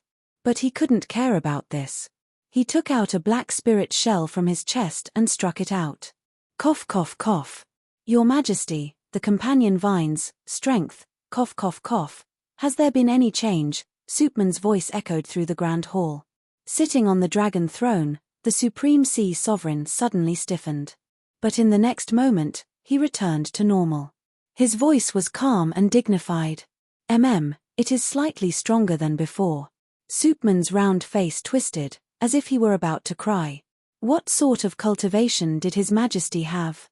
Although his senses were only slightly stronger, the true situation was likely several times stronger. According to the information he had obtained, Honorable Ning should have been able to safely arrive, but now it seemed, the grand hall was deathly silent. Those that had the qualifications to speak with His Majesty all held spirit shells in their hands, their complexions deathly pale. Suddenly, an angry roar echoed out. "Superman, you have harmed His Majesty, you have harmed His Majesty." Their final hope, and also their most likely hope, had been destroyed in front of their eyes. Even the most important minister of the sea races couldn't withstand such a dramatic contrast. He lost his voice and roared out loud. Superman froze in place. That's right, His Majesty wasn't in a good state right now, so he could be forgiven for his negligence. But how could he not have discovered that the companion vine's strength had increased? He looked up at the closed stone door and suddenly reached out a hand. A rune flew out from the stone door, twisting as it fell into his hand. Heaven shrouding symbol. It is actually a heaven shrouding symbol. Your Majesty, this old servant has let you down. I have let you down. Superman fell to his knees and wailed. This schemer in the eyes of the outside world, this terrifying moneygrubber, was like a sad child at this time, tears streaming down his face. The roars of questioning came to an abrupt end. No one thought that there would be someone who had reached out to His Majesty. His hand had reached there and he had even arranged everything ahead of time to push His Majesty into a dead end. This matter was Superman's negligence. But, all of them had the qualifications to reach the stone door and had gone there more than once, but none of them had discovered anything. Strictly speaking, everyone was in the wrong. Your Majesty, please punish us. Sitting on the dragon throne, the sea sovereign frowned. This was the same expression he had when he heard the words heaven shrouding symbol. At this time, he seemed to wake up. He faintly smiled and said, "Stand up. This isn't your fault. After all, who could have imagined this?" He looked up at the entrance of the hall, his eyes as deep as an abyss.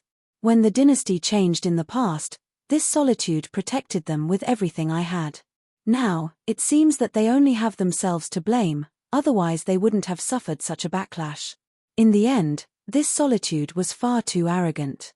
I never thought that he would be able to arrange things to this degree. Superman stood up, tears still streaming down his face. A terrifying aura surged around him. He turned and walked out, following the direction of the burning torches, his steps heavy. Puff air puff, heads exploded one after another. Blood splashed onto the stone walls and the ground.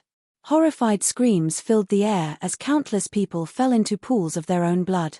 The slaughter continued. The sound of the spirit shell was clearly transmitted into the hall. But, whether it was the sea sovereign or the other high officials, all of them maintained their calm. For something like this to occur, there had to be traitors within. In order to prevent news of this from spreading out and to buy time to arrange things, they could only use such cruel methods to wash everyone in blood. In truth, the one who felt the most pain was Superman. After all, the guards were all direct descendants that he had personally raised. After a long time, there was a final miserable scream. Superman fell to his knees and lifted his hand to strike the point between his eyebrows. Bang! The void shook and he was sent flying backwards. He tumbled several times, his appearance extremely distressed. He cried out, "Your Majesty, why did you save me? Let this old servant die. Only by dying can my pain be alleviated." In the hall, the sea sovereign drew back his hand. He frowned as if he were enduring something. He slowly said, "You old thing, you should know just how difficult it was for this solitude to take action. If you don't want me to immediately die, then shut up and wait for my arrangements. It's not your fault, and it's not time for you to die yet. I want you to assist the new king in stabilizing his rule after I return to heaven." Superman fell to his knees.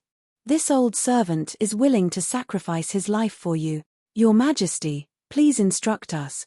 The sea sovereign was silent for several breaths of time. Then, his cold and callous voice echoed through the hall. "Summon all princes and princesses into the palace. No one is allowed to be absent. Summon the generals of the legions to immediately enter the palace to receive orders. Summon the storms of the 8 directions to draft the document of succession. Summon the turtle Great Dipper to enter the palace to wait upon the emperor." An awe-inspiring aura flowed through the main hall. The air suddenly became cold, as if it was about to freeze. This ruler of the sea tribes that had been silent for so many years, in the final moments of his life, was finally going to bare his fangs and erase all the factors that tried to shake his rule. Order the Dark Knight Division to start the execution process. My time is limited, so don't interrogate me. Within a day, I want the blood of the 36 cities in the royal capital to cover the earth. It stopped abruptly. His Majesty, who was cold and murderous, and whose momentum was gradually rising, froze on the spot, extremely stunned. Your Majesty, what's wrong? Don't scare this old servant. Your Majesty, wake up. After a brief silence, Soupman and the others cried out in sorrow. Their robes were instantly soaked in a cold sweat. If His Majesty really died, then in the blink of an eye, monstrous waves would rise. This solitude is fine. These words were like heaven and hell. All of the high officials nearly wept tears of joy. Your Majesty, please don't be like this again, there might be a chance for things to turn for the better. These words echoed throughout the hall. The Sea Sovereign had a strange complexion.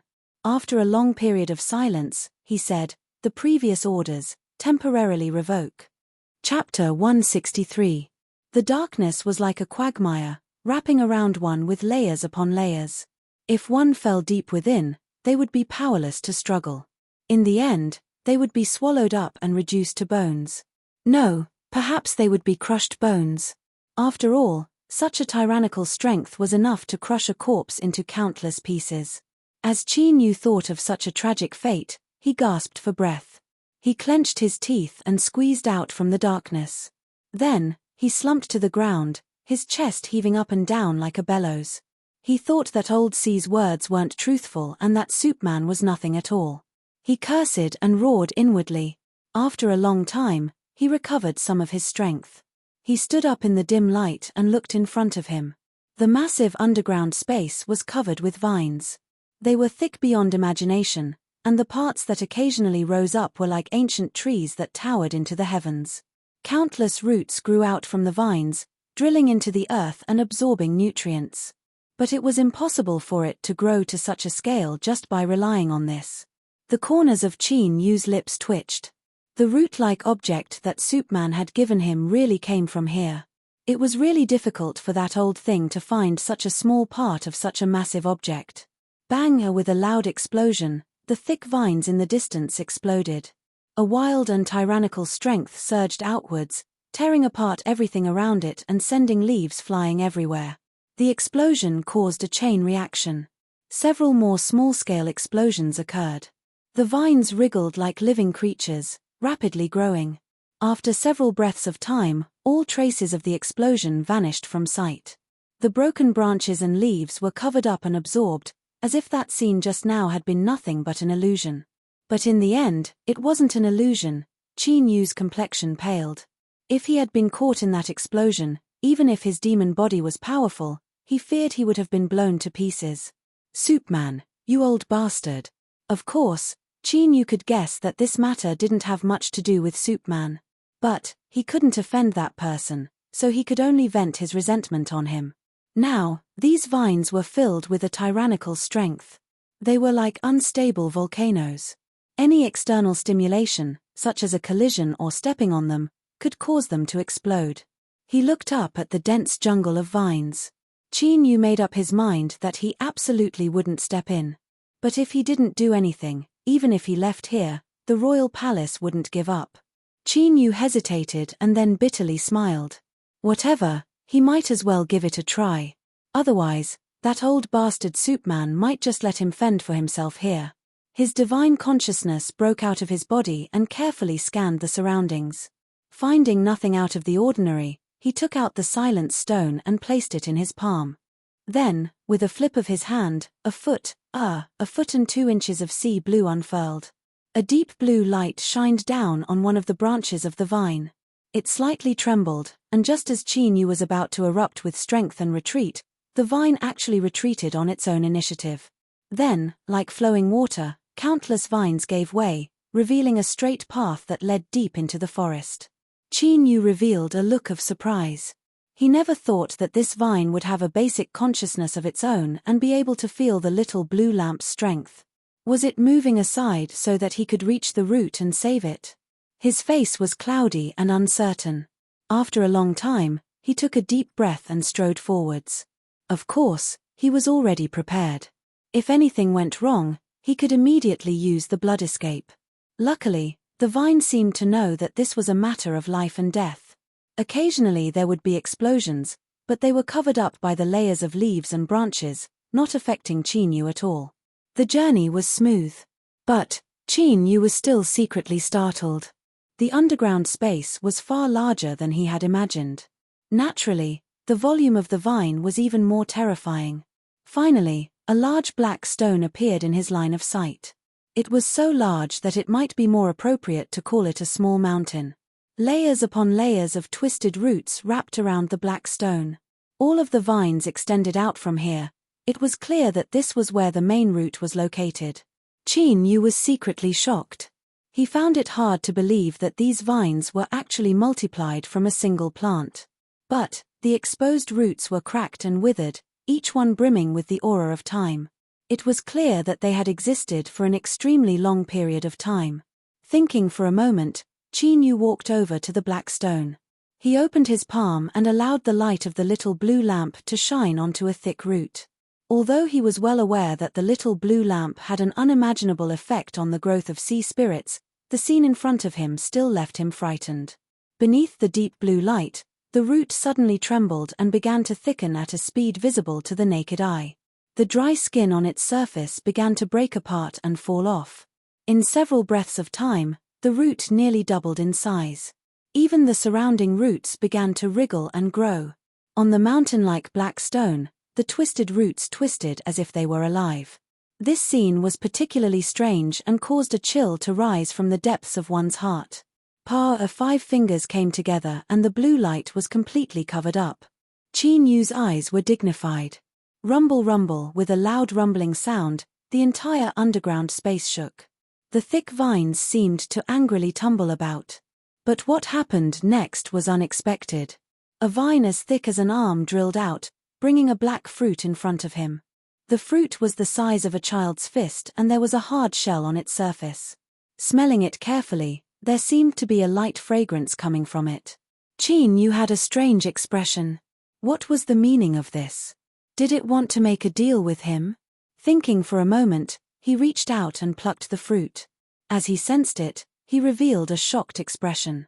This common-looking black fruit actually contained an extremely formidable strength. It could be called a small bomb, however, the strength within was extremely stable and in some sort of delicate balance. It seemed it could be absorbed. Of course, if one were to directly pour in magic power and break the balance within, the black fruit would immediately transform into a truly terrifying bomb. The vine continued to tumble about, as if it were saying, "Take my things and hurry up and give me the blue light, otherwise I'm going to get angry." Chinyu's eyes flashed. He slowly said, "You should be able to understand. I can help you, but just one of these fruits isn't enough." Whoosh, whoosh, with the sound of breaking air, 10 vines burst out, each one with a fruit growing on it. As expected, it was quite tactful. The night passed. When the little blue lamp restrained its light, there were now 36 black fruits in Chinyu's storage ring. This seemed to be everything, or perhaps it was the vine's bottom line. No matter what Chinyu said, he wasn't able to obtain more. Of course, its efforts weren't without returns. The black stone could no longer be seen as it was completely wrapped up in countless vines. They had all doubled in size, and the vines that were directly illuminated by the little blue lamp were so thick that it would take several people to wrap their arms around them. The color of the vines seemed to be cast from steel. Rumble, rumble, the branches and leaves of the vine were trembling. Although there weren't many changes on the surface, the insides were constantly rising, becoming more tenacious and possessing an even greater ability to withstand pain. The tyrannical strength that filled the vines was completely sealed away. Although this didn't completely solve the problem, there shouldn't be any more problems for a considerable period of time. Chinyu put away the little blue lamp. He lightly said, "I have fulfilled my promise. It's time for me to leave."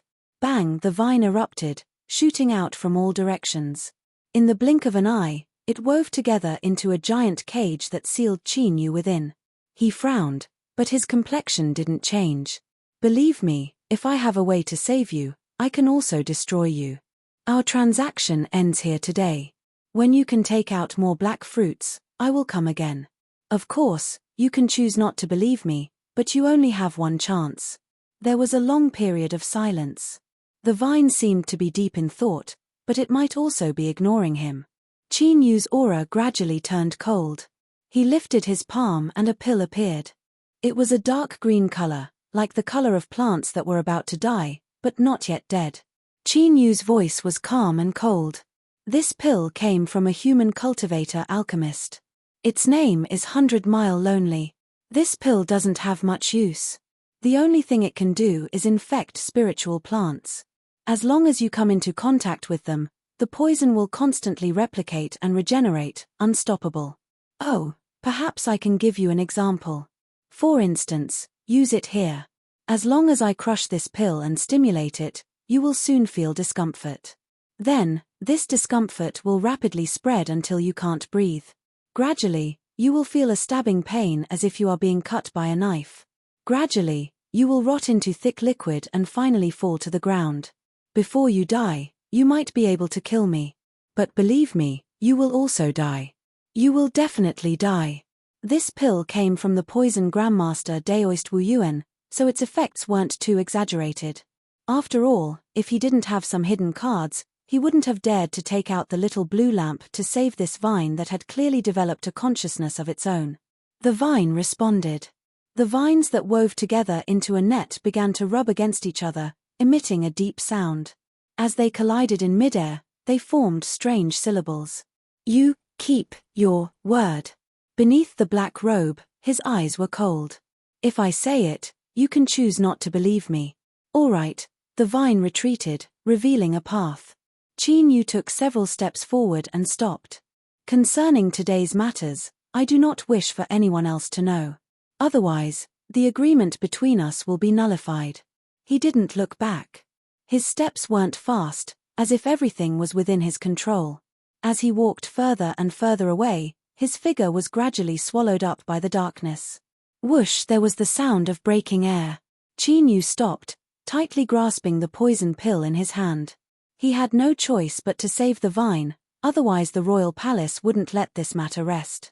Thus, Qin Yu knew that there might be trouble ahead, so he still took action. But if he really couldn't retreat, he didn't lack the courage to risk his life. Whoosh! The darkness was torn apart. A thick vine stopped in front of him. Its surface emitted a faint light as it fell to the ground. Qin Yu thought for a moment and then stepped onto the vine. The tyrannical strength that rushed at him disappeared as if it were shielded from sight. The vine shuttled through the darkness, rushing towards the entrance. Qin Yu's taut heart relaxed a little. As he thought, this vine had enough intelligence to judge his situation. It was fine right now, but the tyrannical strength it absorbed continued to increase. Like a reinforced dam, the water became increasingly wild and violent until it couldn't hold on any longer. Qin Yu was the only person that could save it. So, it used this action to repair its previous actions and express its goodwill. That was enough. The stock of manuscripts was exhausted, the child was in all sorts of situations, and in addition, he had to sort out the outline. Chapter 164. The vine was extremely fast. Even though it was difficult to pass through, it was now exceptionally fast. After a moment, the stone door appeared in sight. As if it were imprisoned, the vine stopped in the distance and fell to the ground. Qin Yu walked down and looked up at it. The vine hadn't left, so it must have some other reason. Since it had sent him here, it shouldn't have any ill intentions, so his eyes were calm. After several breaths of silence, the end of the vine suddenly split open and a thin black crystal chip spat out. Qin Yu's eyes flashed. He didn't sense any ill intentions. After a moment of hesitation, he reached out and took the crystal chip. But at this time, his complexion changed. This was because the black crystal chip melted as soon as it touched his flesh and blood and drilled into his flesh. The chill in his eyes brightened. But in the next moment, he was startled. He thoughtfully looked at the vine and closed his eyes, feeling the memories that had appeared in his soul. These memories were strange syllables. They weren't complete and Qin Yu didn't understand their meaning. But as he looked through them, he felt his heart tremble. It was like there was an invisible majesty that caused his soul to shiver and instinctively feel awe. But soon, Qin Yu discovered that this wasn't just because of awe, but because something was about to gush out from his soul. Shua Ray sea chart unfurled above his head. Islands dotted the rolling waves. At this time, light gushed out from the islands, as if they were starry skies. These syllables surged in his soul, gradually turning into an impulse. So, Qin Yu lifted a hand. After a moment of hesitation, he pointed somewhere in the sea. There was a loud ringing sound. The light of the islands on the sea chart instantly vanished from sight. It seemed as if it had been drawn out and exhausted. There was a brief dizziness in his mind. Then, as his mind cleared, a picture scroll appeared in front of him. In the boundless sea, a great sun hung high in the sky. The waves were calm and gentle. Sunlight sprinkled down, reflecting off the sparkling waves. This was rare good weather. There were large ships sailing on the sea. Men who had been tanned by the sun and the sea wind were shouting and working together to pull up fishing nets. As they looked at the fish that had been dumped onto the deck, they grinned, revealing mouthfuls of white teeth. At this time, beneath the great sun in the skies, space suddenly twisted and was broken from within. A beam of light fell straight down, blasting into the sea, directly piercing through the seawater, forming a bottomless hole. The surrounding seawater was pushed away, unable to fill the empty space. Thus, the hole grew larger and larger, reaching a shocking length of several hundred feet. A terrifying shockwave spread outwards, stirring up countless amounts of seawater. Giant wolves covered the sky. In the blink of an eye, the beautiful weather had transformed into the arrival of doomsday. On the big ship, the fishermen were overturned and fell to the ground. Their faces were full of fear, and they held onto the things around them tightly while praying with pale faces. A muscular man who seemed to be the commander struggled to support his body and shouted something loudly, as if he was commanding everyone to dodge. Suddenly, another huge wave struck, causing the ship to shake violently. A sea turtle flew out from the sea and ruthlessly smashed into the man's head, causing blood to gush out. The scroll stopped abruptly. There was another brief period of dizziness before it scattered. Qin Yu opened his eyes, his expression grim. Taking a closer look, Zhong Xian realized that there was nothing wrong with his body at all. With a thought, the sea map appeared once more. However, the glowing islands had already returned to normal. Was what he saw just now an illusion? It should be. Perhaps it was because of those strange syllables. Looking at the vine in front of him, perhaps it wanted to use this to move Qin Yu. Unfortunately, if there wasn't an accident, he wouldn't come here again. Qin Yu didn't feel any guilt in his heart. He cupped his hands together and lightly said, "Farewell." Rumble, the vine rapidly retreated, vanishing from sight in the blink of an eye. Qin Yu walked in front of the stone door. As he hesitated, unsure what to do, the stone door seemed to sense his aura and slowly opened. Superman stood in front of the door, a bit surprised, but even more excited. He cupped his hands together and said, "Honorable Ning, I owe you a favor today. I will repay you in the future." Qin Yu walked out. As he heard the stone door close, he bitterly smiled. "Superman, I hope that you never look for me again. I know that Honorable Ning was wronged today, but please believe that everything you have done will be repaid in the future." Superman smiled, as if he were implying something. "I think that Honorable Ning doesn't have a good impression of this place right now. Then, I will lead you away." Qin Yu nodded. As he walked towards the transmission array, he could smell the scent of blood in the air that hadn't yet dispersed. A cold light flashed in his eyes, but his complexion didn't change and he didn't ask anything. The transmission array flashed and the two of them vanished from sight. When they reappeared, they were already in that glorious and magnificent mansion. There were 4 beautiful seafolk women standing there, each of them holding a tray covered with a red cloth. It was unknown what was inside. Superman's smile was a bit forced. He lifted a finger and said, "Honorable Ning, choose one.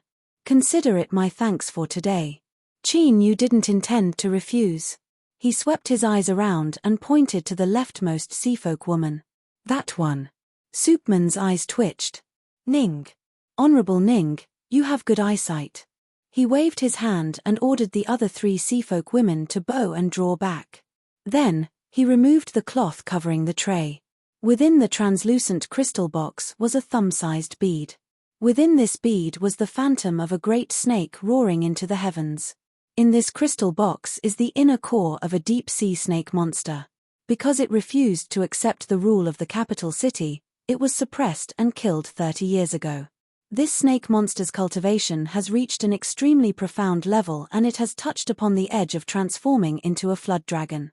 If it were to succeed, it would be able to roam the vast sea region and wouldn't be so easy to kill. Soupman took a deep breath. He moved his eyes away with difficulty and waved his hand. Take it, take it. It's yours now. Qin Yu had a helpless expression. He thought that there was probably no one else who could give such a thank you gift. Of course, he wouldn't refuse it. From Soupman's complexion, he could see just how precious this snake monster's inner core was. It was absolutely at the nascent soul realm. Although he hadn't figured out what to do with the inner core, he might as well accept it for now. Soupman helplessly watched as Qin Yu reached out his hand and flipped it over. Then, the crystal box containing the inner core vanished from sight. His heart ached so much that he couldn't breathe. His face paled and he weakly waved his hand. You can leave. He didn't say the following words, but Qin Yu could already guess what he meant. It was, before I regret this. This Soupman was indeed, as the rumors said, he viewed wealth as his life. Qin Yu suddenly rejoiced. Luckily, he had accepted it just now. If he had been a bit more modest, he feared that Soupman really would have taken back the inner core. Seeing Soupman's joyous face twist up in pain, Qin Yu cupped his hands across his chest and walked away. He didn't want to stay in the royal palace for too long to begin with, much less in this sort of situation. Perhaps this old bastard would really regret it later. As he thought, those in a high position always knew how to make good use of people. That lofty and aloof ruler of the sea races had ordered Soupman to guard the royal palace's treasury. It would be hard for his wealth not to grow with each passing day. As he thought this, he was actually a bit happy. After all, although he had suffered a bit this time, he had still obtained some harvests. And, most importantly, he hadn't exposed his identity. Even now, Qin Yu had only regarded that terrifying underground vine as some formidable strength from within the royal palace. He hadn't associated it with anyone. Otherwise, he would have realized that he had been too optimistic. The doors to the mansion opened and Qin Yu stepped out. Before he could smile, he froze. Outside, the sea raceman who had received him bowed to the noble one who had just spoken.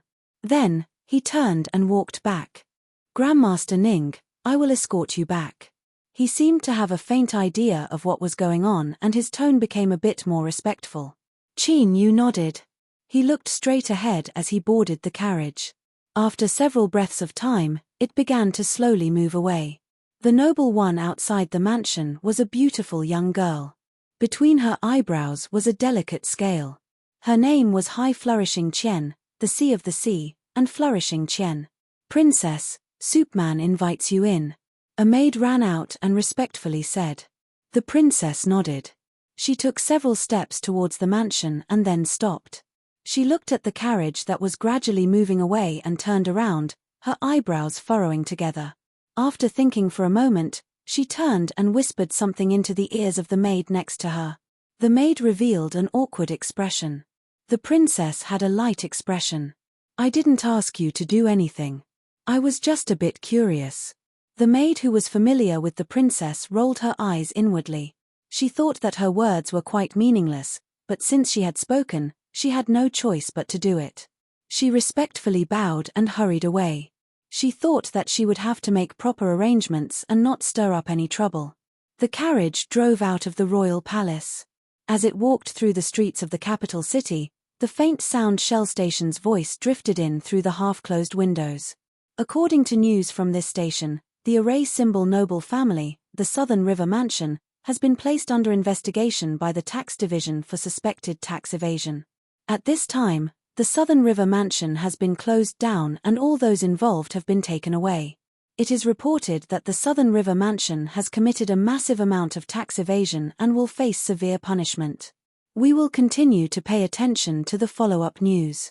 The latest and fastest sound shell station. Please keep an eye on the Balala sound shell station. The young sea raceman in the carriage looked over. He smiled and explained, "This sort of matter happens every year. I just can't figure out why these rich and powerful families would want to evade taxes when they earn a massive amount of wealth every year. I fear they're going to suffer a great deal this time." He didn't gloat at the misfortune of others. Instead, he was calm and had a rare calmness to him. It was quite consistent with his temperament. But this explanation in itself was a bit superfluous. Thus, no matter how calm and natural he appeared, it could only be a cover-up.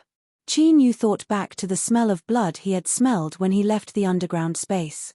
Although it had been cleaned up, it was still very rich. There should have been many people who died. He nodded. Beneath his black robes, there was no expression at all. He didn't want to be involved in the internal affairs of the sea races, especially when it involved that dangerous royal palace. Soon, he arrived at Sea Spirit Pavilion. Chapter 165.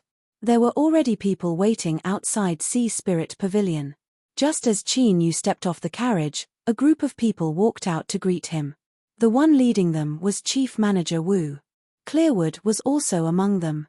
He didn't know if it was an illusion, but when he first saw her, he felt as if a great burden had been lifted from her shoulders. Besides these familiar people, there was also a man and a woman. They had extraordinary bearings and were elegant and noble. Looking at the cautious young man and woman behind them, it wasn't hard to guess who they were. He nodded in greeting.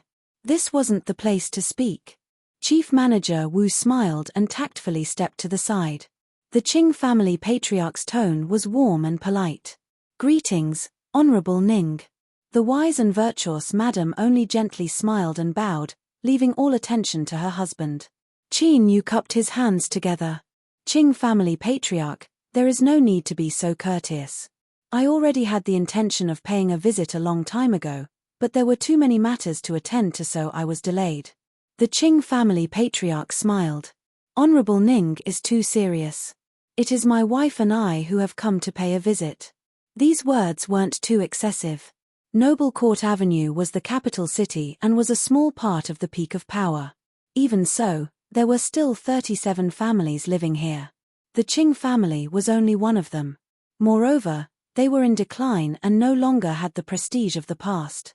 As for Honorable Ning, he was ranked third of the 10 great purple cards and was also a legendary spiritual bestower. His sea spirit baptism had lasted for nearly 10 hours and was unprecedented. And more importantly, his sudden rise had no foundation at all. All the masters of the houses on Noble Court Avenue were trying their best to establish a relationship with him. If they could meet, then let alone personally, they would even bring a group of little sisters and daughters and let Honorable Ning choose from them. From the end of the sea spirit baptism until now, the Qing family had received many vague greetings. All of them wanted to have a chance to speak with Honorable Ning through them. The conditions they offered were extremely tempting, but they were all rejected without exception. Although the Qing family didn't have anyone with great wisdom or courage, as a member of the top circle of nobles, they still had the eyesight and judgment.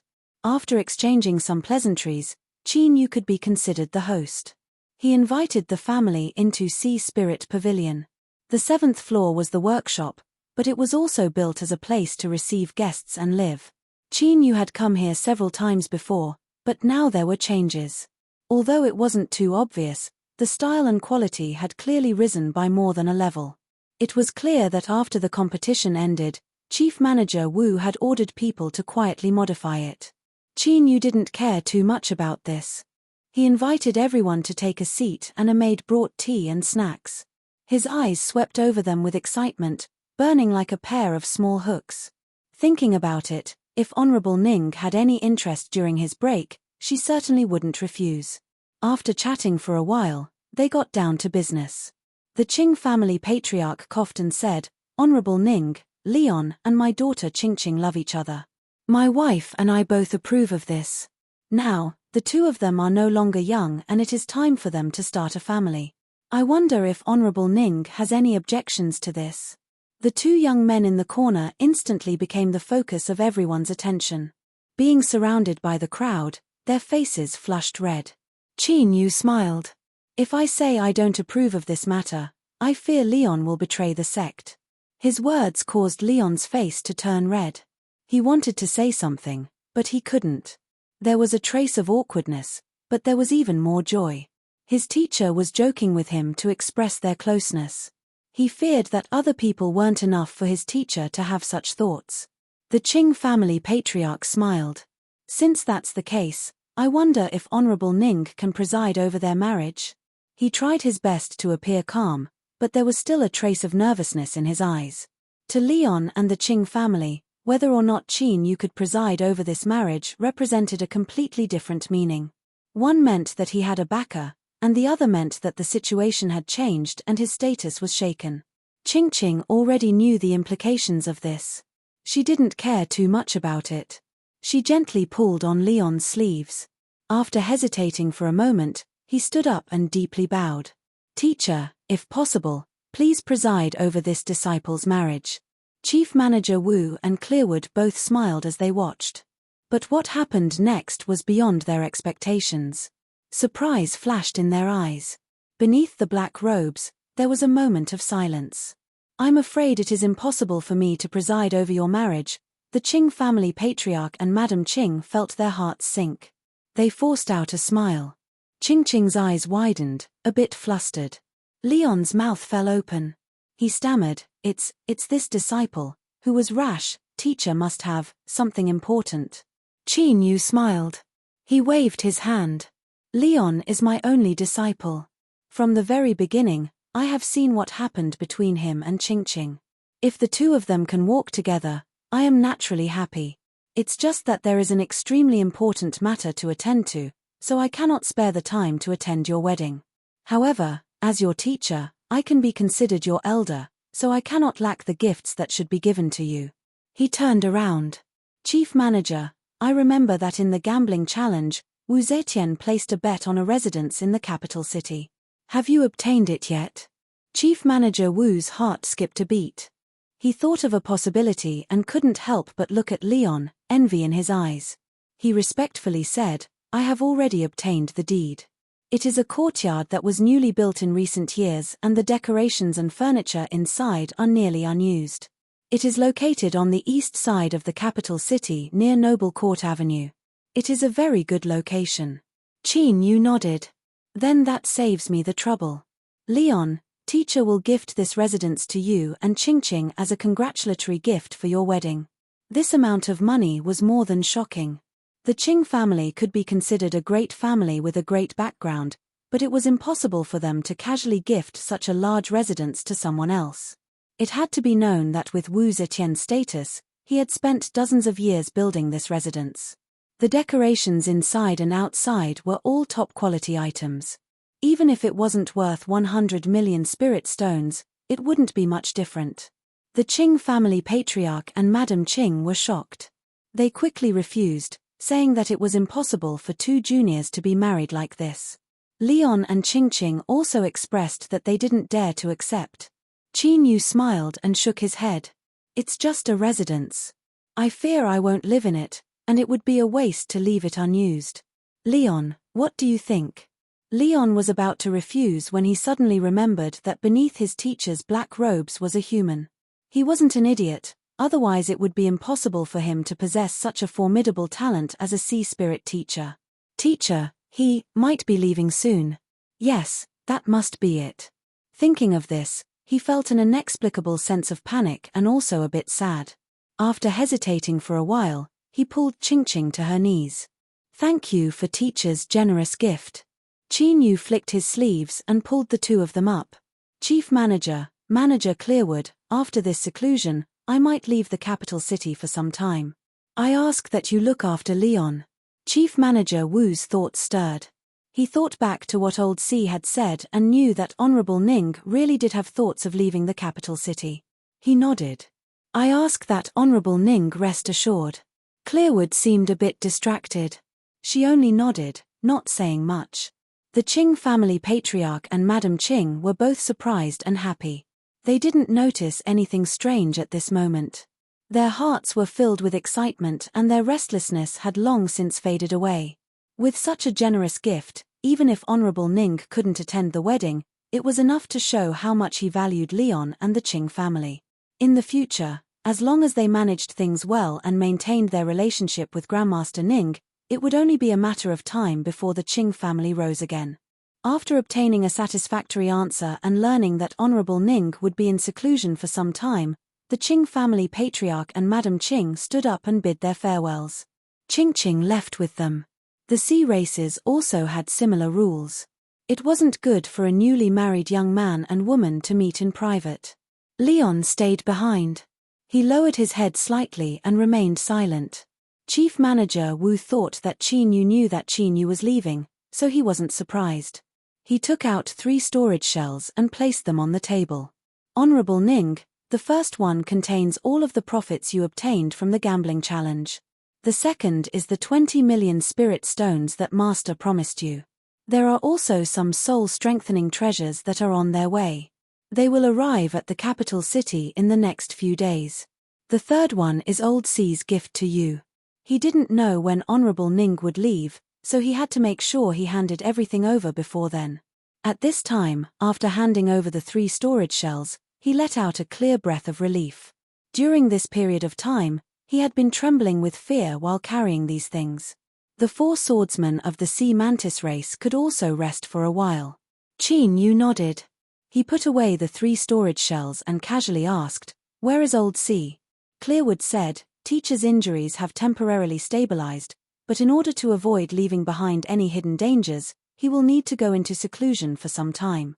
Just as everyone thought she had finished speaking, this cold woman suddenly said, "Honorable Ning, do you really want to leave?"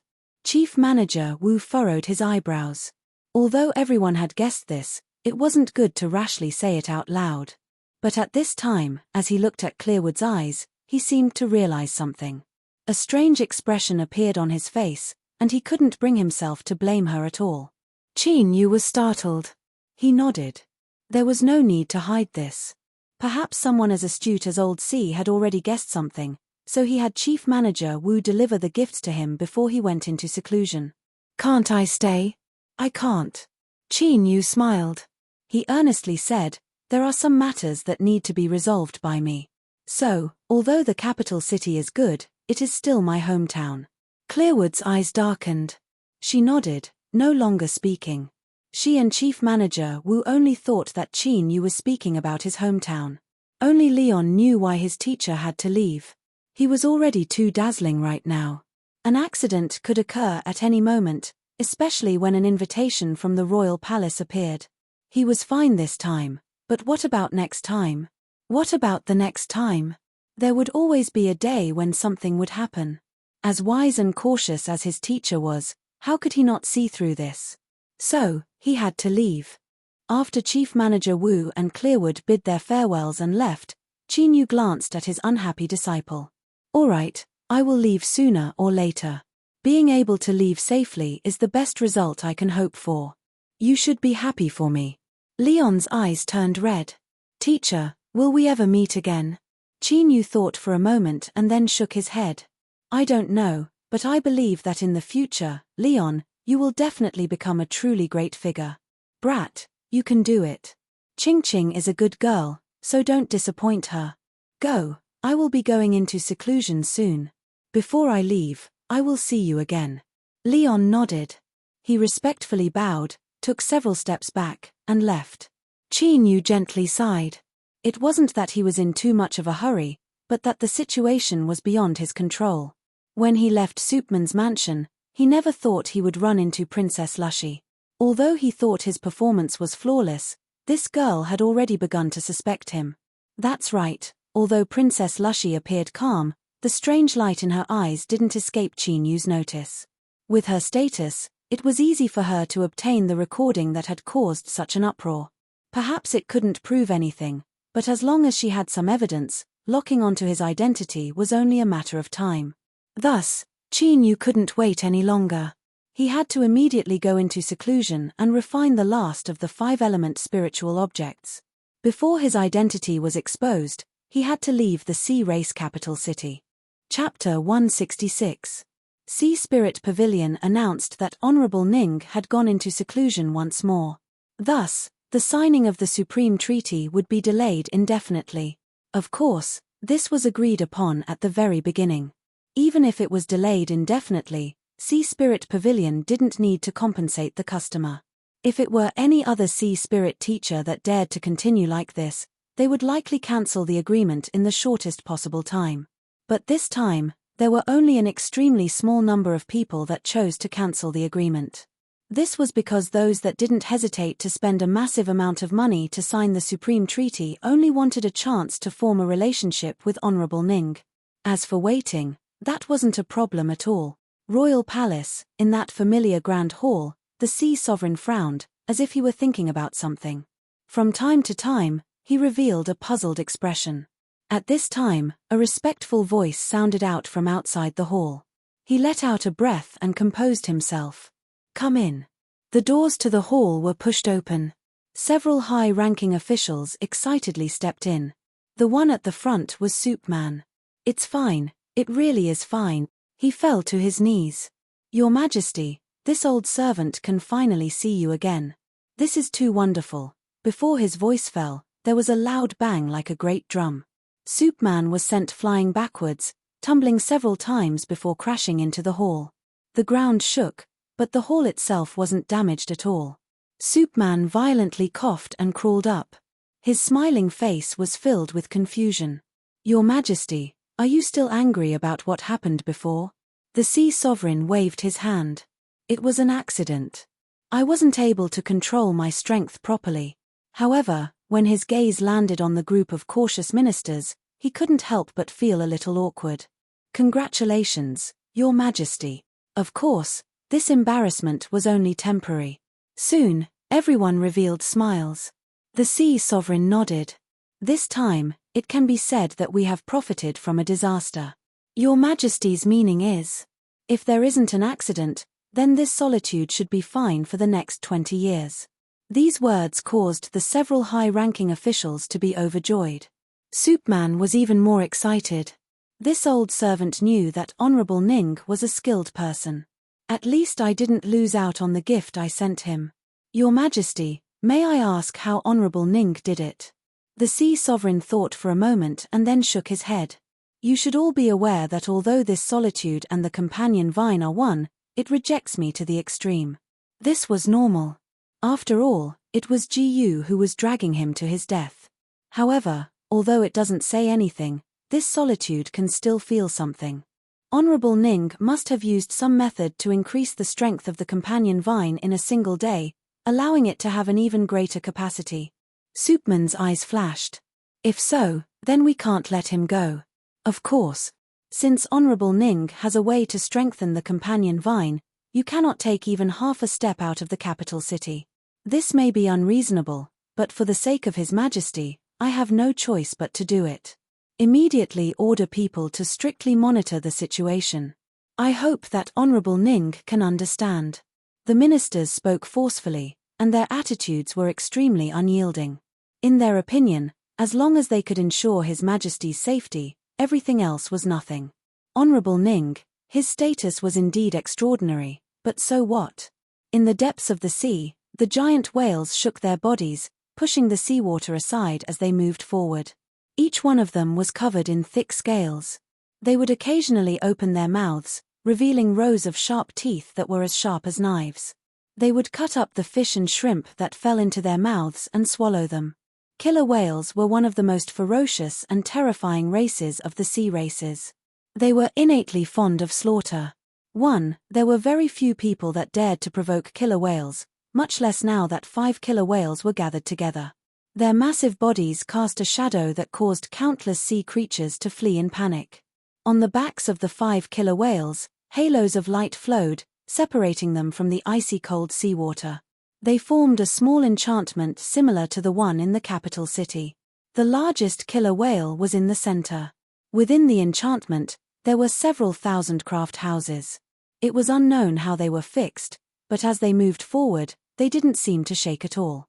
An 11 to 12-year-old girl had a pair of deep blue eyes that were as clear and beautiful as the calm sea. At this time, her lips were wrinkled, as if she were bored to death. "Seventh auntie, it's too boring to travel. How about we stop for a day and stroll around?" Afraid that she would be rejected, she quickly raised her hand. "I promise that I will absolutely listen to you and won't cause any trouble." The one called Seventh Auntie was a strong woman. She wasn't mistaken, she was a woman. Although using the word strong to describe this woman didn't seem right, it was actually quite appropriate. Her skin was dark and her eyes were wide. Her body was like an iron tower, and she was even sturdier than the guards in the distance. Hearing this, the woman grinned. "Little ancestor, how long has it been since that matter from last time? Have you already forgotten? Don't waste your time. There are only several days left until we reach the capital city, and I'll agree to whatever you want to play with me, okay?" In contrast to her appearance, her gentle and soft voice was an astonishing sight. If one closed their eyes, they would only think of a beautiful woman holding an oil paper umbrella in the misty rain of Jiangnan. As for opening their eyes, forget it, it was better to close them. The young girl was a bit dispirited. She muttered in a low voice, "I already said that it was just an accident. Who would have thought that I would be so unlucky?" She blinked her eyes, a pitiful expression on her face as she tried to act cute again. Unfortunately, after the last incident, the woman had become a frightened bird. No matter what she said, she didn't seem to be shaken at all. The young girl was sharp-tongued and couldn't refute her. In the end, she could only use something else to dodge the question. "Miss, this time we are going to the capital city for official business. You should have heard of Honorable Ning's reputation. The madam has repeatedly reminded me that it wouldn't be good to keep him waiting for too long." The young girl shrunk back, a bitter expression on her face. Since the other party had brought up her mother, there really wasn't any other way. Unfortunately, she had heard that the blue lotuses in this sea region were extremely beautiful scenery. She didn't know when she would have the chance to come here again. As she thought of this, she couldn't help but feel her interest waning. She also felt a bit more dissatisfied with this Grandmaster Ning. No matter how it was said, it was because of this person that she didn't have the chance. Humph humph, this miss will remember this. But after a while, she began to laugh. She felt that her thoughts were far too unreasonable. Moreover, with Honorable Ning's status, he wouldn't fear her at all. On the contrary, she would have to carefully curry favor with him. As she thought of this, it wasn't funny at all. The young girl's face hardened. After a moment of boredom, she suddenly said, "Seventh Auntie, do you think we'll meet that person again?" These words didn't have a beginning or end, but the woman had heard them countless times during this period of time. Calluses had formed in her ears, so she naturally understood. Because she had said that the sea region was endless and that the chances of two seafolk meeting each other again were so low that it was negligible. Her complexion turned solemn and she earnestly said, "If fate wills it, we will meet again." At the same time, if a pair of eyes that soared into the highest heavens were looking down on the earth, they would discover that with the capital city as the origin, in nearly the opposite direction, there was also a group of travel-worn people rushing towards the never-extinguishing underwater sun. They clearly weren't as imposing as the 5 killer whales. The sea wolves beneath them had dim eyes and seemed extremely tired, but they still ran with all their might. On the back of each sea wolf was a knight. There was a knight lying on the ground. He was wearing armor and had an indifferent look in his eyes. A giant shadow swam over from the seabed. Its cruel eyes locked onto the group and it roared as it rushed over. Right at this moment, the figure on the sea wolf's back raised his head and glanced over. Its massive body came to a screeching halt. With a whimper, it turned and fled far away. This wasn't strange at all. This was because the eyes of the seafolk on the back of the sea wolf were far too terrifying. They were as cold as the winter wind, blowing into one's heart and soul, causing one's heartbeat to stop and their blood to freeze. He lifted a hand and the group quickly stopped. The knights sat up straight, their sharp eyes sweeping around as a fierce aura began to spread outwards. Without a doubt, these were the most elite warriors. The leader patted the clearly larger sea wolf beneath him. It turned around and ran a few times until it arrived at the carriage that the 36 wolf riders were guarding. It respectfully said, "Vice Priest, would you like to rest here before continuing on your journey?" He was clearly exhausted, but his eyes were still firm. As long as the person in the carriage refused, he would continue on his way. After several breaths of silence, a calm voice sounded out from the carriage, "Rest for 2 hours." The leader lifted a hand and made a gesture. The 36 wolf riders immediately scattered. Some people dismounted to feed their mounts, some hugged them and fell asleep. Others remained vigilant. "Shuizheng, how much longer until we arrive?" the vice priest asked. The leader bowed. "According to our current speed, it will take at most 4 days." The vice priest's voice was calm. "I know you are all tired, but if possible, please hurry up." A trace of worry flashed across Shuizheng's cold and indifferent face. He said, "Yes." He turned and ordered, "Shorten the rest time by an hour." It was clear that he had an extremely high level of prestige within the wolf riders. No one expressed any objections. An hour later, the 36 wolf riders were divided into 3 groups to rest, maintaining a sufficient defensive strength at all times. Besides the leader, no one knew why they had been suddenly mobilized to escort the vice priest to the capital city in the strictest manner possible. But it was clear that it was an extremely important matter. Soon, the group set out once more. In the carriage that the vice priest was in, besides him, there was also a woman wrapped in a white dress. Only her limpid eyes were revealed, but they were filled with worry. "Vice priest, grandfather's decision this time is a bit inappropriate. After all, the saint flower isn't in good condition to begin with. If we leave the saint altar now, I fear." She hesitated. The vice priest bitterly smiled, his eyebrows furrowing together. "I understand your concerns, but the saint flower's condition is deteriorating by the day. If we don't grasp this chance, I fear it won't be long before it truly begins to wither." The girl called Dang Dang had a flash of worry in her eyes. As she thought, the saint flower's problems were extremely serious. The vice priest tried to comfort her. "Don't be afraid. The priest and I have carefully investigated the situation. Honorable Ning's strength can be trusted. If he takes action, the saint flower will definitely be safe." Dang Dang's eyes brightened. "Really? The vice priest nodded. If it weren't for this, how could the priest possibly take such a risk? He calmly smiled. As he looked at the girl's relaxed appearance, he sighed inwardly. Perhaps Honorable Ning really was a legendary spiritual bestower, but the saint flower was extraordinary in the end. As for whether or not it could be cured, no one had full confidence. But the saint flower really couldn't wait any longer.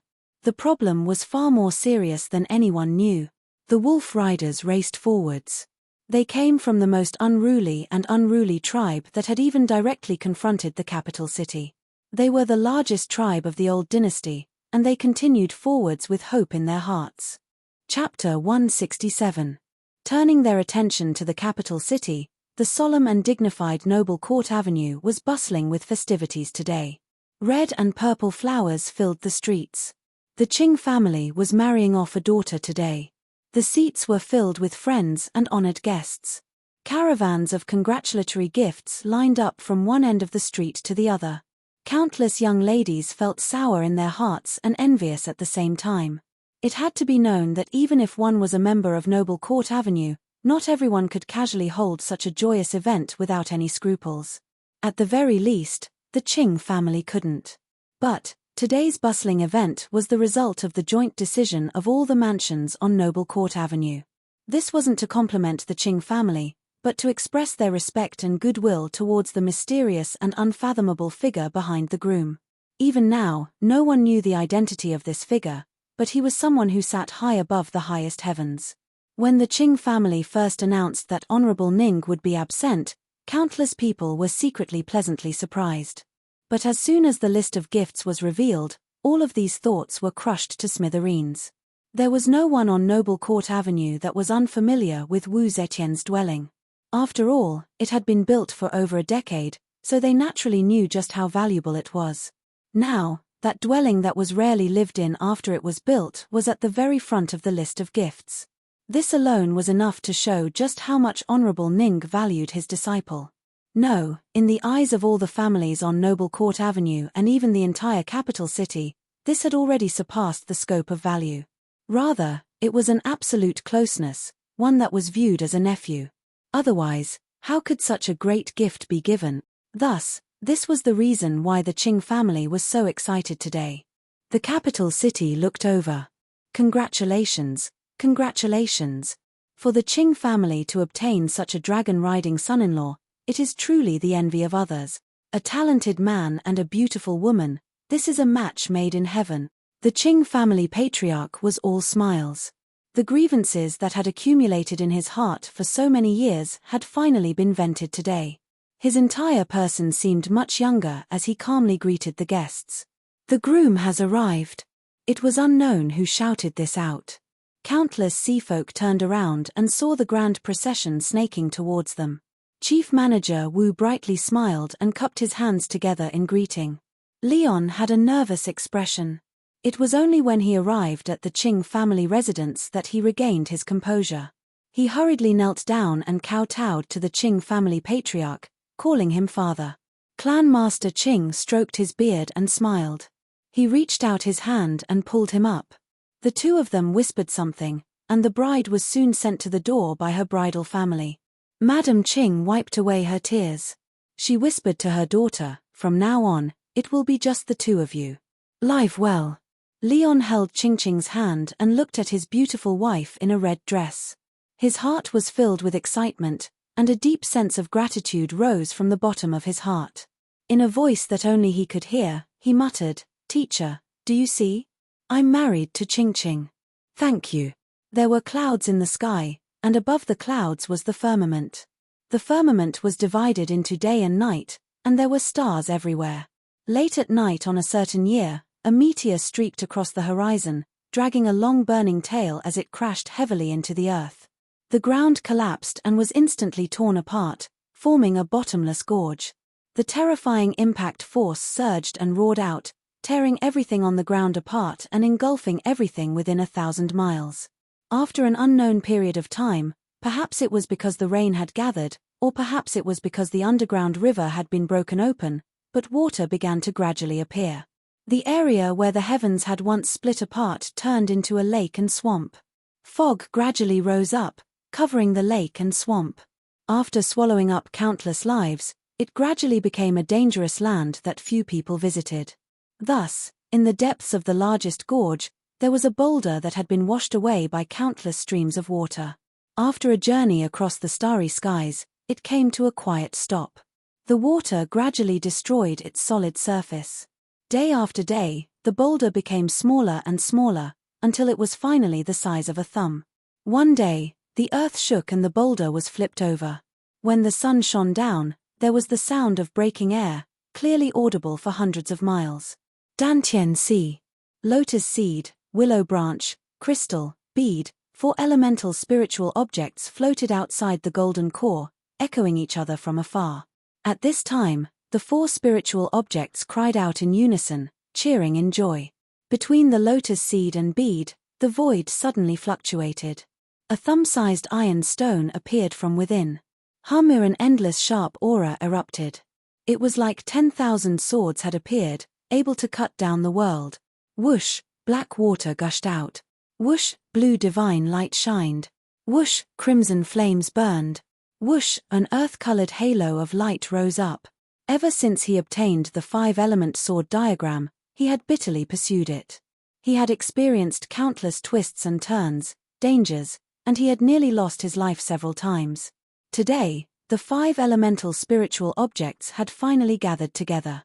Qin Yu opened his eyes. Even someone as calm as him couldn't help but be overjoyed at this moment. To him, the 5 elemental spiritual objects weren't simple treasures, but a great good fortune, a lucky chance. Now that everything was ready, all he needed to do was use the Great Divided Heaven Sutra to split his golden core and form the 5 elemental sources of magic power. Then, he could truly cultivate the 5-element sword diagram.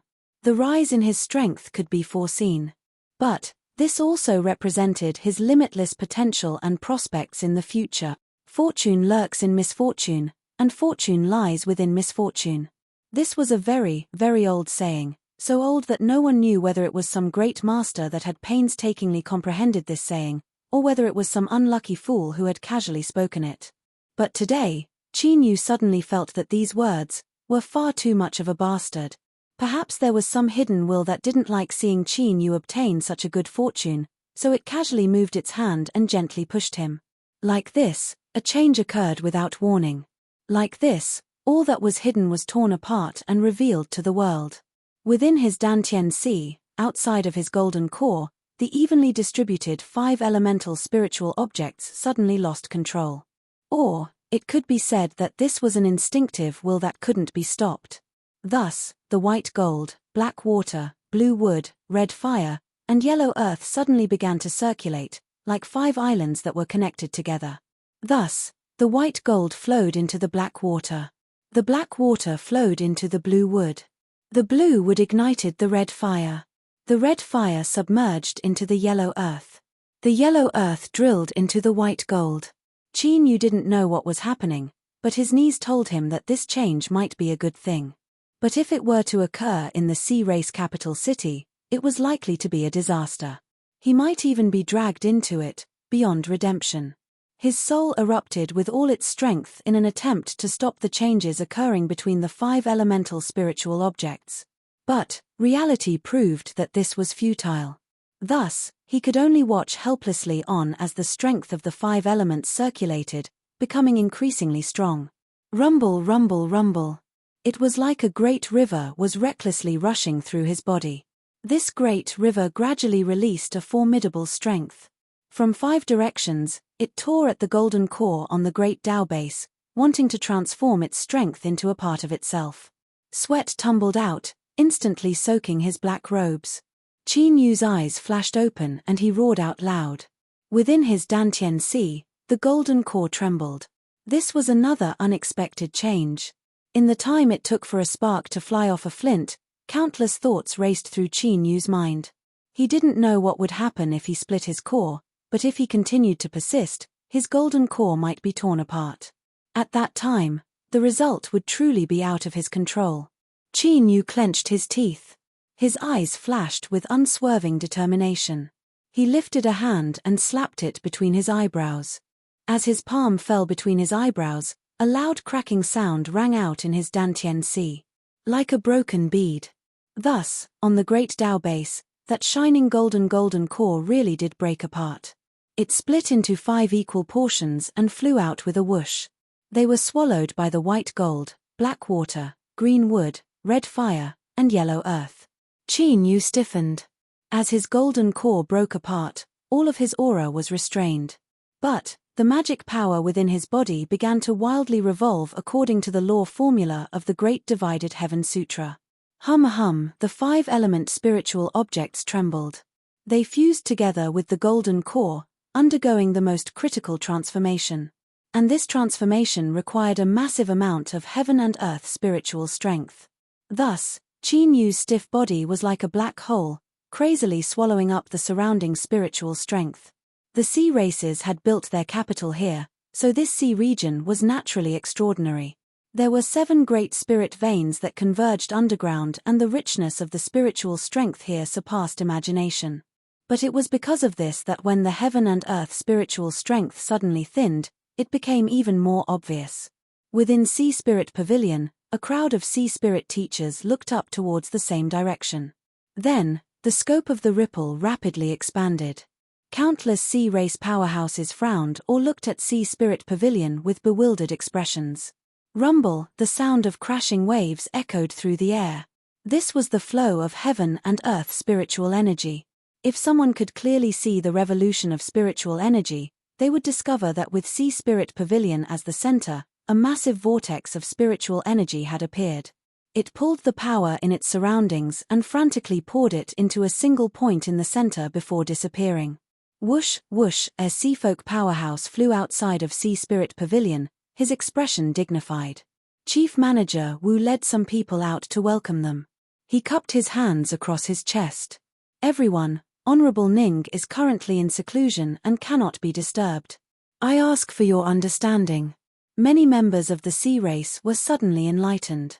So it was this person, then everything made sense. After all, Honorable Ning's methods and fierceness were something that the people of the capital city had personally experienced. Although the current situation was a bit overwhelming, It wasn't too excessive for Honorable Ning to do so. But, just what was Honorable Ning doing? More and more sea folk appeared, surrounding Sea Spirit Pavilion in dozens of layers. Everyone's eyes widened as they waited for the result to be revealed. Of course, he didn't disappoint them in the end. The incomparably fierce Honorable Ning had given everyone an unexpected pleasant surprise. Rumble rumble, the vortex of spiritual energy grew larger and larger. Strong winds whipped up in the void, causing clothes to flutter in the wind. Chief Manager Wu narrowed his eyes. He thought that Honorable Ning was truly extraordinary. It was easy for him to stir up some sort of commotion. After this matter, Sea Spirit Pavilion's reputation would likely become even more resounding. If this were made into a story and spread out, it would simply be the best advertisement. Moreover, it was true and the people of the capital city could testify to it. He silently praised himself for being quick-witted. But soon, Chief Manager Wu found it hard to maintain his smiling expression. Because as time passed, the wind seemed to become increasingly strong. Looking at the strong winds and the 9-floor building that was gradually shaking, Chief Manager Wu was left dumbfounded. His only thought was that if he didn't make a name for himself this time, he feared this place would be torn apart. Chapter 168. A Sea Spirit Teacher was stunned. Wu. Chief Manager Wu, what is going on? Chief Manager Wu's complexion paled. If you ask me, then who am I supposed to ask? If it were anyone else that dared to touch 9-layer building, then he would have already beaten them into a pig's head. But this was Grandmaster Ning. Even if 9-layer building was completely demolished, all he could do was stand here and watch. Moreover, he would have to stop others from entering. Just what was going on? Chief Manager, the commotion is too great.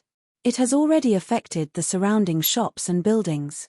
If this continues, do you think? A person from Sea Spirit Pavilion hurried over. Not too far away, several people had ugly complexions and were arguing in hushed tones. It was clear there was already a small problem. Chief Manager Wu waved his hand. Tell them that as long as the damage is true, Sea Spirit Pavilion will take responsibility for it. With this guarantee, the crowd immediately calmed down. But there were still many people who had sullen expressions, especially the 2 old shop owners with long inheritances. The storefronts that had been passed down from generation to generation had been repaired many times. Although they weren't as imposing as a newly built storefront, their background and style couldn't be bought with any amount of money. Now, they were all ruined. But no one dared to raise any objections, let alone find someone to stop them. Today's matter involved Honorable Ning, and looking at the situation, it was an extremely important matter. If they offended Honorable Ning because of this, then they really would have no place to cry. Clearwood went to invite Old Sea. His arrival caused the crowd to calm down. Many sea race powerhouses cupped their hands together in greeting. Old Sea casually greeted everyone. As he arrived at 9-layer building, he narrowed his eyes and looked forwards. Hualala, several windows were torn down by the strong winds, howling as they came crashing down. The crowd cried out in alarm and hurriedly dodged. Even so, there was still someone who was unlucky enough to be struck in the head. Blood began to flow out in a miserable manner. Old Sea's lips twitched and a trace of helplessness flashed in his eyes. He thought that little friend Ning was already dazzling enough. If he wanted to leave the capital city, he really shouldn't have caused such a ruckus. As he thought about the news he had obtained from the royal palace these past 2 days, a complex light flashed in his eyes. The sea races had a good saying. Dig a hole and jump into it, and you'll even drag a few handfuls of dirt along with you. In his opinion, Qin Yu's current actions were probably like this. If he could be ranked in terms of intimacy, flattery, loyalty, and other aspects, then Superman would definitely be ranked amongst the best in this massive royal palace.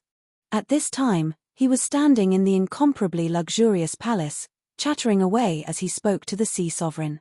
From time to time, he would flatter her a few times, so vulgar that it would make her blush. But he had a serious expression on his face, as if everything he said was from the bottom of his heart. One couldn't help but admit that it was quite amazing to be able to flatter to such a degree. The sea sovereign was angered to the point of laughing.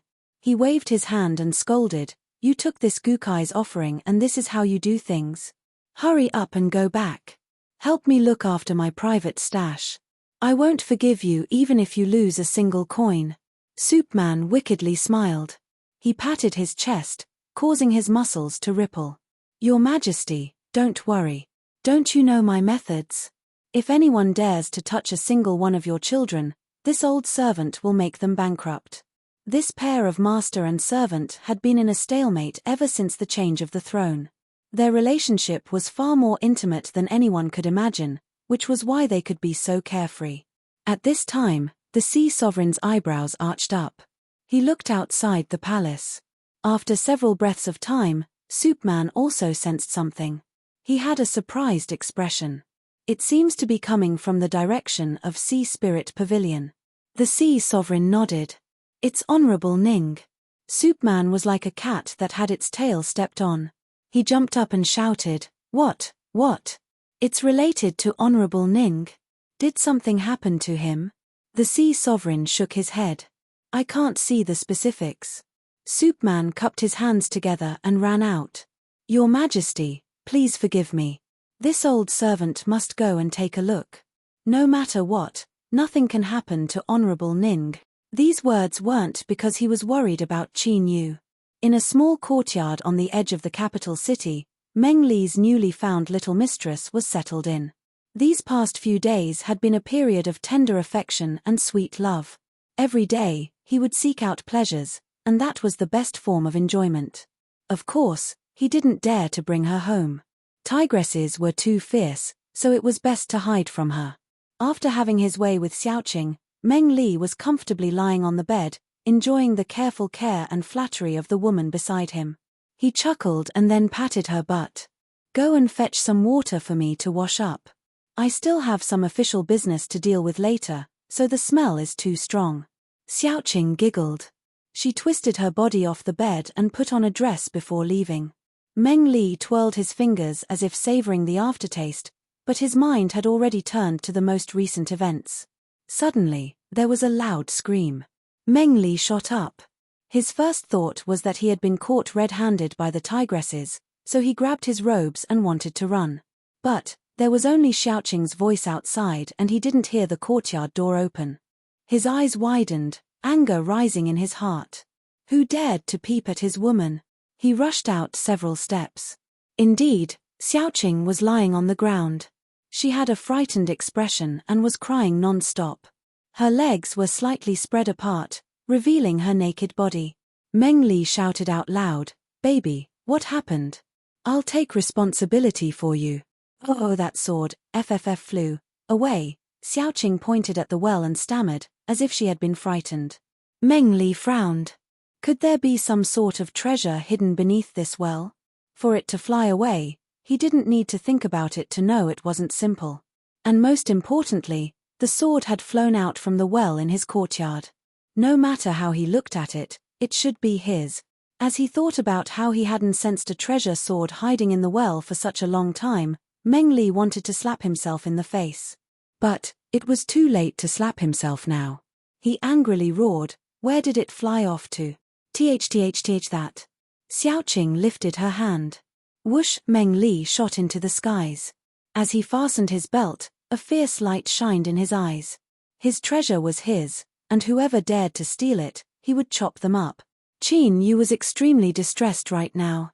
Because his golden core had shattered, he hadn't felt any pain at all. It was only that his soul and consciousness had been temporarily isolated from his body. Thus, he could clearly sense the chaos he had stirred up in the outside world. Although he had a foreboding premonition, he was powerless to stop it. Within his Dantian Sea, the five-element spiritual objects had fused with his golden core, producing some strange changes. For a short period of time, his thirst for spiritual strength had reached the peak. Although the vortex of spiritual strength was fierce, it still couldn't satisfy this thirst. Thus, within his Dantian Sea, the white, black, blue, red, and yellow spheres of light began to tremble, like 5 volcanoes that could erupt at any moment. Qin Yu didn't doubt that the strength of these 5 volcanoes was enough to blow him to smithereens. At the same time, He would also set off some dazzling fireworks for the seafolk watching from the outside. He had painstakingly gathered the 5-element spiritual objects, but in the blink of an eye, all of his plans had been disrupted and he had even been forced into a dangerous situation. Just what was this? Suppressing his chaotic thoughts, Qin Yu's divine sense stirred. A storage shell opened and a mountain of spirit stones appeared, filling the entire workroom.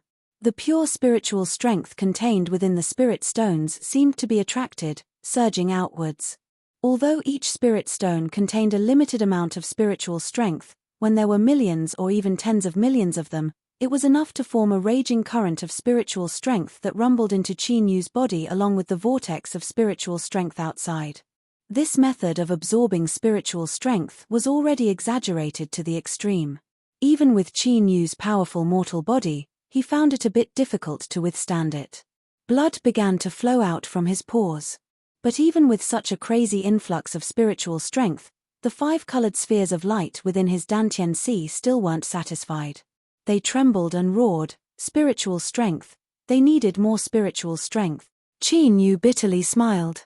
Could it be that in the end, the 5-element spiritual objects that had been refined into his body would explode into nothingness? This was far too taunting. His thoughts raced. He clenched his teeth. If he really died like this, he feared he would be listed as one of the top 10 most tragic ways to die in the cultivation world. Of course, the death he was talking about here wasn't the former, but the following. Rumble rumble from the storage snail, over 300 million spirit stones gushed out, submerging Qin Yu. In the human world, spirit stones were the size of a finger. The sea races were relatively wealthy, so they were half the size. Several dozen or several hundred together didn't count for much, but when there were over 100 million of them, it was a true mountain of spirit stones. What Qin Yu was doing now was stuffing a mountain into his workroom. A terrifying pressure instantly descended. Within Qin Yu's mortal body, the sounds of bones breaking rang out. Because his soul and consciousness had been separated, he didn't feel any pain. But, to personally see his body suffer such a horrifying ravaging wasn't something to be happy about. As the workroom's walls and floor emitted pained groans, Qin Yu sighed inwardly. He knew that after walking along the river for so long, his shoes would finally be wet. This was really F***ked up. Chief Manager Wu could feel many gloating eyes sneaking glances at him and then glancing over. He didn't need to be a genius to know that they were related to the sea spirit world. Recently, Sea Spirit Pavilion's reputation had risen and it seemed as if it would soar into the heavens, surpassing all other forces. Their eyes were already red with envy. Humph, envy, envy. You want to see me embarrassed and disgraced. Old Wu, I won't let you have your way. Thus, he took a deep breath and then another. His expression was calm and composed, and the corners of his lips even curved up in an enigmatic smile. It was as if he already knew what was going to happen today. Yes, this was the attitude he wanted. The range of the vortex of spiritual strength increased. The crowd of onlookers was forced back a great deal and the wind within became even more terrifying. The once incomparably majestic 9-layer building now seemed as if all its feathers had been plucked clean. It looked a little distressed and inelegant. Not too far away, a sea spirit teacher had a worried expression. Please don't destroy my workroom. There are many things inside that I haven't taken out. Before he finished speaking, he received a sharp glare from Chief Manager Wu. He quickly swallowed the rest of his words and lowered his head like an ostrich. Cough. Everyone, rest assured. When our Sea Spirit Pavilion was building, we made appropriate arrangements to ensure safety. The decorations on the surface might be destroyed, but the main structure will be fine. These words weren't boasting, so Chief Manager Wu was naturally calm and confident. But that was how the slap came. It came without any warning. Catcher, catcher.